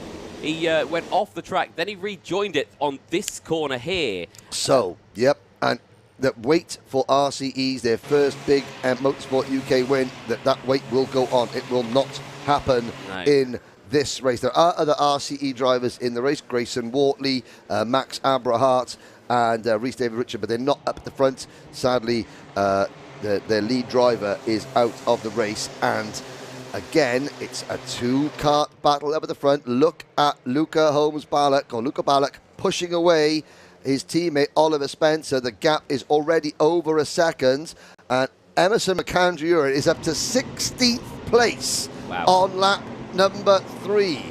But you can see the gaps already start to develop. We've got 2 karts in a breakaway, then another 4 karts scrap, and then a big gap behind them to Austin Oman in 7th. Austin Oman is leading a huge gaggle of karts there, and Emerson McAndrew-Uren is in that group. Yeah, that second group, they're going to have to make a big decision at some point in this race. At what point do they start scrapping for position? As someone going, is that another? That was, oh dear, that was another RCE kart. That was Grayson Wortley. Yeah. And no, that's Max Abrahart. That is. It was Max Abrahart, was it? Sorry. That was Emerson McAndrew-Uren just getting very, very committed. And he was on the inside, and on the outside, the RCE kart simply ran out of track. There is Zach Starbuck in 4th place trying to get back in front of Oliver Warner, who has now moved into P3. Looking at the lap times, the group behind's actually faster than the two in front. So the 4 kart's working a little bit better there than the 2 up in front. Keep an eye on the gap. 1.4 when they last crossed the line. It's 1.2 as they go into the boot section. 8.5 minutes to go. Game on. Jensen Chalk is now second in that big chase. Not this chasing group, this chasing group. Chalk is the second kart in that group. And there's a good view of the karts flashing across the start-finish line. There are your leaders. It's still the number 42 of Spencer leading the number 28 of Balak up the hill towards Christmas Corner. And Anthony, visually, that gap does look like it is closing. It is 1 second now. Yeah, so it's come down quite considerably. So they are closing in. And McAndrew Uren is now moving his way towards the front of the group. Colby Patterson, Jensen Chalk, 7th and 8th. And I think McAndrew Uren is probably about 12th now. The problem that they do have is there's a gap of 2.5 seconds between the battle for second place and then this car. Yeah, there's Patterson. Then a bit of a gap. Oh, it looks like Chalk may have fallen down or dropped down a little bit. In fact, yeah, I can see he has. So his progress is now stalled out. There's Patterson, and there's McAndrew Uren, and he's up behind the number 50 kart. That's Max Gilman for the Strawberry Racing team. Chalk has been shuffled back to about 11th or 12th position. Keep an eye here on Oliver Warner. He's broken away from the trio behind Starbuck, Bacon and Taylor. Those 3 currently on your screen. You can see the group of 2. Warner on his own here, on a mission. He's closed that gap up to less than a second now. Could cause a 3-way battle here, and that could bring it into this group of 3. Oh, yes. Meaning we could have the 6-way battle. And that could then bring him into the next group behind from 7th place all the way down. Because Patterson, like you say, Colin Patterson, 10 positions gained. He's had a brilliant start, as well as Emerson McAndrew Uren. So there are some drivers making some big moves here. Alfie Mew as well for Coles Racing. Brilliant start to the race, 7 positions gained.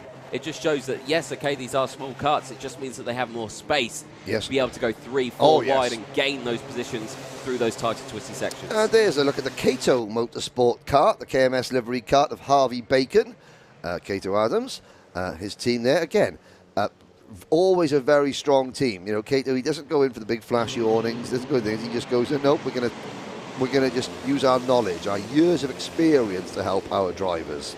And yeah, they haven't got the biggest flashiest awning or anything like that, but they have got lots of experience in that team. They've got good equipment and they're teaching their drivers very well. And Harvey Bacon having to learn how to defend there because Harry Taylor for the Dan Holland Racing wanted to come through, but Bacon held him off. And has he got he's got a gilet on over his race suit there. Yeah, well, it is a bit chilly out there, I've got to say. It's not warm. No, it's not warm. It's not warm. It's decidedly unwarm. It is. Also known, as we call it, trade, cold. Here's now a 3-way battle. Change the lead, Anthony. Yes, indeed. Now, this is, we were expecting to see this Balak now back in front. And, you know, he's just thinking, right, you can see now that Warner's closed in. Another fastest lap of the race.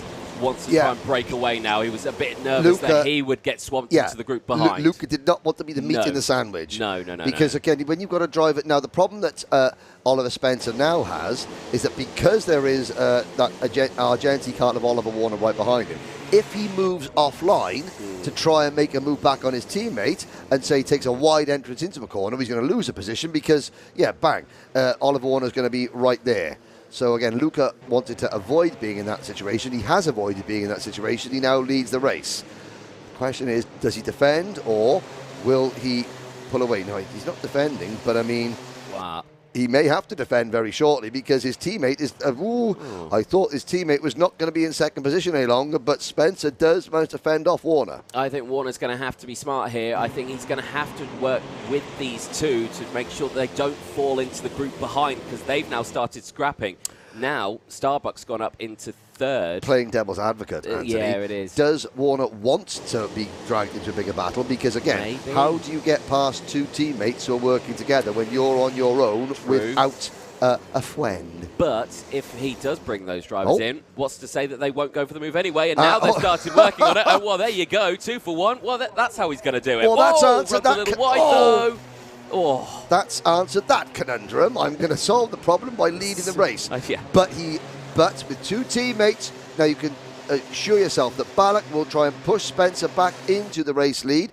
Instantly tries it. Warner's going to have to defend, and now this is a situation where the gap, which stands at 1.8 seconds, 1.7 seconds back to third place, is going to come down, because with 3.5 minutes to go, the leader, Oliver Warner, is going to have to start defending, because he's the lone Argenti gun at the front of this lead group of 3. The 2 Synergy Factory drivers that Hansen is saying, we're working together, and Warner's going to have to be on his toes here.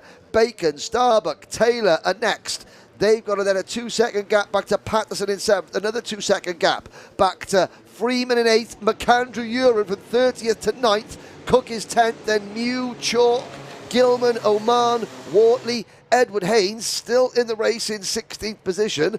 It's obviously not fallen off. Change the lead, Anthony. Yes, indeed. Back down the inside, Luca Ballack. And this is, well, there you go. And again, Spencer follows go. Yeah. He made the move, but then also he helped his teammate out there by just jinking out to just make sure that Warner was not off, was not knocked, but he was put offline. Look at the time there as well that Oliver Warner's lost to these two now. Yes. He's going to have to make that all back up again. On his own? Yeah, on his own, and there's only 2.5 minutes left. It's taken him this entire heat to get that done. Yeah, and he's got to get a slipstream. I think he's going to... So if you look at Warner now, 10 kart length lead. Now they're flat on the gas all the way around up to in these Micromax karts, all the way around up to the top of the hill. And the slipstream effect, the draft, the airflow, which is the vacuum that Warner is being sucked into, has mean he's right back there. There's Starbuck, back to the inside of the KMS kart of Bacon.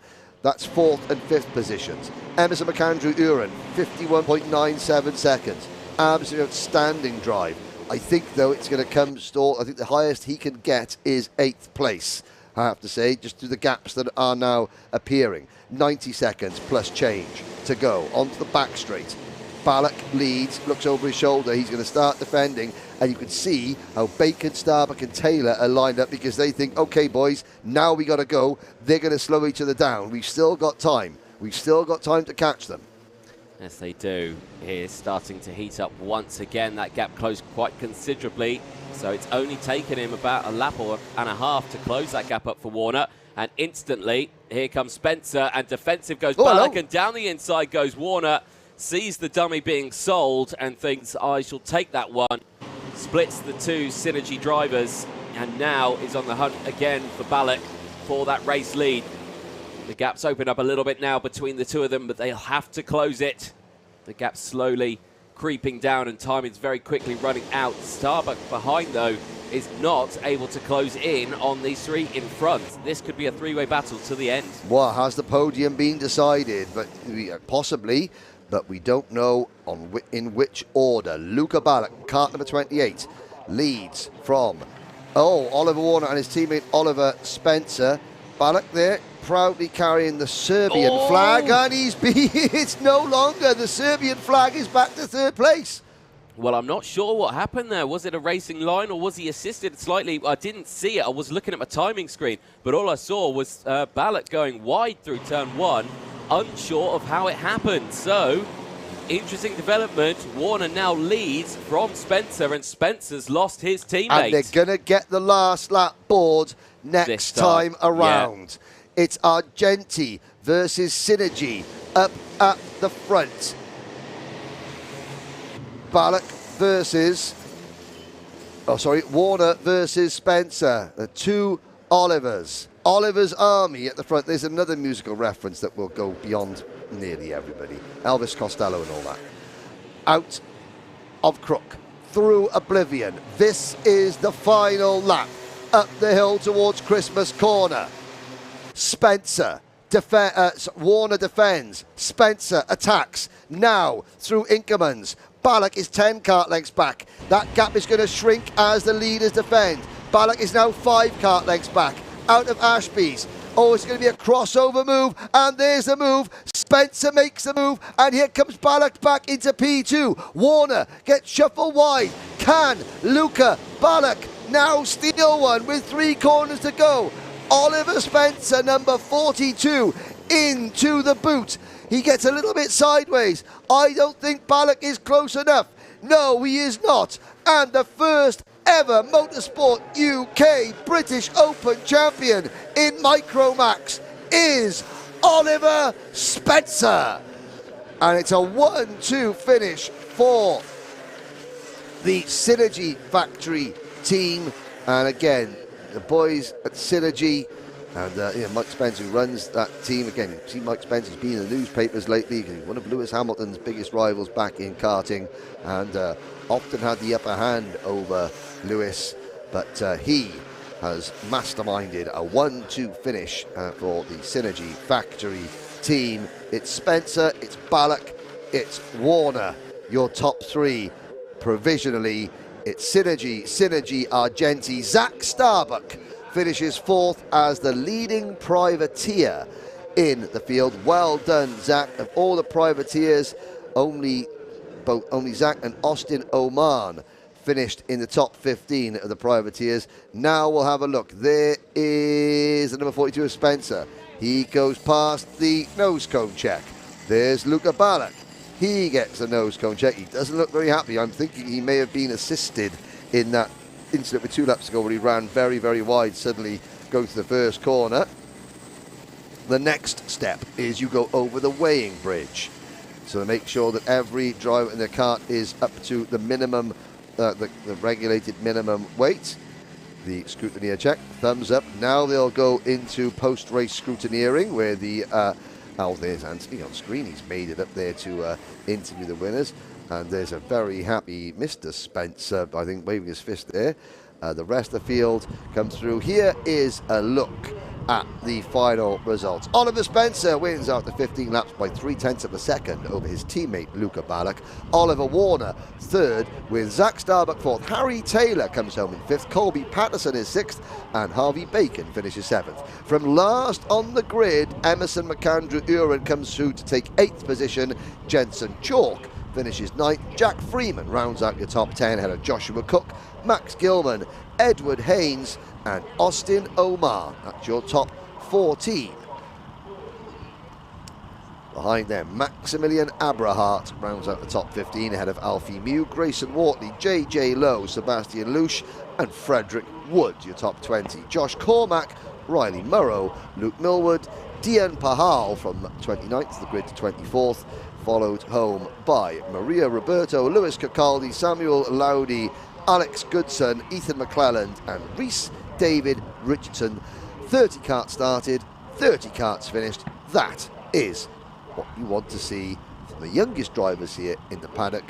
Whether they win or lost, they get their full last race in and they can head back and think about what they did this weekend on the way to school tomorrow morning. Primary school, that is, because these drivers 8, 9, 10 years of age. Thanks, Henry. Well, a dramatic end to the Micro Max final, and Spencer takes it across the line by nearly half a second, 0.3 of a second. Oliver, well, what happened on that final lap? Because I missed it, but I was making my way up here. Talk us through that final lap. So Ollie took the lead and Luca got the switch back, and I just done both of them in Christmas and it come out with the win. It's great to win. A brilliant result. You then end this weekend with the O plate. You're able to run that now for the entire season. Is that going to stay on the kart? You're going to run that one, or are you going to stick with the number? Nah, run with the O plate. Right, that's the one we want to see. Who do you want to thank for this one? I want to thank Sinji, Rob, Mike, Sam Fugitt, KR Engines, Mega Power and Fens for everything, all the suit and stuff they've done. Thank you. Well, brilliant stuff. Oliver Spencer there coming away, O-Plate champion of 2023. Fantastic to see. Let's see if we can chat to Mr. Luca Ballack. I don't know where he's gone. He's gone, apparently, and I think, understandably, I think third place man there is a little bit upset. We might leave him to be consoled by his mechanic. I might see if he wants to. Do you want to have a chat? Yeah? Come on, excellent stuff here. Well, Ollie Warner, that was a tough race, but you drove brilliantly on that one. What happened on the last lap? Thank you. Just lost my head a bit and just should have gone wide with Ollie, but just didn't turn out very well. I mean, these races, it's only the start of the season. It's a one-off weekend. Yes, okay, you may not come away with the O-plate, but it just shows it's a great stepping forward going into the season. Are you looking forward to this year's 2023 season? Yeah, I really am. Hoping to win the British Champs this year. So That's the main gain you can get away with this. Go for that #1. yeah, That's thank what we want to see. Well, congratulations, Ollie. Won a 3rd place in that one. Enjoy the podium a bit later on, and congratulations. Thank you. Excellent stuff there. Ollie Warner there. Luca Ballack finishing in 2nd. And, of course, Oliver Spencer finishing that one for the race win and taking home that O-plate for 2023 for the Rotax Open Championship. Henry, there are 3 more finals to go. We'll head back to you for the rest of them.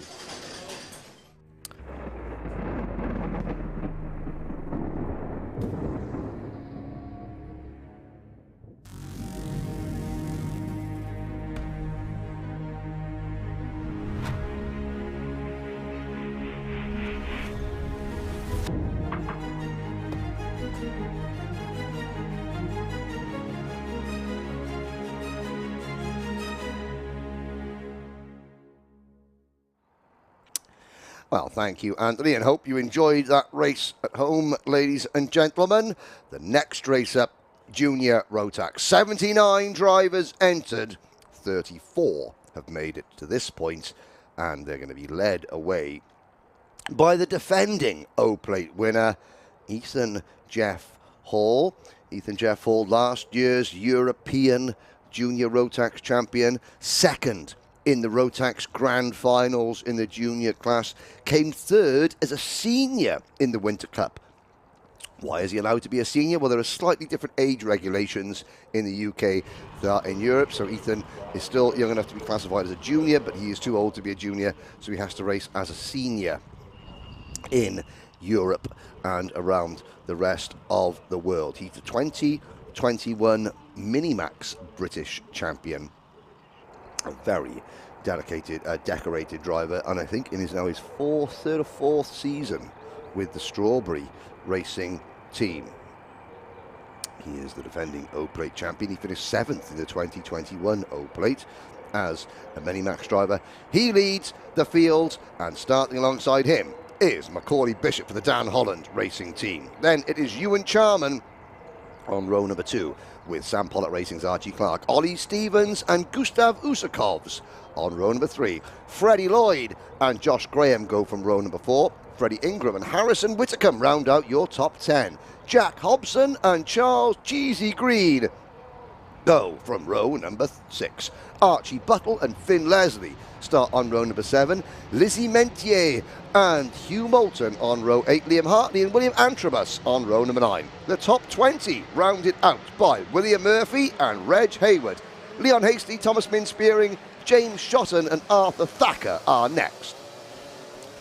Timo Youngling, former British Honda Cadet champion, starts 25th alongside Tommy Harfield. Then it's Owen Neve doing his own mechanicking this weekend, and Alexander Cole. Thomas Ingram Hill and Ayman Bansal from India. Jacob Dukes, Aditya Kulkarni, Australia's Armand Hamilton, and Mercedes Junior Driver Program, Kenzo Craigie, 34th and last after an accident on the first lap of the pre-final. A loaded field here in Junior Rotax on a very exciting 12 minutes plus 1 lap race in store. They come up the back straight towards the boot. Just looking at the plain white crash helmet there on the back of the field, there's Armand Hamilton, who was involved in an incident, and Kenzo Craigie also in a separate incident. Kenzo Craigie, a little bit, he's fine, but he was in a bit of discomfort getting out of the kart earlier on. Well, we've just seen one driver go from 3rd to the grids to 8th in Micromax. What can Kenzo Craigie do? 34 drivers in this one. They come into tram lines, lights are out, we're off and racing into turn number 1. It's a great start from poleman Ethan Jeff Hall, not a great start from Macaulay Bishop, who dropped 3 or 4 place. They head up the hill towards Christmas Corner. It is Ethan Jeff Hall and Ewan Charman, and there's a bit of a collision going into Christmas Corner. They're still 3 wide, and they've got to sort themselves out through increments. There's a spin in the middle of the pack. Oh, wow. That was the Synergy kart there getting turned sideways, and 2 drivers directly behind having to take evasive action. That could have been major, but they all somehow managed to keep it going. Anthony Jordan, you have returned. I have, yes. Get my steps in this weekend. Is it cold out there still? It's a little bit chilly, yeah. There's a bit of a breeze going. Ah, okay, well. I'm very lucky that I've got lots of insulation. You've got lots of insulation, Yes. and you're tucked away in the commentary box, and you don't have to leave, and you don't have to walk 2 miles to a post-race That's right. That's the one advantage when you look like I do. They try and keep you off camera as much as possible. There's the number 69 Kart getting involved. That's Freddie Ingram involved in that tussle. We've got Ewan Charman making a move on Ethan Jeff Hall for the race lead, and there is the number 40 Kart getting forced a little bit wide. That was Jack Hobson. Yeah. Whitcomb just getting through Ashby, and Hugh Moulton getting a bit high, wide, and handsome on the outside there at the exit of Chapman's, showing how bumpy it is off the racing line out there. So, yeah, definitely wanting to bring it back in. Love this shot as they're going through the boot. The speed that they carry through that corner is immense. And Yes. it's such a tricky exit on that one. Yes, you carry loads of space. You've got to slow it right down, to be on the anchors, bring it down, and then bring it back through. This, though, is looking interesting, and it's looking even more interesting now as down the inside. Nice change for the lead. Charman takes the lead of the O-plate, but Ethan Jeff Hall, he's not going to like that. He's defending his O-plate. He will want that back straight away. Yes, indeed. The only 2 drivers here that are defending their championship they won last year at the Mansell Raceway, Ethan Jeff Hall and Kai Hunter, who we'll see in the next race. And, yes, you know, Kai Hunter has won 3 O-plates already. He's going for a 4th. But no one's won 3 seniors. He won 1 in juniors. He's won 2 in seniors. No one's won 3. We'll get to that in a minute. But, yes, Ethan Jeff Hall would like to retain the O-plate title.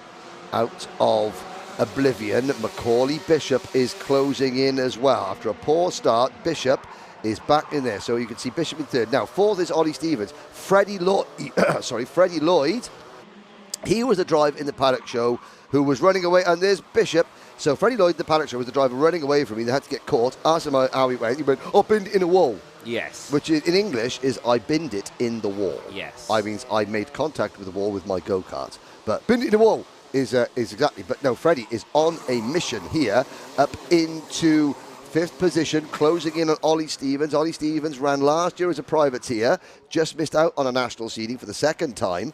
He's his 3rd. He's 4 years as a junior driver. He moved very, very, very young, and this will be his last year as a junior. And here comes a change to the lead. It's Macaulay Bishop. Yeah, Dan Holland Racing, 68 Kart in the lead. Yeah, not wasting any time there, getting through the order, closing back up, retaking the lead. Nothing that Charman or Jeff Hall could have really done about that one. He's just had the waft through the corners, able to get it done. And yeah, now retaken the lead on this one, which is brilliant to see. But can he maintain it? Because Charman, we knew he could do it earlier. He did it earlier in the day, didn't he? Yep. So we'll just have to see how he does. Now, a little look back there as we watch the battle unfold for the lead. Eric, oh, I thought he was going for it then. Yep, he's literally almost sitting on Macaulay Bishop's shoulder coming out of the final corner. Ewan Charman was so close. Ollie Stevens now in 5th position, in 4th position rather, setting a new fastest lap. And the top 5 getting closer and closer. Over the grass, Ewan Charman. Ethan Jeff Hall went in and Ewan Charman was closing the door. And the top 5 have now become the top 4. With Archie Clark running in 5th position. Ingram is now 6th, Graham 7th, Whitcomb 8th, Moulton is 9th.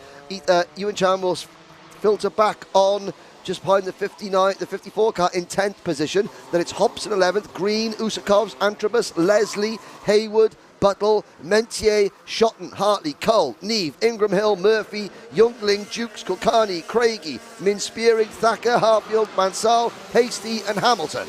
It's all going to be down now if Ethan Jeff Hall can match the pace of the driver in front, Macaulay Bishop. The gap half a second. The last lap across the line was 2/10 faster from Bishop alone in that last lap. Granted, there was contact. Yesterday, Macaulay Bishop was insane. He was pole position. He won both his heat races.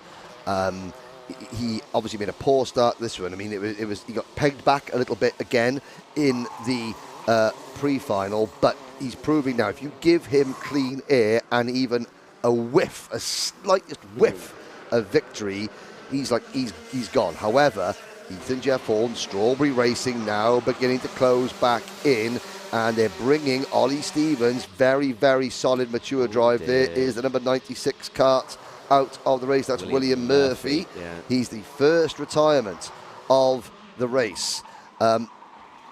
Ethan Jeff Hall, and again, Ollie Stevens is driving so maturely. He is now the elder statesman in this class, and the gap is closing. Watch the number 81 kart of Ollie Stevens, however. Freddie Lloyd in 4th position. We haven't really seen Freddie Lloyd. He's made a good solid start, and he is just sort of there with the leaders, but we haven't seen him show his hand just yet in terms of making a move.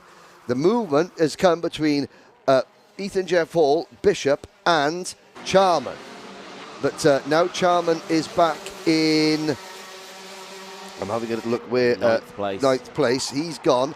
Yeah, what do we see from Stevens and Lloyd? Well, you say Bishop's been on point in this early half of the weekend, but coming here now in the final, he's not able to pull away, and Jeff Hall has closed in. Gap now 0.2 of a second. I would say that was lunge distance if he's going to go for something. Well, yes. Well, actually, now that gap looked a lot larger then, didn't and don't count out the Sam Pollitt Racing, number 43 of Archie Clark's, and the KR Sport, number 69 of Freddie Ingram. They're all closing in. Yeah, and then the 2 Argenti karts. There's a bit of a gap, big gap, before with the 2 Argenti karts. Joshua Graham. Oh, very wide from Jeff Hall. Mistake through turn 1, and Jeff Hall down into 3rd place. Last year's O-Plate champion. Now struggling in the second half of the race. And this changes things dramatically. It does, because now Ollie Stevens has the opportunity to catch up to the back of his teammate. Is that able to happen? Well, it might be, but I mean, but for Macaulay Bishop, he's now going to, I'm not going to, I mean, obviously, if Ollie Stevens catches his teammate, he's going to try and make the move. Yeah. However, you know, you are less inclined to take a risk when it's against your teammate as you are somebody else. So that's good news from Macaulay Bishop. Yeah. Will Ethan Jeff Hall, was that just a simple one-off driver error, or was it like an indicative of the setup going away of the car? I think he's good. No, it looked fine that time around. So now will Ethan Jeff Hall work with Ollie Stevens, or will he go back in on him? No, There's your answer. Yeah, immediately going back in on him. My turn to try and redo that again. Yes, I made a mistake. I'm going to fight back, though, and see what we can do. They're going to have to work together here now. Straight back, Freddie Lloyd. I was going to say, I'm really ultra impressed by Freddie Lloyd. He's driving with a great amount of maturity. He's being very, very sensible indeed. Obviously, he's always been fast. That's why we call him Fast Freddie. But there have been instances where sort of his right foot has been very, very quick, and the decisions have been made that haven't been perfect. Now he's getting the pace, and he's getting that racecraft and the maturity and putting it all together. And we're talking about looking at championship contenders this year. The Evolution Racing team, they haven't had a British championship contender for several years, but they've got one this year with Freddie Lloyd. Archie Clark. Speaking of title contenders, there's another driver. So smart so far. Archie Clark. That's the first overtaking move we've seen from Archie, and it's come with 3 minutes to go, and it is for 3rd place, a place in the podium. Yeah, exactly that. Now, that overtake's given Jeff Hall a little bit of breathing space now. He can now focus on really setting those good lap times, focus on taking the normal racing line, not having to position the kart maybe a little bit more in the inside or in the middle of the track to try and defend that inside line to any potential overtakes. Now he's got the opportunity to really match the pace of Bishop and close that gap. The gap, just about 0.6 of a second, will update it as they hit the next sector beam. There were yellow flags waving. I just saw them. And that was for James Shotton, Timo Jungling and Alexander Cull. Yeah. So that is unfortunate. Now, stationary yellows, nobody making a move, everyone obeying, the flags.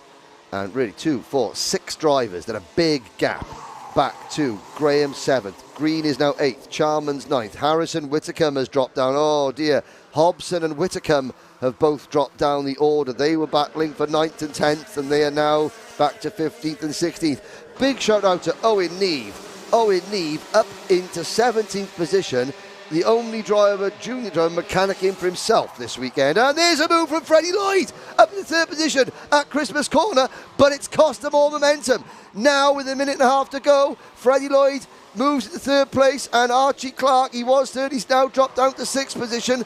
But that late lunge from Lloyd has allowed Bishop and Ethan Jeff Hall to extend their advantage. Well, I think we knew that was going to be coming, because I don't think Freddie Lloyd thought thought that Archie Clark was going to catch up to Ethan Jeff Hall. We could see Jeff Hall closing in, and that gap is now less than a tenth. It's nothing between Bishop and Jeff Hall now for the race lead as they cross the line. If Jeff Hall's going to go for the move, it's going to be into Christmas corner this time. Look at him go. Absolute man on fire here. Looks to go down the inside, but instantly Bishop defends it. Well, now Freddie Lloyd's got in a good position. I was like, Freddie Lloyd, he was following Archie Clark, assessed the situation, rectified the problem. The problem was that Archie Clark wasn't catching the top two. He rectified it by overtaking him. Now he's in third place. Now Bishop's defending. We've got a minute to go, and Lloyd, Stevens, Ingram are not out of this one yet. Clark at the back of this lead group. This is great stuff. We've got 2 Dan Holland karts, and then 1 from Strawberry, Evolution, KR Sport. Look at it here, look at it here. Here it is. Oh, what a move there. Just saw the gap slowly opening and just put that kart right in between himself and Bishop and the curb. If you are a driver at this level, you have to take... Oh, he's run wide there. No, he's run wide. That's another mistake. You have to make split-second decisions, and that was a split-second decision that worked for Ethan Jeff Hall. It's now 20 seconds to go. The top 6 are as close as they were on the rolling lap. Bishop having to defend, going into Ashby's. Was there contact there? Bishop holds on to second. Ethan Jeff Hall is easing away. He's easing away at quite some rate here as well. Bishop now under some serious pressure here. Freddie Lloyd there in P3, wanting to get past him. We know he can make those moves as well. And I think, did he make the move? Has he made the move? Nope, no, he hasn't. He stayed there. Oh, but look at the gap. Look at the gap. Yeah, look at this. The Jeff clock strikes 0. Last lap ball. This is Ethan Jeff Hall's race to lose. Bishop in second. Lloyd third. Stevens fourth. Ingram fifth. Clark sixth. Ethan Jeff Hall does not have to defend going up to Christmas corner. It's all about Bishop finishing in second, or who's going to take the final 2 steps to the podium. Lloyd can't make the move. He sits there in third place. Stevens in fourth. Ingram is fifth. Clark is sixth. The rest a long way behind, but Ethan Jeff Hall has got 2 complexes to go, 4 corners. Boot 1 there. Boot 2 here. Now boot 3, 1 corner, and it is a double O-plate victory for Ethan Jeff Hall, with Macaulay Bishop second, Freddie Lloyd in third position. Ethan Jeff Hall, I have to say, he survives making 2 very uncharacteristic errors there at the first corner, to running wide both times there, but he was able to get the job done.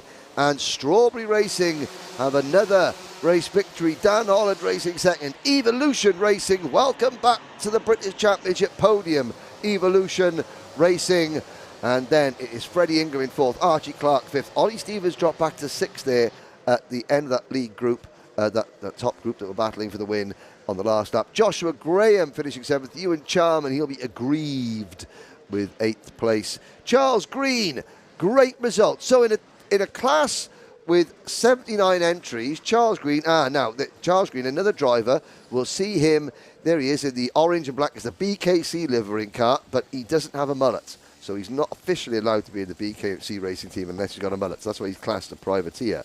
But again, Charles Cheesy Green, a dedicated student of the Rob Dodd School of Kart Racing. And Matt Isaacs will be happy with a top 10 result for Charles Green. Then it's William Antrobus rounding out the top 10. Reg Haywood in 11th. Archie Buttle, Gustav Usakovs, Thomas Min Spearing.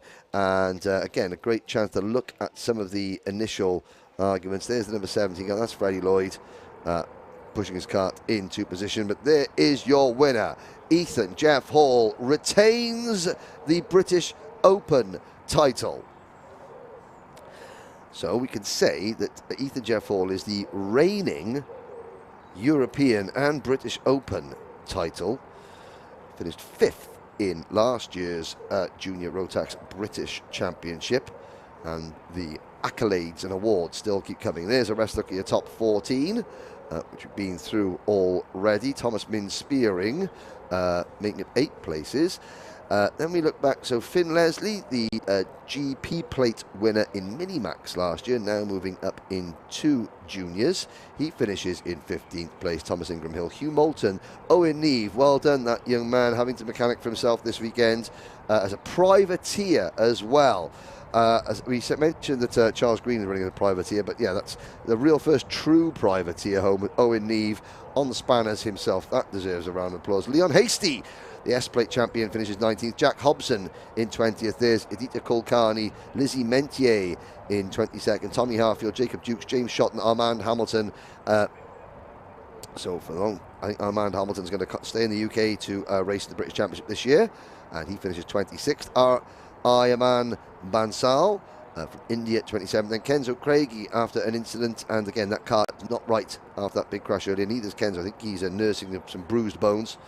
Followed by Liam Hartley, Arthur Thacker, Harrison Whitcomb failed to finish. Sadly, so did Timo Youngling, Alex Core, and William Murphy. But Anthony Jordan is down in the pits with a very happy winner. Take it away, DJ. Thank you very much, Henry. Yes, indeed, down in Parc Fermé, and I've got our top three here, and what a race that was. Well, Ethan Jeff Hall, now that was a Champions Drive if ever going to see one, and Ethan, well, congratulations on that one, retaining the O-Plate in 2023. What a race that was. Yeah, it was a great race. Just managed to keep my head cool and win the race. I mean, going through, you know, battling with Macaulay, you had to make up the space again. You had to claw him back in. You managed to do so. And, you know, what was just going through your mind on that one? Because the lap times just consistently, just that little bit quicker. You really had the pace this weekend. Yeah, I was quick. I made a few mistakes in the middle, but managed to get back into second and catch the lead at the end. Talk us about those mistakes all the way through turn one. I mean, it looked like you're just running a little bit wide. Was it carrying too much speed, clipping a curb too much? Yeah, I carried too much speed and then just clipped the curb. Ran wide and nearly fell off the track. Very nearly, but luckily you didn't, and you came through once again, holding onto that O-Plate. Who do you want to thank? I'd like to say a massive thanks to Strawberry Racing, my mechanic Liam Wright, Cream Racing Engines, Fibre King, Fit for Performance, and OH Management. Well, congratulations. Well done, Ethan Jeff Hall, retaining your O-Plate for 2023. Thank you very much. Cheers. Brilliant stuff there. Let's chat to our second place driver, Macaulay Bishop, who's just over here. Macaulay, that was a tough race. You certainly kept Ethan at bay, or kept him on his toes. Yeah, no, I think I drove quite well up front. You know, I managed him to get really nicely, and then once he got behind me, I started defending a bit. It just took me out, got a bit of a gap, but I think I won it because he got in race penalty, so see how it goes after the race, I guess. Yeah, exactly that. We'll see how it does. But watching the race throughout that one, we were seeing the little mistake from Ethan on the last lap, or the semi to last lap, where he went slightly wide through turn one. Were you thinking that was going to be the opportunity you might be able to take it back? Yeah, sure, but he managed to defend it quite nicely. Obviously, he's in front of me at that time, so I didn't really need to push that much. So just managed to keep it there. I was more worried about third, to be honest, so managed to keep second. Yeah. Championship coming up for the rest of the season. Is this a nice stepping stone for it? Yeah, definitely. I think I performed really well on Rotax. I already know I'm fast next 30, so we'll see what the season brings. Well, Macaulay Bishop, congratulations, second place. Enjoy celebrations. Thank you. Brilliant stuff there from Macaulay. Always come under pressure as well as that one. Third place, though, well, this man here, Mr. Freddie Lloyd. Freddie, what a result that is. I'm sure you can be happy with it. Yeah, it's good. It's good. Not what I was hoping for. I wish I won it, but on podium. A solid result still. I mean, we talk about you all the way through this season. You know, Henry calls you fast Freddie Lloyd as well, and you were really showing how fast you were in that one, weren't you? Yeah, I was pushing my hardest, trying not to drive off the track, so yeah, I think I did well. So that's pretty much it. At the latter stage of the races where you could think, I don't think we're going to catch up the two in front, what was going through your mind holding on to third place? Was you thinking, what am I going to have to do? Oh, there was people behind me thinking, like, am I going to have to defend or not? But then Ethan and Bishop started to defend, so I caught up and I was just like there, I was pushing, just trying to win it, but couldn't get there as much as I could have thought, but yeah. It's a bit-ish. Yeah, unsure, pretty much. Pretty much, like one went off and then caught Ethan, or no, killed Bishop, but yeah. Yeah. Well, I mean, it's a nice stepping stone for the 2023 season. This is a nice confidence boost for you, though, a podium? Yeah, good. It's really good. Well, brilliant stuff. Who do you want to thank? I'd like to thank Time Engines, Laker, Evolution, and JP for being my mechanic, and my dad for supporting me. Brilliant stuff. Freddie Lloyd, congratulations. P3. Thank you. Well, excellent stuff there for the juniors. Again, a brilliant result and plenty more to come up. Stay tuned with us. There are 2 more finals to go. Stay with us. Well, there we go. I've got to say, Freddie Lloyd. It's great to be able to see these interviews with Freddie Lloyd. Yeah, I tried to drive my hardest and not drive off the track. Yes, Fred, that was just very, very, very well put indeed, and good to see as well. Again, what happens after the race? Obviously, what we say is a provisional, and we aren't privy in the commentary box to any post-race goings on, either in technical or driving penalties. We see incidents happen, but we're not, privy to stewarding decisions, clerking decisions. So what, McCauley thinking that Ethan may be due a penalty for something in that race. We don't know that. All we do is call it as we see it on the track. And on the track, Ethan Jeff Hall has provisionally won the 2023 Junior Rotax O Plate. And now that was one driver trying to defend their title. We have another driver now trying to defend their title. It's Senior Rotax. It is the final. There is a look, of some of the contenders as we go down the order. There's the number 50 Kart briefly on your screen. That was Samuel Baker for the Jack Dex Racing team. 34 drivers. You can see in the orange and black race suit right at the back. That is Spencer Browham. He was in the top 6 before the pre-final, had a nasty accident on the first thing, went up the bank. Hopefully that CRG kart is okay, but he's got a big task on his hand. There's the number 58 of Gus Lawrence, the reigning senior X30 British champion.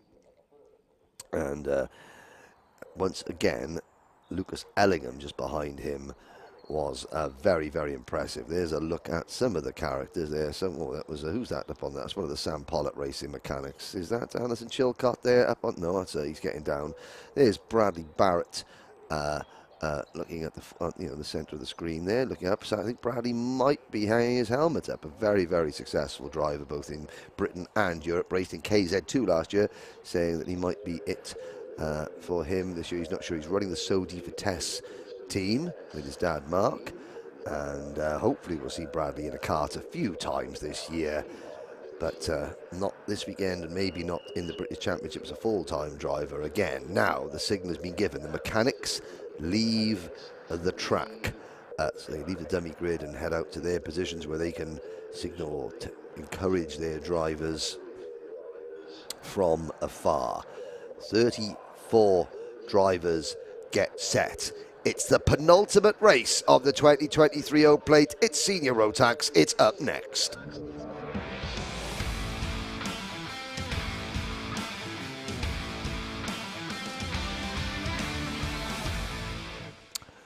The starting lineup for this 12-minute plus 1 lap race. Kai Hunter, the defending champion, starts from pole position alongside Gus Lawrence. Matt Higgins and Lucas Ellingham share row 2. Guy Cunnington and Morgan Porter on row number 3. Leo Brown and Pearson Bullock Carter on row 4. Lewis Gilbert and Neo Clark on row 5. Jamie Perilli and Sam Gornall share row 6. George Holbrook and Jude Fernhow on row 7.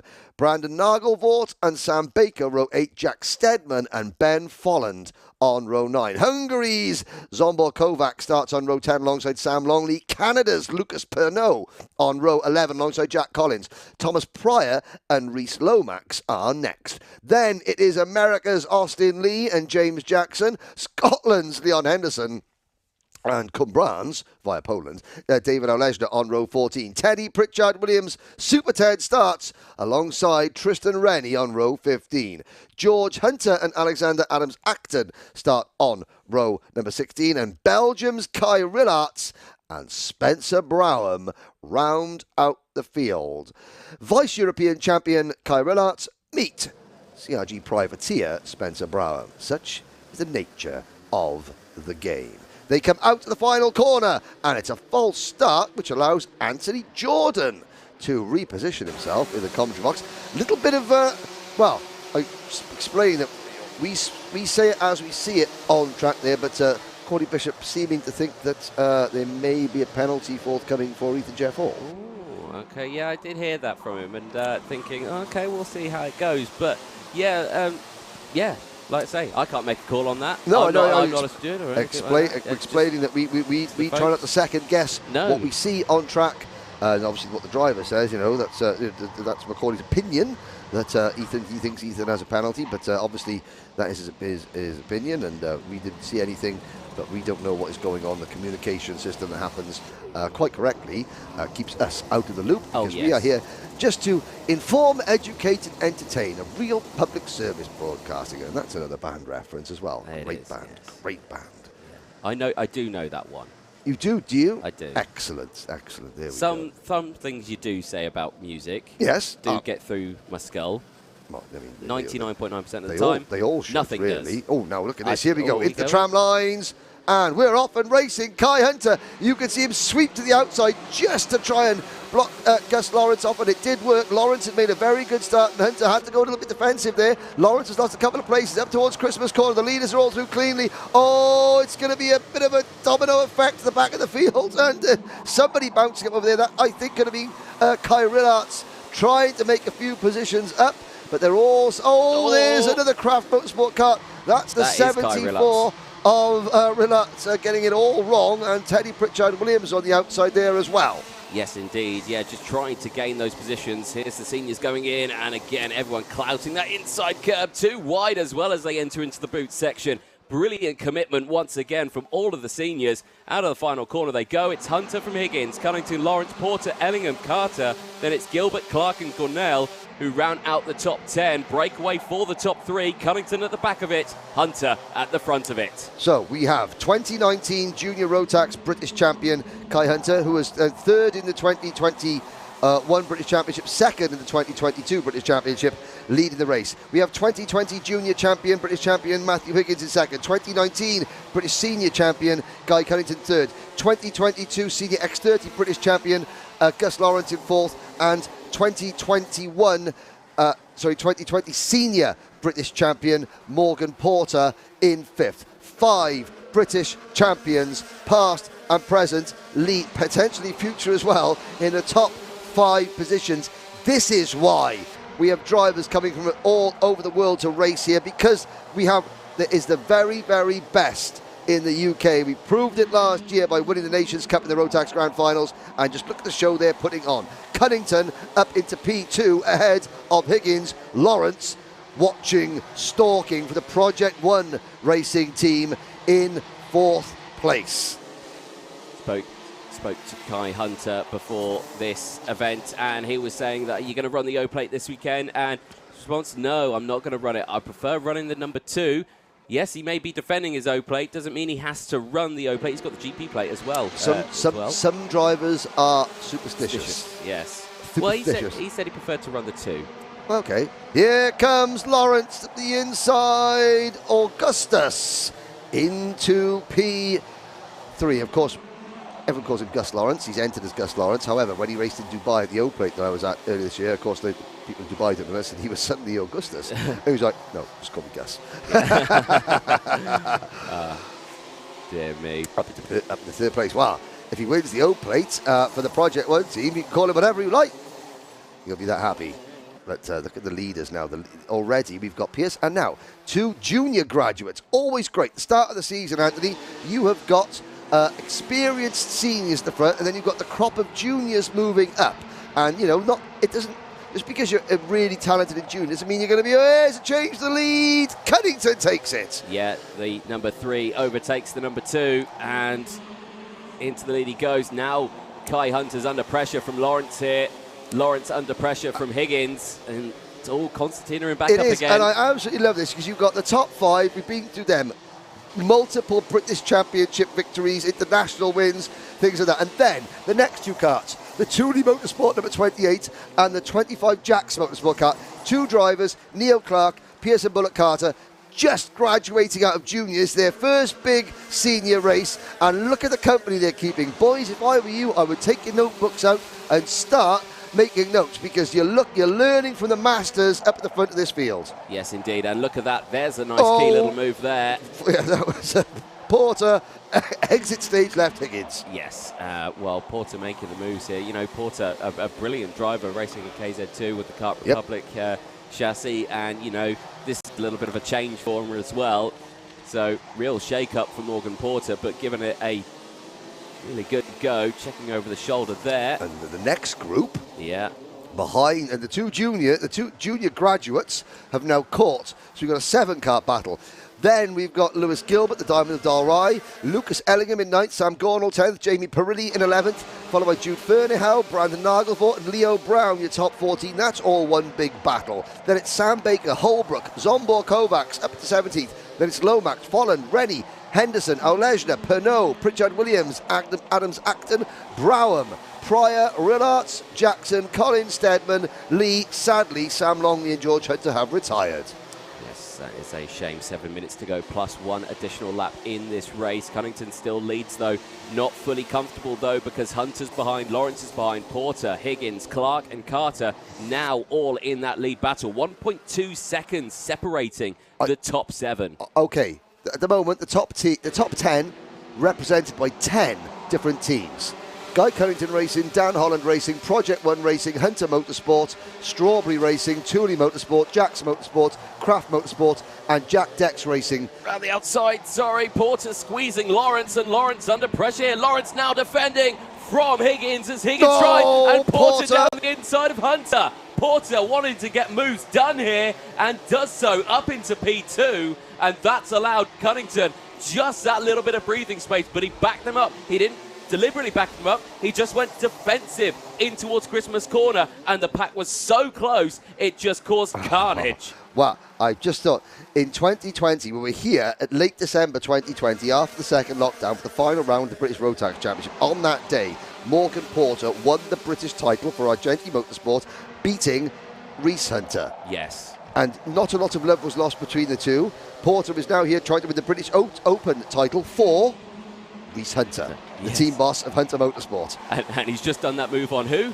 Kai Hunter. Reese, no! Pierce, the two junior graduates. That's it, game that's over. The radiator gone. Radiator gone. For Higgins. Pearson Bullock Carter went up the inside of Matthew Higgins, and radiator gone. Pearson Bullock Carter, and of course Neo Clark had nowhere to go. No! Porter's off!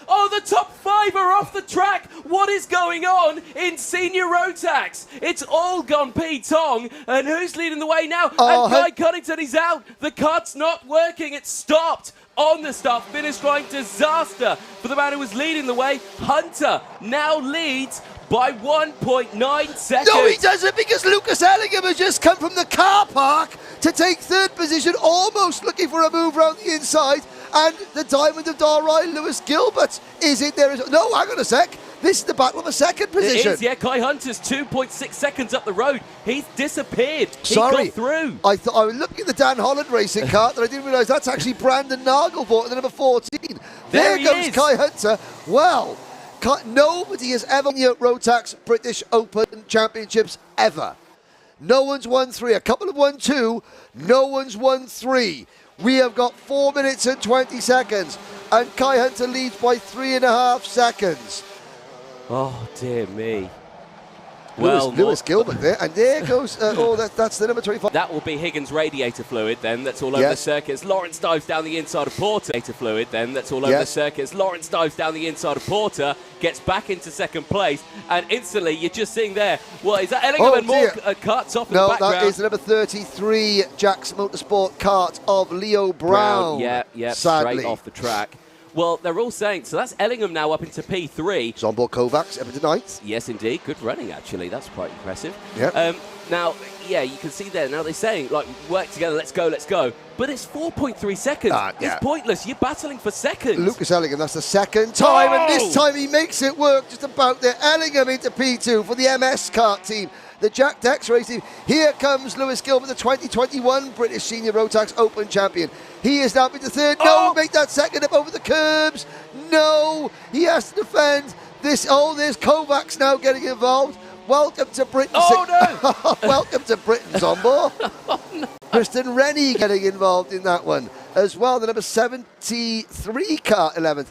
Lucas Pernod is up into 14th place. Leon Henderson, 15th. Then it's Lomax. Teddy Pritchard Williams, well, he drove from the back to nearly the front of the pre-final twice, then retired, had to start with the back of this one, and he's now up into 17th place, gaining 12 positions. Kai Rillarts up into 19th place. Spencer Brown, top 20 for the CRG driver, privateer entry from 34th on the grid. However, we are we've only got 25 drivers left.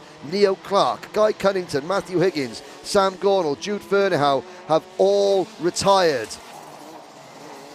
So has Jack Steadman, Austin Lee, Sam Longley and George Hunter. The survivors are going through the final corner. There's the 29 kart of Gilbert, chasing Lucas Ellingham. Ellingham, brave moves on the outside of Christmas corner, and now he's got the gap because Gilbert's defending third. Porter very forcefully at the inside there at the 46 kart. Then it is that Bullock Carter? Yes, it is. Followed by Lawrence and the rest. Well, senior Rotax, I don't know what they've put in the water. Well, it's only affected the seniors so far. In qualifying, 1 second covered the top 51 drivers. Well, yeah, that explains that explains it. And there's no heat points. There's no championship points. There's more coming together at the top there. It is, you win. It's like Kart Masters, only they're under investigation. Morgan Porter and Guy Cunnington's out of the race. Yeah. So the guys that can investigate me all you want. I'm still sat at the side of the circuit watching the final. So Porter in fourth position at the moment. There were some forceful moves going on. Let's just say that, shall we? Yeah, it did get a bit fisticuffs. But again, because it's the nature. There's Zombor Kovacs coming through the Ogiers and onto the back straight. But again, it's the nature of the event. No one cares about coming second. It's winner take all, a one-off winner take all. And when you've got 50 karts slapping them within a second of each other, it's going to get tetchy. It is, and we have lost a load. Yeah, we're down to 25. We've nearly lost half the grid. And we haven't seen a lot. We've seen a couple of incidents where Leo Brown has gone out. There's a move. Gilbert back into third. But look at the gap now. Kai Hunter is now got a 6-second lead.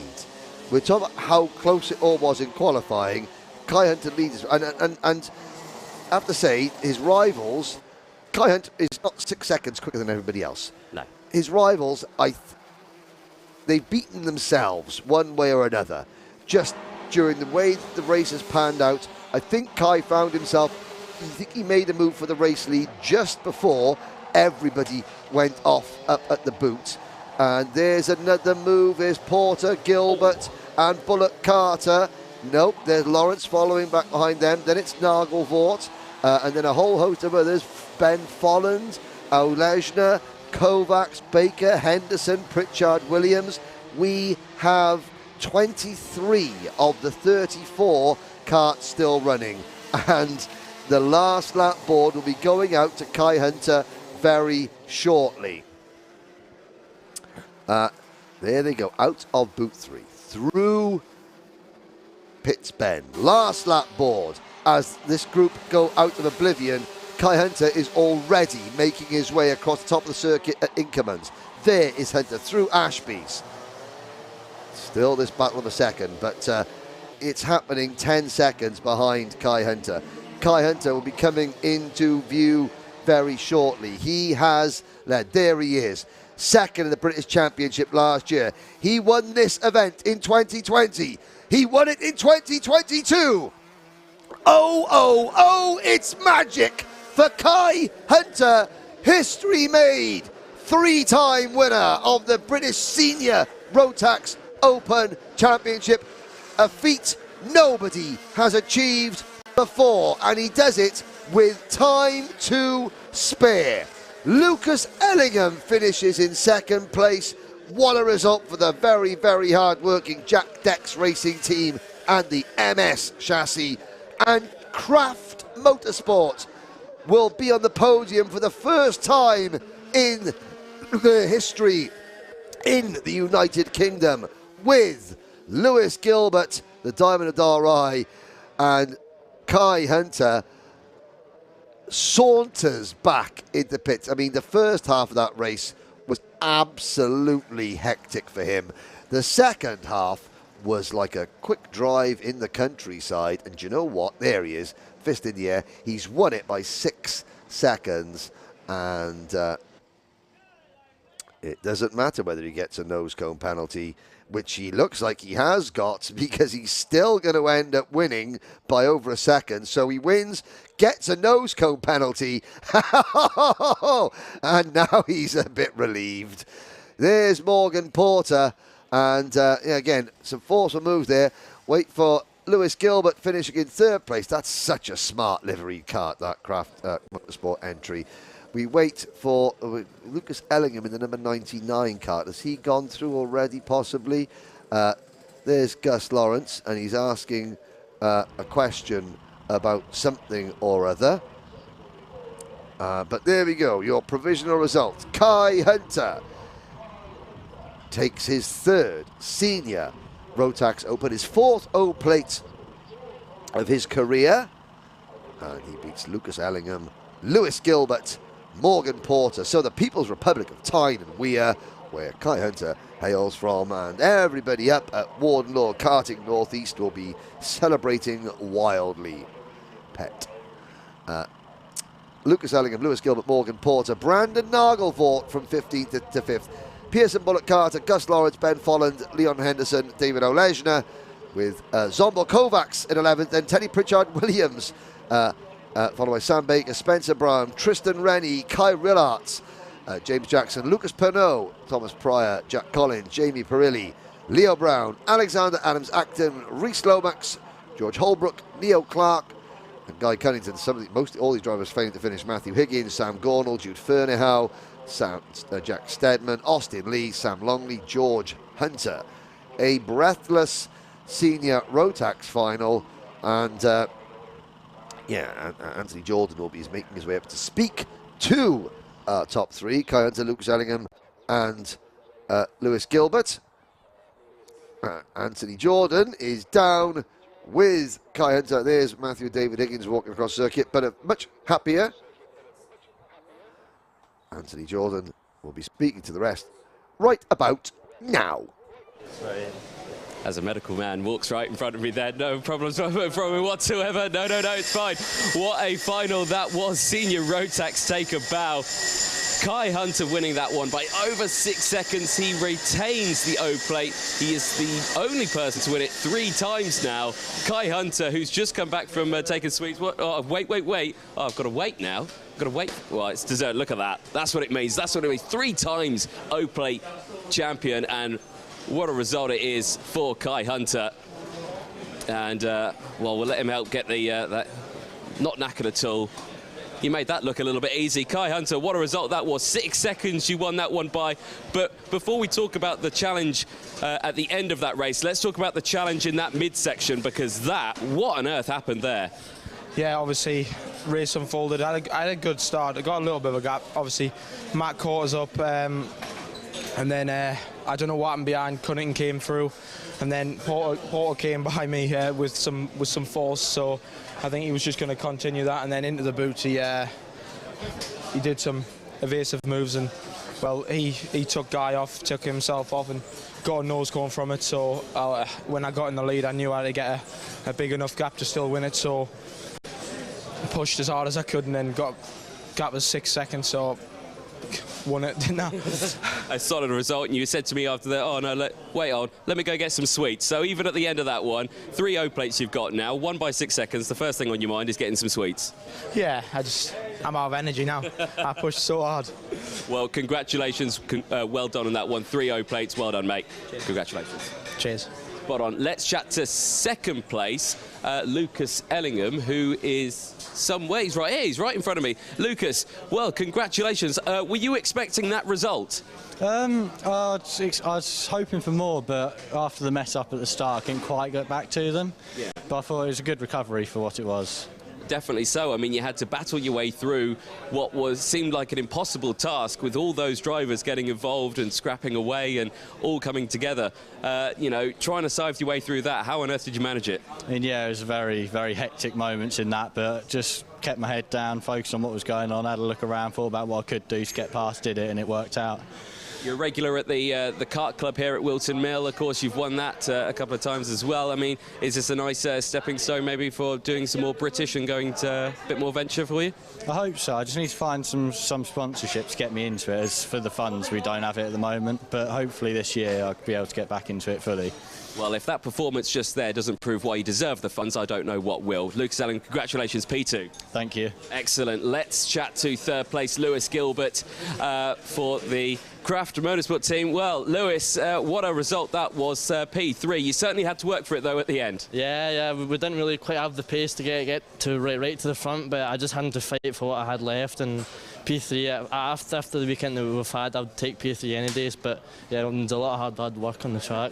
Yeah, of course, you got your family here this weekend, you've got all the team. Were you kind of showing them how it was done? I mean, you've had to teach them quite a bit in that Craft Motorsport team, haven't you, being here in Britain? Yeah, it's almost hard for first time in the UK for the international boys, so it's just a learning curve. They'll be doing the rest of the British Championship, so yeah, it's nice to have some teammates that can learn off the experience that I've had clearly, so yeah, good weekend.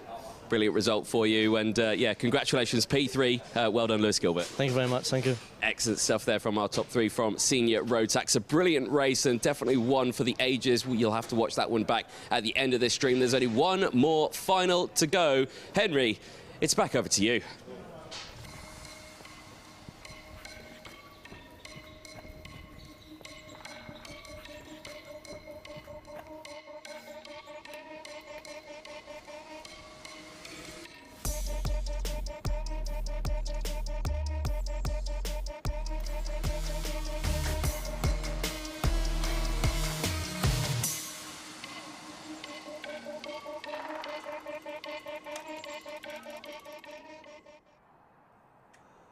Well, ladies and gentlemen, let's take a breather, take a moment, inhale, exhale, calm, and now wait for the final race of the day, Minimax.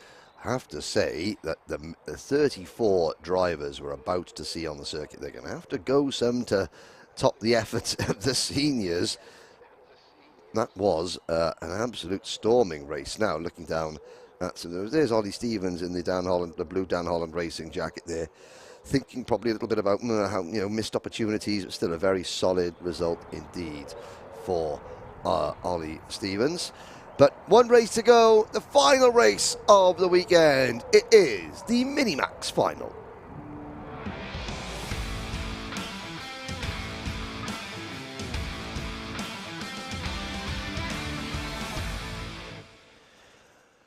There is a look at the sign of a very, very impressive Whilton Mill circuit. Cole Denham and Oliver Mievski will start on row number 1. Jacob Ashcroft and Finley Lines go from row number 2. Max Endicott and Hugh Roche will start from row number 3. Then it's Thomas Hill, Oliver Meek, Jaden Sherwood and Will Green.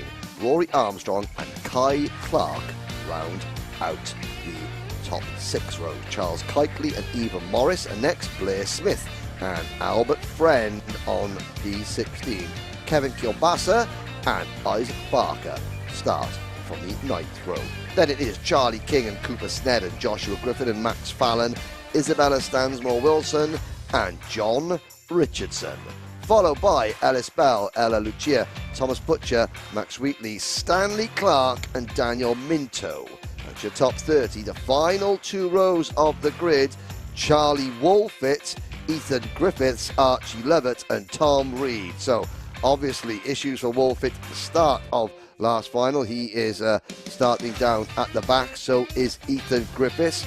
Watch also for the likes of Ellis Bell in the number 46 kart, privateer driver, but 3rd fastest in qualifying.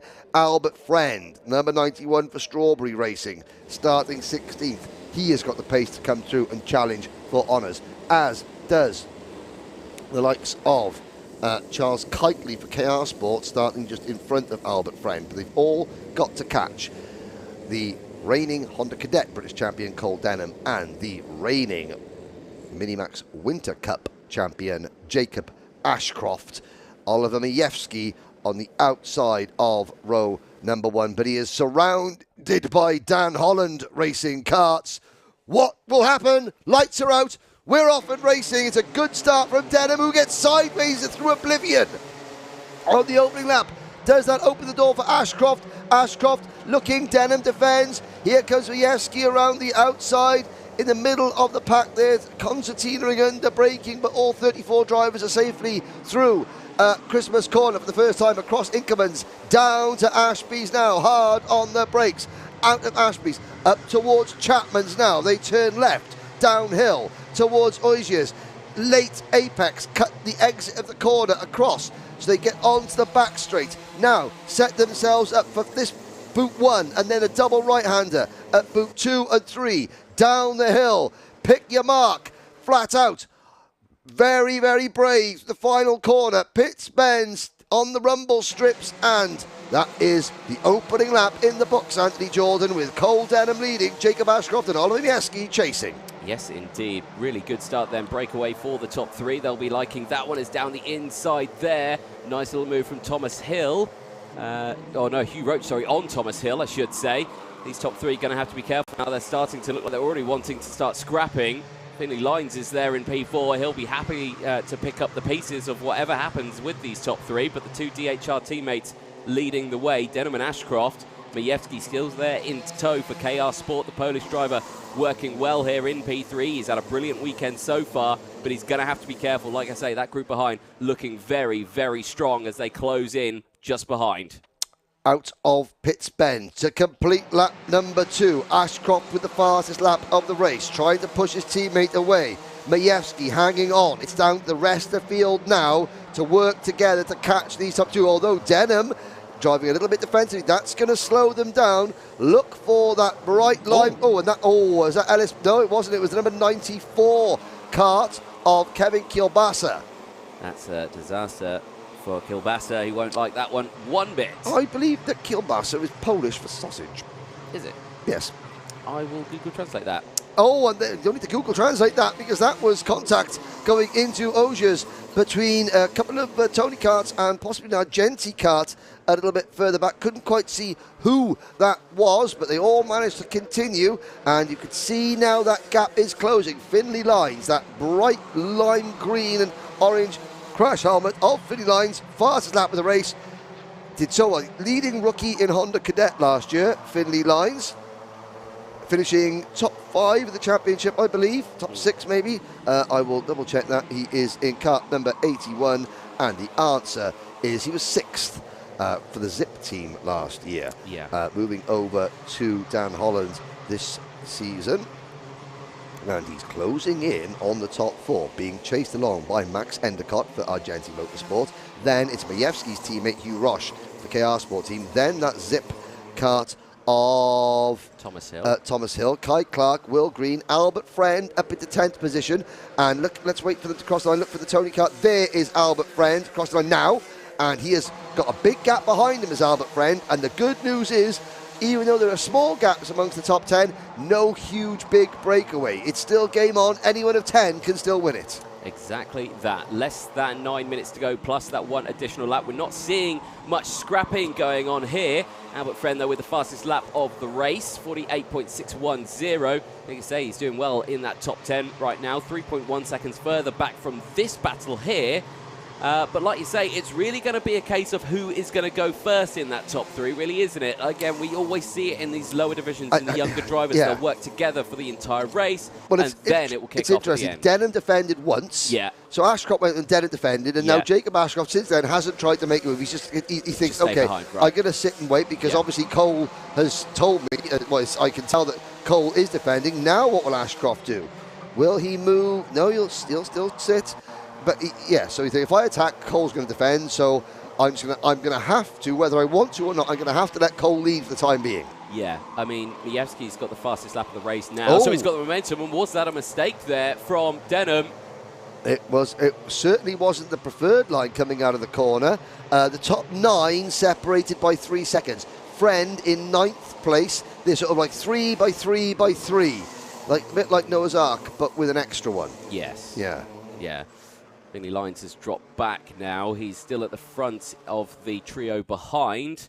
but he has not been able to latch on to the back. He has fallen back into the clutches of Endicott and Hugh Roche. Another fast lap for Albert Friend. He's really closing that gap. 2.9 seconds now. Yeah, it is. But of course, you know, there's still he's got to get. Yeah, the gap to the leader is closing. Yeah. The amount of karts between him and the leader is staying the same. Yeah, yes. yeah. That stayed the same. Yes, he's closing the gap, but yeah, it's not really at a full potential right now. This is the battle for fourth place down, sorry, I should say. There's Albert Friend, who's now leading the trio just behind and through. Ah, yes, dispatched. He has dispatched Kai Clark and Thomas Hill. Yes, he has. So he's now leading in that trio, and he's latching onto the back of the trio in front. Yeah, he is closing in. So Finley Lines there, and the Finley Lines in the 81, the 18 of Endicott, and the 70 of Roche. So what are they going to do here? Again, it's a mental game, is karting at this sort of level, isn't it? Well, it's mental, I know that. And there's a move. That is the number 18 cut of Max Endicott in the lead. Now, into the lead of this group, fourth place. Now, that's Endicott just thinking, right, okay, Finley, you had your turn to lead this group to try We're and close up. We're not catching. I've now got to have my turn. Yeah, let's have a go now, and you follow me. Let's see what we can do. Is it, I mean, and yeah, the way that some karts are set up, some drivers are better at being pushers, and other drivers are better at being pushies. Yes, yeah. Endicott has been the pusher, now he's going to be the pushy. And is that the lead battle? Game on, ring the dinner bell, 5 minutes to go, and Denham still has the lead, side by side for second. Majewski's got to get back in line. That's going to cost him a little bit of time. And look at Albert Friends, they're chasing 3, and now they're chasing 4. They are indeed, yeah. Denham now breaking away after that one, and you've got to be careful when you run wide out of the final corner. Yes, okay, the curb can be quite harsh, but you think, oh, I'll avoid that, I'll go a little bit wider. There's actually a huge bump on there. I know that from my corporate days here. There is an extensive bump. My back remembers it well. Yes, it does indeed. And of course, as we saw this morning, there was still some residual moisture off the side of the circuit. Well, because the curb there, it's quite a deep groove curb, and it's a like little trench. It just creates pools of water there. Yes. Okay, here we go. But now, after that one, so Ashcroft's still in second place. Will he make another move? Here's the battle for 4th, 5th, 6th and 7th. Friend has caught them. What does he do? Does he push, or does he have to make the move? I think with 4 karts in that lead group, he's got to pass at least one of them. Oh, there's number 26 kart. That is Ella Lucia out of the race. And it's the defence once again. Denham with 4 minutes to go defending. The gap between Majewski in 3rd and Endicott in 4th is 1.5 seconds. Now, this group here. Oh dear. That's not gone well. That's gone badly. The 68, the 21 of Jaden Sherwood, and the 68 of Rory Armstrong coming to grief. They get going again. Albert Friend having to. Finley Lines there. Not happy at all. No, and look at that. Friend now passing Hugh Roche as well. So Albert Friend up into P5. So 3.5 minutes to go. The gap now between 3rd and 4th, 1.7 seconds. Despite their battling, he's not managed to close that gap up, has Endicott. He might be able to close it up now, as again defending is Denham and Ashcroft.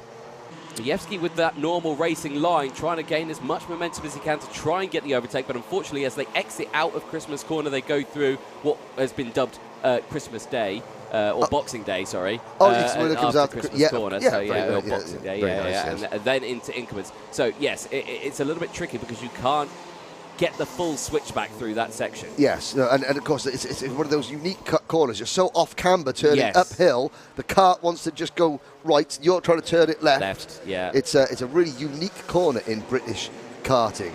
Is Inkermans. Through they go. 2.5 minutes to go, plus that 1 lap. Again, Denham goes defensive. And the chasing pack close in. Majewski is spitting feathers here. He gets such a good run coming out of Christmas Corner because Denham defending, but he just cannot make the move. Can he get at the inside going into Chapman's? No. And here come the cavalry. Oh, yes. Albert Friend, Max Endicott and Hugh Roche. With Finley Lines Finley Lines has dropped back now. I think that a Friend put in a move on Finley Lines that forced Finley offline, and he's sort of lost a little bit of momentum now.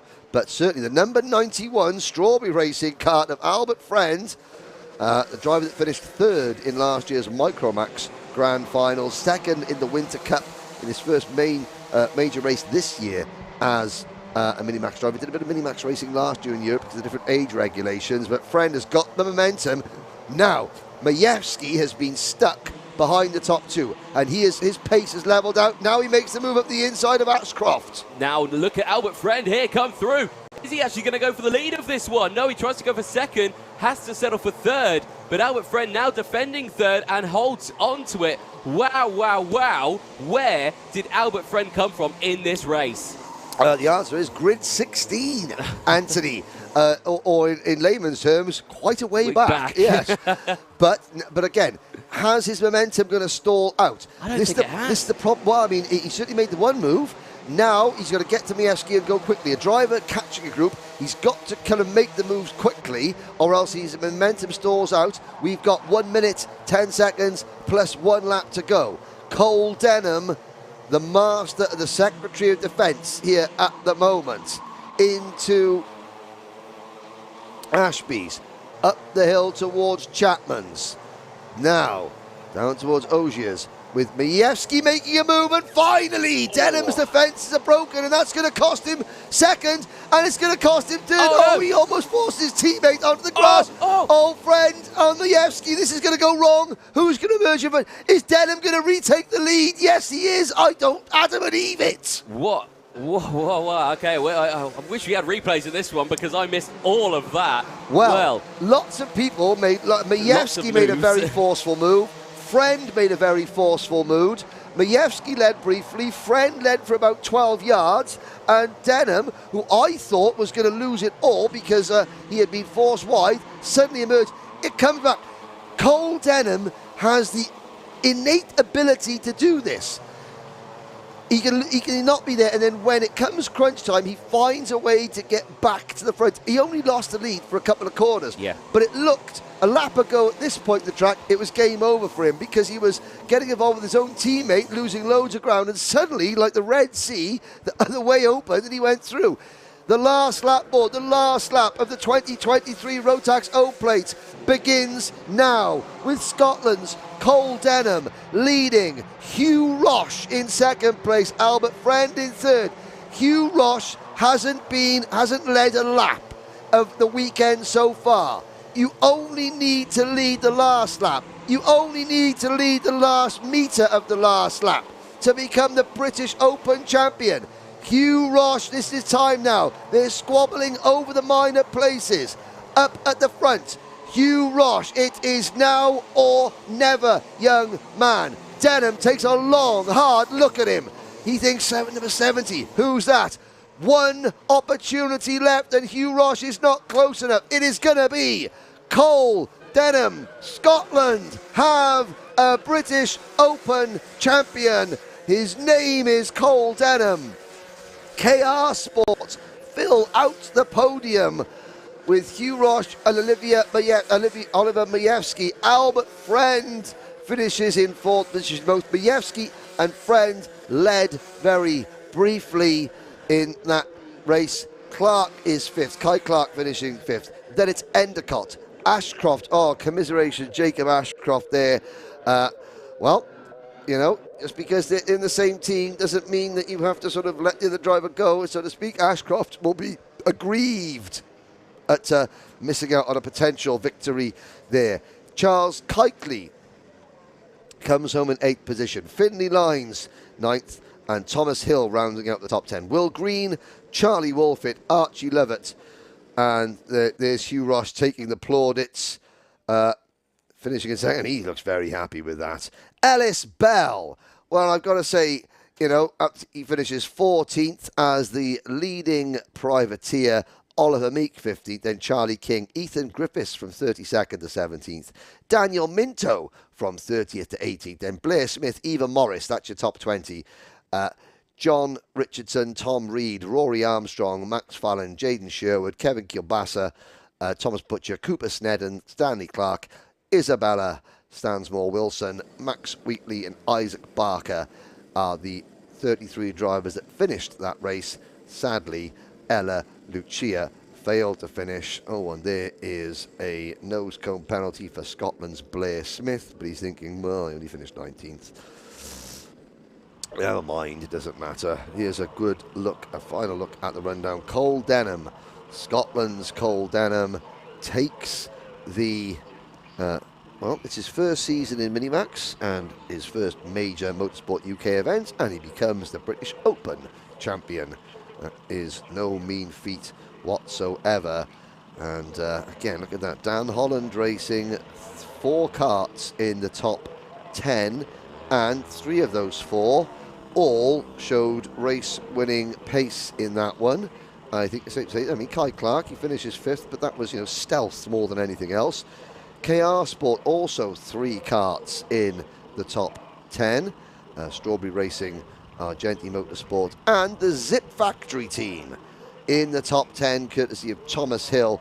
Thomas, he got lucky tyre gamble, took a win yesterday, but then it was showed that when it comes to the sharp end, he does belong near the front. He didn't lose his head and drop back down the order. He kept it there. Well done to Luke Hines, Roger Pitchford, and the rest of the team for getting a top 10 result for the Zip Factory team as they move into Rotax for pretty much the first time. There's a look at some of the drivers further down the order. It's 27 races. What a weekend it has been. What a day it's been. Thank you so much for joining us here online. Anthony Jordan is going to be interviewing the winners, and I might even make my way up to the pit lane area as well while he does that. But it's Cole Denham, our provisional winners. Well, our provisional champions, we've had Kai Hunter, we've had a provisional champion Ethan Jeff Hall. We have had in Micromax, but we'll get to that later. Oliver Spencer, and now Cole Denham. So Anthony Jordan, I'm sure, has got a very happy young Scotsman in the pits with him now. Thank you very much, Henry. Yes, down in the winner's circle, and count them here. 3rd place is here, 1st place is here, but 2nd place, if you turn that camera, is still on the weighbridge. Hugh Roche, eyes of emotion here. He's talking with the scrutineers. I think he's underweight here. I don't think the karts meet. I don't think it's meet the minimum weight, and a lot of emotion on KR Sports. Hugh Roche, it's come back off the scale. I'm not sure if it's on it. He's going to give it another go, but drama there for 2nd. I'm not sure what that means. Does that mean that Albert Friend comes through into P3 now? But I think they're going to try and zero it in again once again. But let's chat to our race winner, Cole Denham. Cole, you're standing here right next to me. Mate, what a race that was. The O-Plate, you've taken it in Minimax. Congratulations. Thank you. I mean, what a race that was. Can you talk us through some of the best bits from it? Well, the last lappers. You're right, mate. Very good, and I just came out top. It's all right, you won it though. Yeah. Are they tears of joy? Yeah. Mate, congratulations, well done. You're British Open champion, mate. Well done. I'll let you celebrate it. Thank you. Mate, Cole Denham, mate. Oh, you're going to make me tear up. God, crikey, no. No, I won't do that. 2nd place, so they're still trying to figure it out on this one. Paul Klassen, I think they're zeroing it in, but so Hiroch is there. Majewski is just consoling him here now. So we've got tears of joy, tears of sadness here at the end of this final. And yeah, it's Ethan Griffiths coming for a chat, but let me see if I can have a quick chat with Oliver Majewski. Oliver, 3rd place in that one. Firstly, tough race. Oh yeah, very tough. I got into 1st at one point, but then I got overtaken again. It was constant overtaking. It was a great experience. Great experience indeed. I mean, it was a busy old grid, lots of drivers out there, but the start of that one, pretty interesting start to that race, wasn't it? Yeah. So at the start, I got into 3rd and just pushed Cole and Jacob the whole way until there was like 3 minutes to go. Then that's when everything started happening, overtaking. Well, congratulations, though, on P3. Not sure if that's going to be changing at all because, of course, there's still some talk going on here, but congratulations on that one. A brilliant result for you. Thank you. Excellent stuff there for Majewski. And again, yeah, drama down here. in the pit lane. The kart's come off the scales, and I think it was another shake of the heads, and I don't think second place is going towards Hugh Roach here, and that is an absolute disaster if that is the case.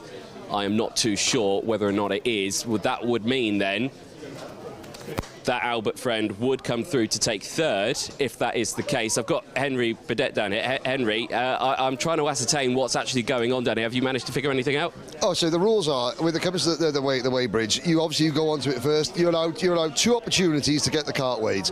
If the cart's still underweight, the scrutineer is allowed to permit you to go back off the scale and then let everyone else go through, and you then the last cart to try and get there. And you can see the scrutineer, you can see Technical Chief Paul Klassen talking to the driver. If the third time the cart is still underweight, that's it.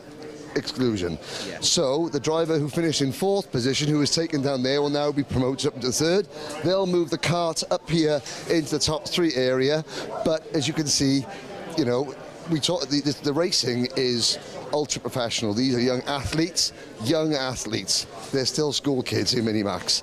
This is the British Open Championship being broadcast on YouTube all over the world. Thousands upon thousands of people watching, and yeah, the emotion of what is a kid comes through in the end. And of course, the officials speak them really nicely. Paul Klass and the rest of the team here, they got a really nice way of, you know, letting the heartbreak. I mean, Hugh Roche, he drove so well.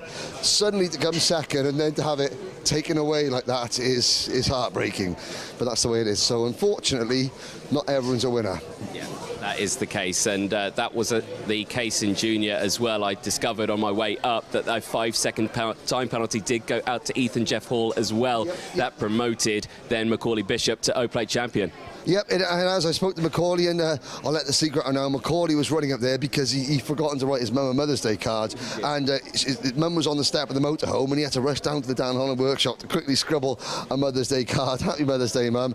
Happy Mother's Day to all the karting mums out there who sacrifice everything, you know, to follow their kids around.